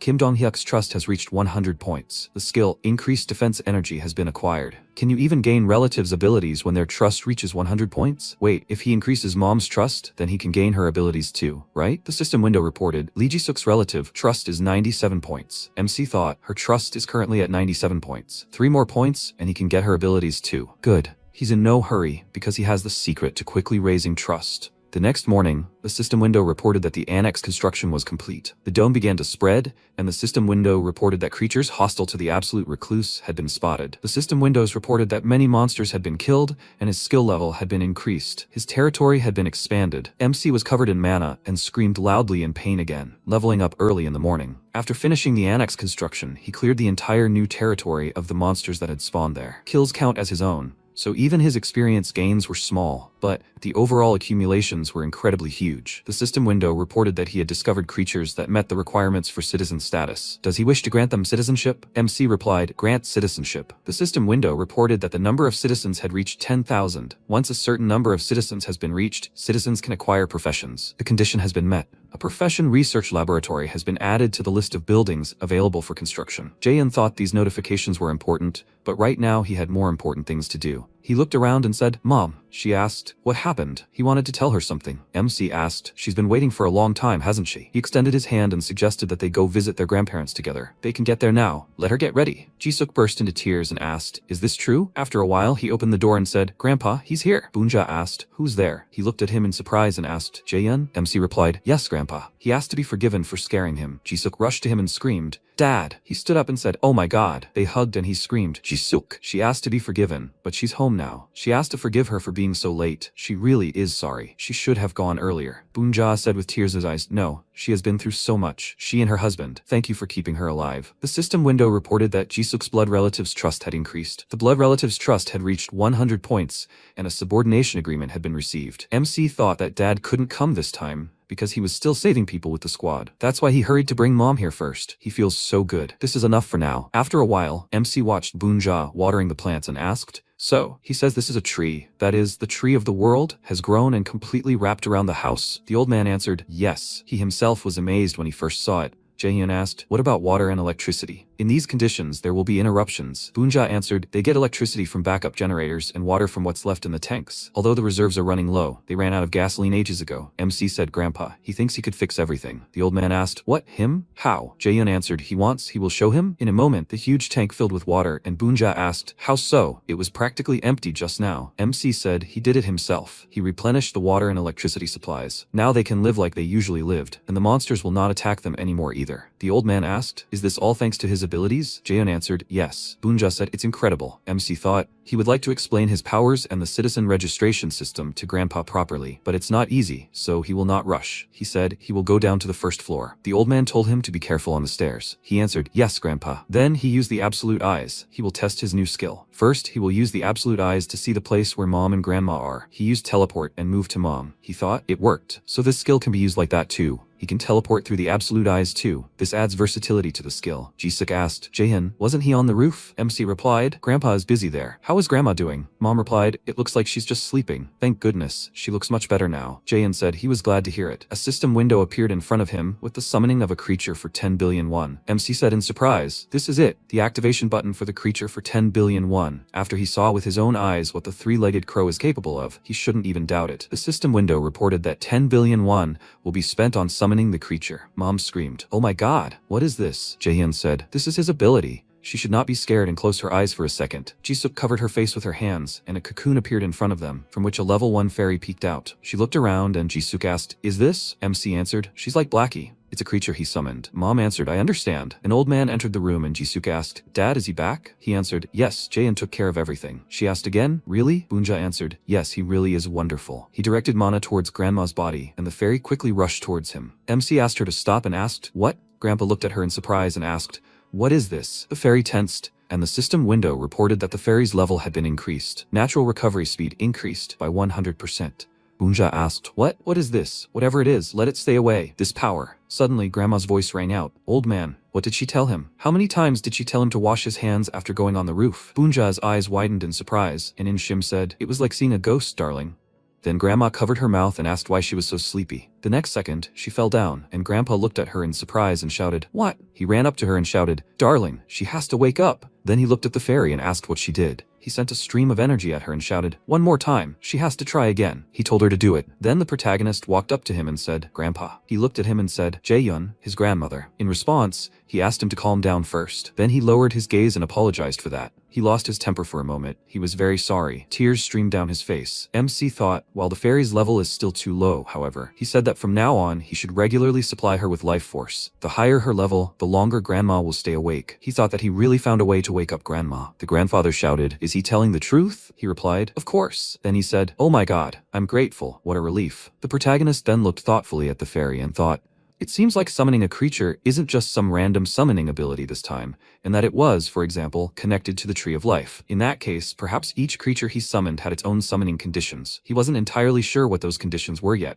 but he was glad he'd found a way to wake up his grandmother. Then he looked at his grandfather in surprise and said, "Mom, Grandpa, I'm a little tired and will go rest in my room." The grandfather replied that he could go. If he needed anything, he should just call them. After that, the protagonist closed the door behind him, and a system window appeared in front of him, stating that Citizen Shim Kentek had died. He looked at it in surprise and thought, a message about the death of a citizen. It must be from one of the arriving citizens he'd taken in with the construction of the extension. The rescue team, based in the apartment complex, was still out there trying to save people. He gritted his teeth and thought that hundreds more would soon die. He'd like to bring them all here if he could, but they already had too many residents. Wherever they were dying. And whether they survived depended on where they were when it all started. And it wasn't just here, but all over the country. No, all over the world. People were dying because of monsters, in battles, from starvation, even from being locked in their own homes. They were dying in all sorts of ways. Some managed to survive simply by luck or by gaining a very powerful ability. while others died helplessly, having gained nothing. And then he thought, with great power comes great responsibility. Is that what they said? He didn't know why the monsters had appeared,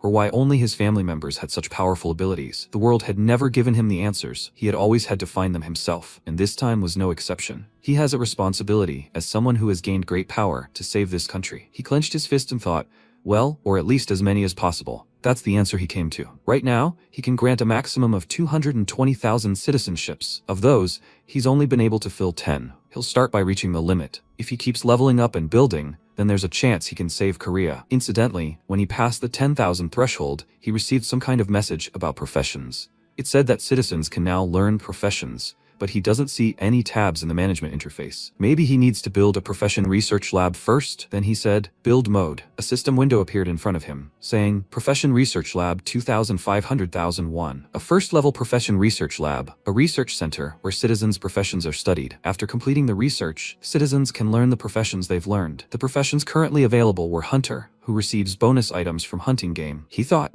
so there's a new quest available for construction. It looks like the laboratory requires a large area. He knows just the right spot. They could build it on the leveled wasteland left by the giant. Then he said, build a profession research laboratory. A system window appeared in front of him, stating that 30 citizens were needed for a weekly period to construct this building. Each participating citizen would receive 200,000 won daily. Was he sure he wanted to start construction? He reached out to the system window and thought, okay, he'll ask Dabin to gather 30 workers later. Ruling the world must begin with oneself. Develop, put one's home in order, govern the state, and bring peace to everyone in this world. If a person must first work on themselves and then save the nation, then they must find the family members of their vassals. All this time they had risked their lives for him. Now it was his turn to do something for them. He then used his absolute eyes to look at the squad. He thought that Dongjun's squad had already approached Chagalchi Station. They had gone to find Gayoung's mother, who was in the Teschan district. While the extension was being built, they were making slow progress.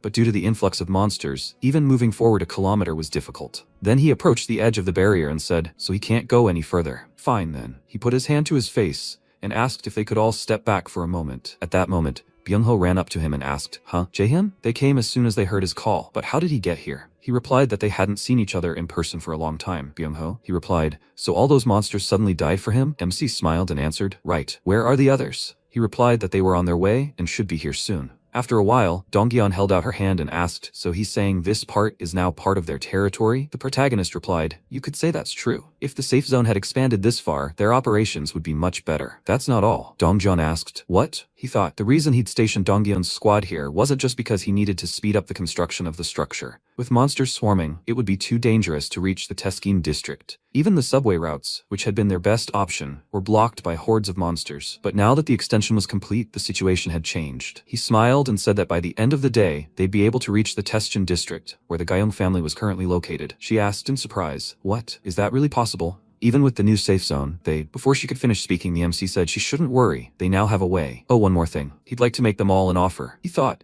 after the extension was completed, the area expanded right up to Chagalchi Station, providing direct access to the station. And once Yejin arrived, they were able to use poison gas strategies again, using rats. Dabin also hired workers for the profession research lab. All preparations were complete. All that remained was, at that moment, the protagonist looked at Yejin and said he was counting on her. She replied, okay. He thought, carry out their plan. At that moment, she began to concentrate and said that she was currently exploring the routes from Chagalchi Station to Sodeshin Station. But if they had sent them off without a reason, it would have been a real tragedy. At that moment, MC, observing what was happening with his ability, thought that things were much worse than he imagined. He thought that after the next wave, all the monsters had surfaced and all the underground routes were practically empty. But that didn't matter. In a closed space, everything there would be destroyed by Hiren's poisonous fog. The next second, a poisonous fog was released from the system window, and the system reported that he killed a level 32nd armadillo eel and received experience. 625,730,094 won was deposited into the Absolute Recluse's account. He caught a level 27 Dark Octopus and gained experience. 268,876,356 won was deposited into the Absolute Recluse's account. He smiled and thought it was a gold mine. The money for loot from monsters killed by Hiren's poisonous fog had increased many times over. Also, the ability he received from his mother. At that moment, a system window appeared in front of him, which said, Name, Hiren, level 34. Title, 5th Servant, Knight, Poison Mage. Trust, 49, Loyalty 100. Awakened abilities, Poisonous Fog, Poisonous Dust. Experience distribution rate, 200% plus 100%. He thought she was currently under a subjugation contract, granting her the title of Knight and increasing her loot yield. Then he glanced at Yejin and realized Hiren wasn't the only one who had changed. A system window appeared stating, Name, Yejin, level 37. Title, 10th Servant, Baron, Tamer. Trust, 72, Loyalty, 76. Awakened abilities, Rat Queen, Evolution, Cyanidation, Enhancement. Experience distribution rate, 200% plus 100%. He thought, in Yejin's case, her existing Knight title had evolved into the title of Baron. The experience and loot multiplier remained the same. The system window said Baron. With the Baron title, all abilities are increased by loyalty x 2%. A vassal with the Baron title receives 3 times more experience and money for killing monsters. The Baron can evolve by distributing experience. He thought, the effect of improving characteristics dependent on loyalty had broken the ceiling and spread not only to physical abilities, but to everything, and the enhancement rate had doubled. In addition, Yejin had acquired a new ability, Enhancement. Enhanced rats run twice as fast and practically never die. Then Yejin opened her eyes and said, the subway survey is complete. The protagonist thanked her and thought, of course, he hadn't just made a subordination pact with them. Not long before, he said he had a proposal for all of them. Dongjun asked, proposal? He replied, right, it's not that difficult. Then he announced, guys, all preparations are complete. He thought it was Dongjun's squad.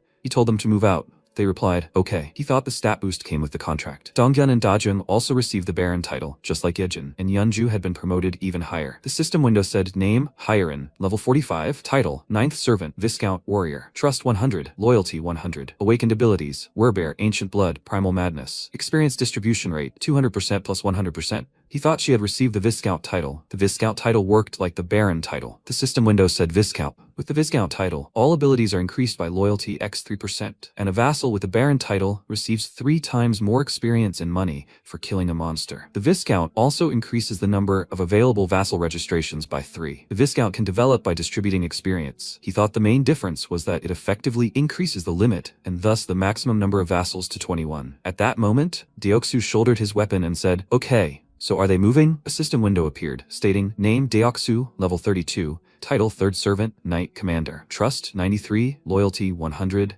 Experience distribution speed 200% plus 100%. The next second, Deoksu held his hand out in front of him and ordered them to rise. Several creatures rose from the ground before him, and the protagonist thought, awakened ability, Steel Knight's Command, an enhancing skill granted with the Knight title. Now he can summon not only armor but also armored golems, and then he pointed his hand forward and shouted, forward. A squad of golem knights headed straight for the monster and began attacking. Deoksu smiled and suggested taking advantage of the opportunity. Quickly, the others responded, okay. They ran forward and stopped near the station. Donggon looked ahead and said, Jaehyun, they've reached the second exit from Chigalchi Station. He replied, the way is clear. They can go straight to Sodishin Station. They ran forward, and Dongjon shouted that he understood. The protagonist, continuing to watch them, thought that the distance to Sodishin Station was about 3 kilometers. Given their current physical abilities, which were many times greater than normal humans, they should be able to cover this distance in 10 minutes. After a while, Gyeong stopped, breathing heavily, and looking ahead, said, they really did get here in one day. Jion asked, where should they go now? She turned and said, the second exit leads directly to their apartment complex. At that moment, a squad of goblins looked at them. Donghyun shouted, there's a whole horde of goblins in front of them. Gyeong then concentrated her energy into an arrow and said, they're busy right now, so they shouldn't get in their way, they have to get it. With that, she released a powerful arrow, leaving a stream of light in its wake. The next second, the system reported that he had killed a level 7 goblin, a level 8 goblin, and a level 7 goblin. The protagonist thought, a new skill, Arrow of Light. Before hitting a goblin, the arrow of light explodes, splitting into dozens of piercing particles, each of which becomes a deadly weapon. This power is incredible. Then he looked ahead in surprise and thought, the entrance to the apartment complex is closed? That means there are survivors inside. At that moment, Dongjon began to develop planks and said that he and Gyeong would go upstairs. The rest of you, they should stay in your positions. Deoksu replied, okay. After that, he summoned his golems, and the first squad ran to the 15th floor. The next second, Gyeong started knocking on the door, shouting, Mom, she asked. "Mom, what's wrong? Why is there no answer?" She said, "No, not anymore." She sank to her knees, covering her face with her hands, and told him not to take anything from her anymore. Tears began to flow down her face, and the MC wondered if it was Gyeong's desperate desire to see her family go to heaven that opened the door for her. At that moment, Myungwon emerged from behind the door and asked, "Sister?" Gyeong looked up at him and shouted, "Myungwon," the protagonist thought, which didn't give in at all. Then Gyeong shouted, "Myungwon, where's Mom?" He replied that she was inside. Ah, and her sister's husband was there too. At that moment, a woman ran forward and shouted, "Gyeong." She put her hands on her daughter's shoulders and added, "Oh my god, her dear Gyeong. Oh my god, she's grateful. What a relief." Gyeong looked at her with tear-filled eyes and said, "Mom." She asked, "Is she okay? Is she hurt anywhere? Is she hungry?" Gyeong, still crying, said, "Mom." She said, "Her dear Gyeong. Why is she crying on such a good day? She shouldn't cry." Then Gyeong said, "Dad." Her mother's face changed, and she said, "No." Her hand shook, and the MC thought that Gyeong couldn't bring herself to tell. She just sobbed. The mother started crying and covered her mouth with her hand. The protagonist thought, but even this was enough to show what exactly happened. The family, who were in despair only because of her absence, sobbed pitifully and bitterly. Their song of sorrow lasted a long time, and the next targets are the Dongjeon family, Deoksu, and Jeon. The location was Cheonggyeongdong. All three families were there. He suggested hurrying. He clenched his fist and thought that no one else should have to go through the same suffering they had. They moved the Gyeong family to a safe place. He used vassal summoning to summon the missing people,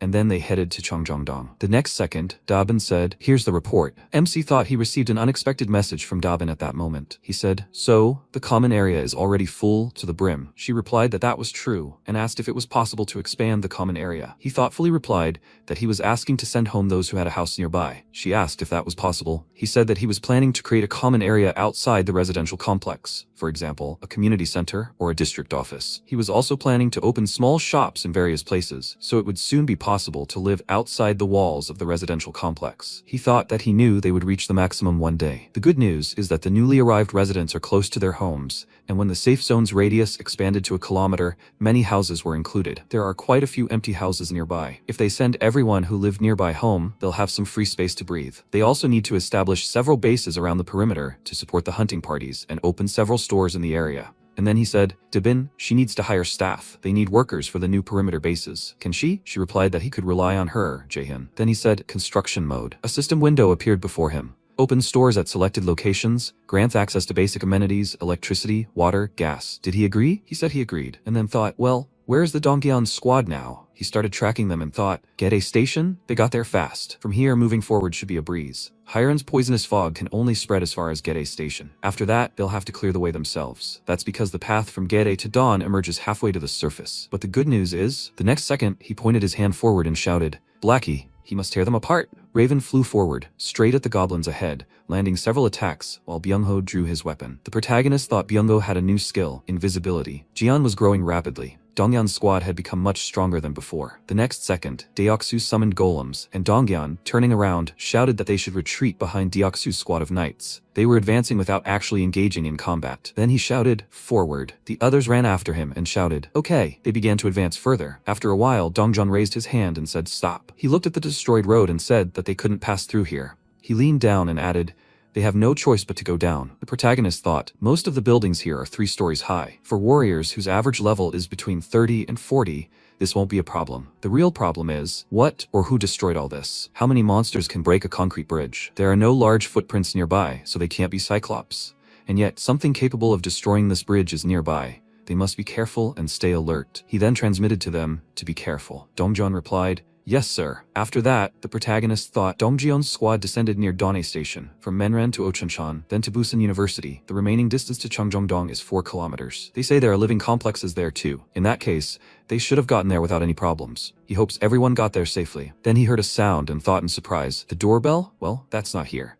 After that, he used multi-view and noticed several people. He thought, did the doorbell ring at his apartment? What's the matter? After he entrusted part of his days to Dabin, such incidents rarely happened. Then he said, "Yejin." He's running back to his apartment. She replied, "Okay, they'll see each other later." The next second, he used teleportation and said he'll see what's going on. The next second, Jang Songjun knocked on the door and asked, "Is anyone here?" The guy behind him asked, "Is he sure this is the right apartment?" He replied, "Weird, it must be this one." Then he asked in surprise, "Huh?" The MC opened the door and asked, "What's the matter?" At that moment, the system reported that Citizen Songjun's trust had increased, Citizen Hong Kentek's trust had increased, and Citizen Lim Kyung-hoon's trust had increased. He thought their trust had increased when they saw him. This usually meant they were new arrivals. Then Songjun Songjun asked, "Is he Jaehyun?" He replied that he was. Then he frowned and said, "Jaehyun, they have a request." He put his hand to his chest and told him to give them firearms. He looked surprised. "What, guns?" He replied, "Yes." The protagonist raised his hand and said that he apologized, but he couldn't just hand out guns to everyone. Why would they need them in the safe zone? He replied that that wasn't the point. They didn't need them here. They were going outside. The protagonist asked if they wanted to hunt monsters. He replied that it wasn't that. Not for that. They wanted to go outside to save their families. Couldn't he help in any way? They were begging him. He thought, so that's it. They're just like him. They spend sleepless nights worrying about their relatives, going over every possible scenario in their heads, until they finally decided to take matters into their own hands. In desperation, they even reached out to him. Then he said he couldn't help them at all. Songjun said desperately, "I understand." And the protagonist added, "However." The next second, he summoned an item from the system window, and weapons fell out. Songjun cried out in surprise. "What is this?" He said he could give them weapons. If they were going to save their families, they would need them. Songjun bowed and said he was grateful. He didn't even know how to repay him. He said he had a proposition for them too. Songjun looked up at him and was surprised. "What, a proposition?" He answered, "Right. Could they make a pact with him?" He thought, a pact of subordination, an incredible ability that allows him to choose 100 awakened followers without any strings attached. However, the subordination contract has one tricky requirement. Songjun said, "Okay, what do they need to do?" The MC wondered why his mom hadn't filled all of those 100 spots, even with such an incredible ability. Then he said, "First." He thought, this is it. He blushed with embarrassment and added,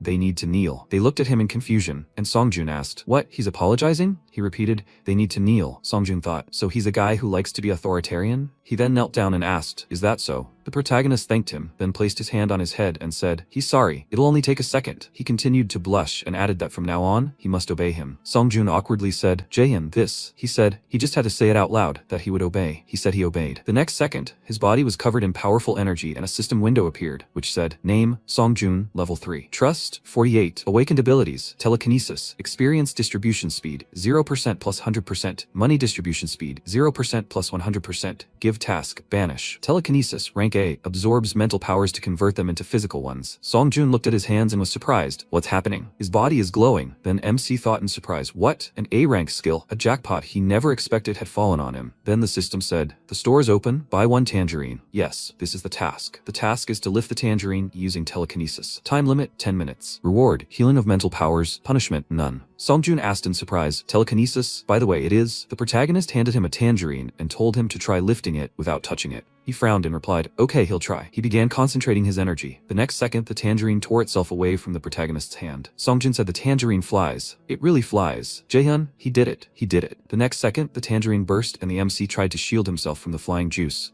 Songjun screamed in fear, apologizing he'd lost control. He replied, nothing. He gained this power by making a contract with him. And now, a system window appeared in front of him saying, Songjun's trust has reached 50, loyalty unlocked. Songjun's loyalty has reached 30. Citizen Songjun meets all the conditions for registering as a vassal. The protagonist asked, will they make a contract with everyone else? He thought that after Songjun registered as a vassal, the others had also made a pact with him. The remaining 5 awakened normal abilities from rank D to rank C, but that wasn't really a big deal. After a while, Songjun put on his backpack and turned around, saying they would return. MC thought that Songjun alone was enough, and since he was now officially registered as a vassal, he could provide him with minimal support. He asked, did he say they were at the Yeonjidong apartment complex? He answered, that's right. The protagonist wished him luck, and they set off. Then he closed his eyes and said, okay, it's time for him to go back. He then used teleportation. Yejin shouted in surprise, Jaehyun. He smiled and said he's back. Nothing happened while he was gone, right? She replied, it's bad. Just then, Dongjan's squad encountered a huge monster. A huge, 2-headed level 45 monster stood before them. Jaehyun asked in surprise, what? He thought, it's so huge. It couldn't be any other way. It was this creature that destroyed the bridge. The next second, the monster slammed its hand forward and Blackie flew forward with a loud croak, grazing the monster's eye. The next second, Byung-ho teleported, leaping into the air. He used invisibility, then drew his weapon and attacked the monster's head. Then Deoksu thrust his right hand forward and shouted, attack! The golems attacked the monster's leg and in response it began to defend itself, throwing the knights aside. Then, Deoksu said, damn! He didn't even blink. Dongjin became worried and asked, what should they do? If only they could seize the moment. The next second, the protagonist used the summoning rod. The enormous object fell on the monster's head, and it said that it was so late. The others rejoiced at this event. Then the protagonist added, he will help them now. They shouted, Jaehyun? Deoksu asked in surprise, did they defeat him? Donggun shouted, Deoksu? Oh my god! And the MC thought the barbell hit him right away, but the monster's victory notification still didn't appear. What does it mean? He shouted for them to be careful. It's not over yet. He thought he was still alive. The next second, the monster stood up, and the protagonist contacted Yeonju. He asked, can she hold off this monster? She asked, hold it off? He asked, can she? She replied that she would try. Then she ran to attack, and the MC added that he was counting on her. She shouted, "Power up, Dejung, power up!" She directed a stream of energy at her and shouted, "Okay." At that moment, the protagonist summoned an item, ammo. Several attacks hit the monster's body, and Yeonju swung her clawed paw, leaving a wound on the enemy's body. Then the protagonist said, "Now, Gyeong." She took aim and prepared to attack. The protagonist thought it worked. If they could hit him with at least one arrow of light,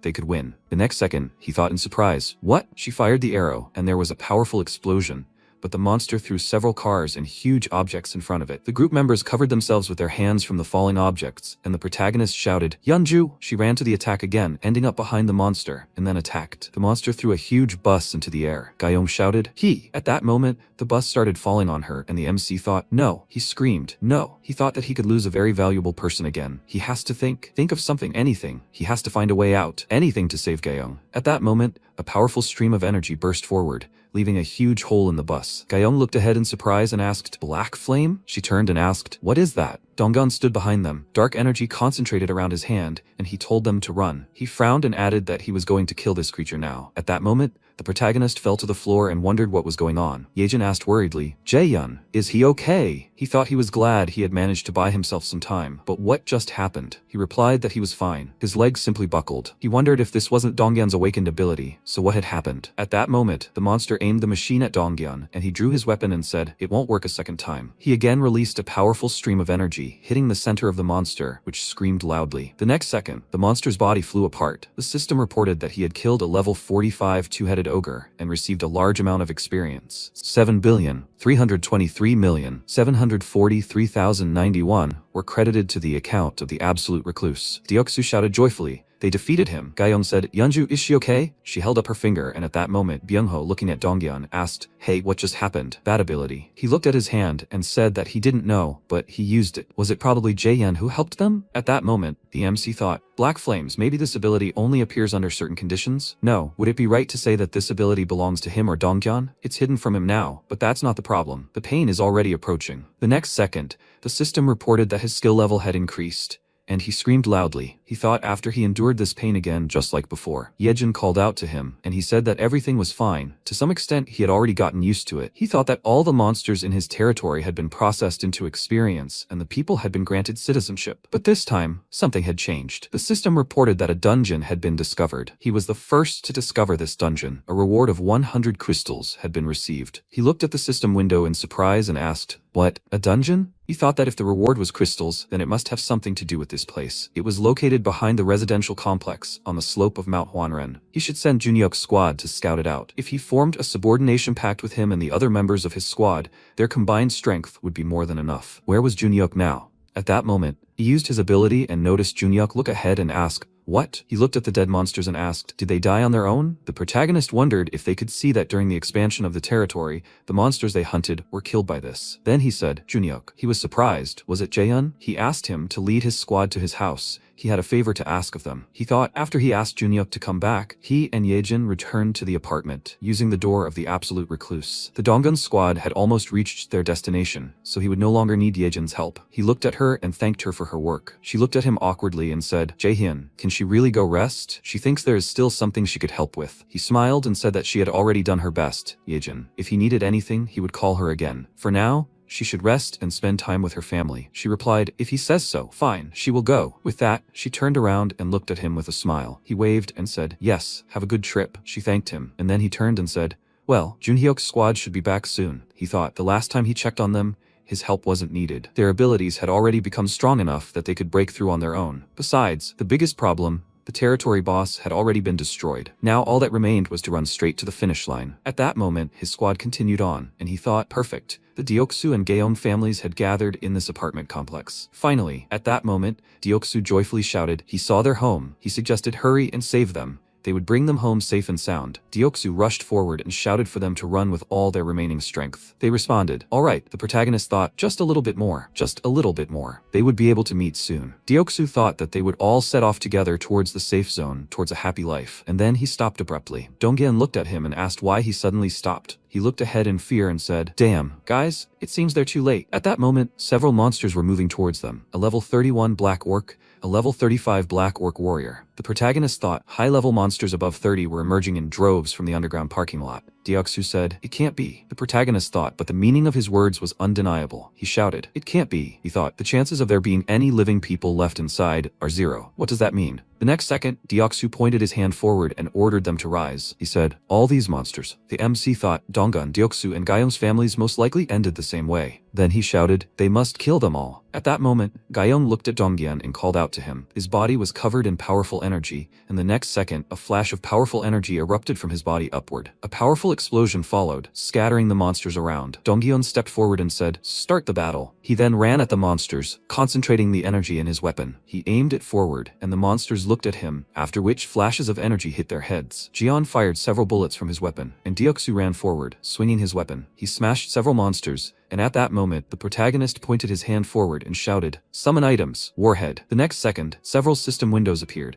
from which projectiles began to fly out, hitting the monsters. He thought, no problem with ordinary rank-and-file black orcs. They are no match for Donggyun's squad, who have become stronger through hunting. It's not about them. At that moment, an attack hit one of Deoksu's golems, and the protagonist thought, black orc warriors. They're different, much stronger than the regular ones. Then he said, "Guys, he'll give you some backup. Be careful of those armored orcs." The next second, the orc fired an arrow, and MC thought, "What? An arrow?" He shouted for them to run. The next second, an arrow hit Dojing in the stomach, knocking her back. She was surprised, She looked at her comrades and wondered if she'd just been hit by an arrow. The others called out to her in alarm. She fell to the ground, holding her wound with a trembling hand. The others looked at her in fear, and the protagonist thought, Donggon, always calmly assessing the situation and acting as part of a squad, couldn't give an order. Of all the possible targets, he chose the weakest spot in Donggon's squad. The arrow was stuck in her body, making even healing skills useless. He could no longer rely on Dajung's support. Even Yeonju, with her powerful regenerative abilities, would be able to withstand it. If the fight lasted too long, the balance of power could tip. The beginning and end of this fight were already predetermined,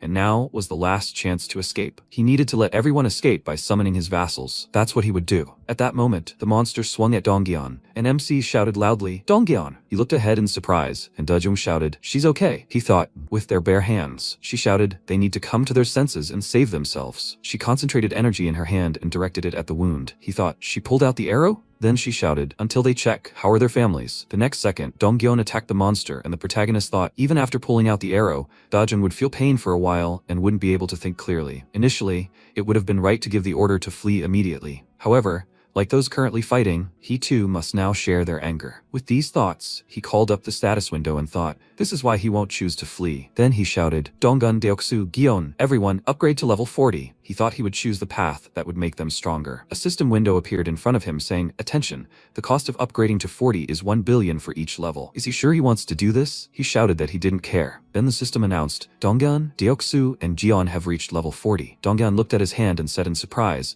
the MC said they had leveled up, they must destroy them all. Then Deoksu summoned the golems again. The protagonist thought, leveling up had cost him 10 billion won, but that didn't matter. Then Deoksu charged at the monster and decapitated it. The protagonist thought the money they'd earned so far had been used to restore captured territories, provide electricity, gas, and water, and also to build new facilities. In that case, he looked at the system window and shouted, "Upgrade Donggyun, Yeonju, and Deoksu to level 45. The system reported that Donggyun, Deoksu, and Jeon had reached level 45. He thought, so why not spend the money they'd earned on Donggun's squad? He thought the battle had continued for some time. He leveled up the other squad members along with their previous vassals. Then he said, Donggun, Byungho, Dejung, they must level up. The system then reported that they had risen to level 40. He thought the others had also been promoted to the high level of 40. This meant that all members of the squad had surpassed level 40, and 3 of them were proving particularly effective in battle. Dongjeon, Deoksu, and Yeonju had reached level 45. Level 45, the same level as the two-headed ogre. There were 3 of these monsters. Soon after they went on a rampage, only Dongjeon and his squad remained standing on the battlefield. After a while, they entered the building, moving through the empty floors ever higher. After that, they climbed even higher, and it began to rain outside. Dongjeon reached for the doorknob, and Yeonju extended her hand toward him and said, Dongjeon? He swallowed, and she lowered her gaze. After that, he opened the door and walked forward into the room, noticing the footprints on the floor and scattered weapons. The others stared ahead in confusion, and then Dongjeon opened the next door and then came out and told the others that they should go. Gyeon called out to him worriedly. He said he was okay. She quickly ran to him and started hugging him. Tears started streaming down her face, and she added, I wish he would cry. Stupid. He hugged her back and said that he expected this anyway. He's okay. He's okay. The next second, Jian sat down on the floor and Deoksu asked, did he check everything? He replied, yes, but that's for sure. This really is normal. The MC thought, this is a failure. They are so devastated and saddened. But unlike what happened to Dongyan, they had no family members left to share this grief with. They worked so hard, tried so hard, and still ended up completely alone in this world. Did he think he could save the country with his abilities? He couldn't even save the one who was right in front of him. At that moment, Dongyan said that there was no trace of blood in their house. Perhaps they were somewhere else and alive. Even if that was not the case, they still had to move on. The protagonist thought that since it was Dongyan who said these words and not someone else, no one could answer him. He added that as long as they did not lose hope, they were in a better position than Dongyan. At that moment, Dongyan asked, Jaehyun, he's here, right? He replied that he was here. He apologized and asked if he could summon them. He wanted to rest for a while. After that, the protagonist used vassal summon, and the party appeared in his room. He thought that thoughts like these kept coming to his mind. Was he late because he was too greedy? If only he had gone to save their families sooner. Then Dongjun walked forward and said that they should go and rest. The protagonist wondered if he could have saved them. If you analyze the situation, there was no need to go out of his way like that. His parents were able to survive thanks to their abilities and came here. His grandfather was also able to hold on thanks to his decent abilities. And even if he hadn't gone looking for them, they would have been fine. Although they don't say anything, they could very well blame him for everything ending this way. The man who killed their family members. After that, tears began to flow down his face. He bowed and said that he apologized. He thought it was him. He said that it was his fault. It was all because of his greed. Because of him. Because of his greed. His dear family members. He missed the chance to save them. He was very sorry. At that moment, Dongjun stopped and then walked up to him. He said, Jaehyun, it's not his fault. He wanted to object. He put his hand on his shoulder and said, Jaehyun, can he get up and look around? Everyone here, including him, was saved thanks to his abilities. Food, water, a life without having to worry about monsters. It's all thanks to him. If it weren't for him, Grandma Byungho and the Gyeong family wouldn't have survived. Jaehyun, he's their savior. And if it weren't for him, they wouldn't even be able to find traces to confirm whether their families were alive or not. They wouldn't even have the chance to take revenge on those creatures. The protagonist looked at him with tear-filled eyes and thought that for a moment, Dongjian's voice wavered, and in that moment, he felt himself gritting his teeth to pretend he was okay. Then, Dongjian added, and they wouldn't have been able to defeat the monsters that were there because they were beyond their strength. The MC said, surprised, Dongjian. He added, there is sadness in the world, but it's not something that should haunt people. Rather, it comes by chance, like falling splashes of water. So there's no need to take responsibility for all of this. This world's mistakes aren't his fault, Jaehyun. He shouldn't take on too much. It's enough that he's here, like a big tree, and they're grateful that he created a place for them to catch their breath. The protagonist looked at him in bewilderment and thought, Dongjun was much stronger and more mature than he thought. Then Dongjun turned around and smiling, added, well then, they'll go. He thought that he should be the one comforting them, but they were comforting him. He wanted to thank him, but Deoksu smiled, looking at him and said, Jaehyun, go ahead. Jion added that they would always be grateful to him. Gyeong said he should be brave. Byungho clenched his fist and said, if it weren't for him, he wouldn't have been able to save his grandmother. Dajung smiled and said, if it weren't for him, she wouldn't have been saved. She would have died there. Yeonju added, she supports him. If it weren't for him, she probably would have completely gone crazy. They are very grateful to him. But the protagonist looked at them and thought, strange. Until now, he only acted in his own interests. And even if he helped them, he acted on the principle of he to them and they to him. Since they helped him, he helped them. They call him their savior. He sighed loudly, putting his hand to his face and thought, is he worthy of such a title? Then he remembered Dongjian's words that it is enough that he is here, like a big tree. He thought, a big tree, under whose shade everyone can relax and calm their minds. He said, he is grateful to them all. He thought, okay, he will try again. He clenched his fist and frowned, thinking, the big tree that Dongjian wants. His original goal, to save this country, came about because his power was too burdensome for him, and he did all this because he considered it his duty. There was no goal he was confidently moving toward.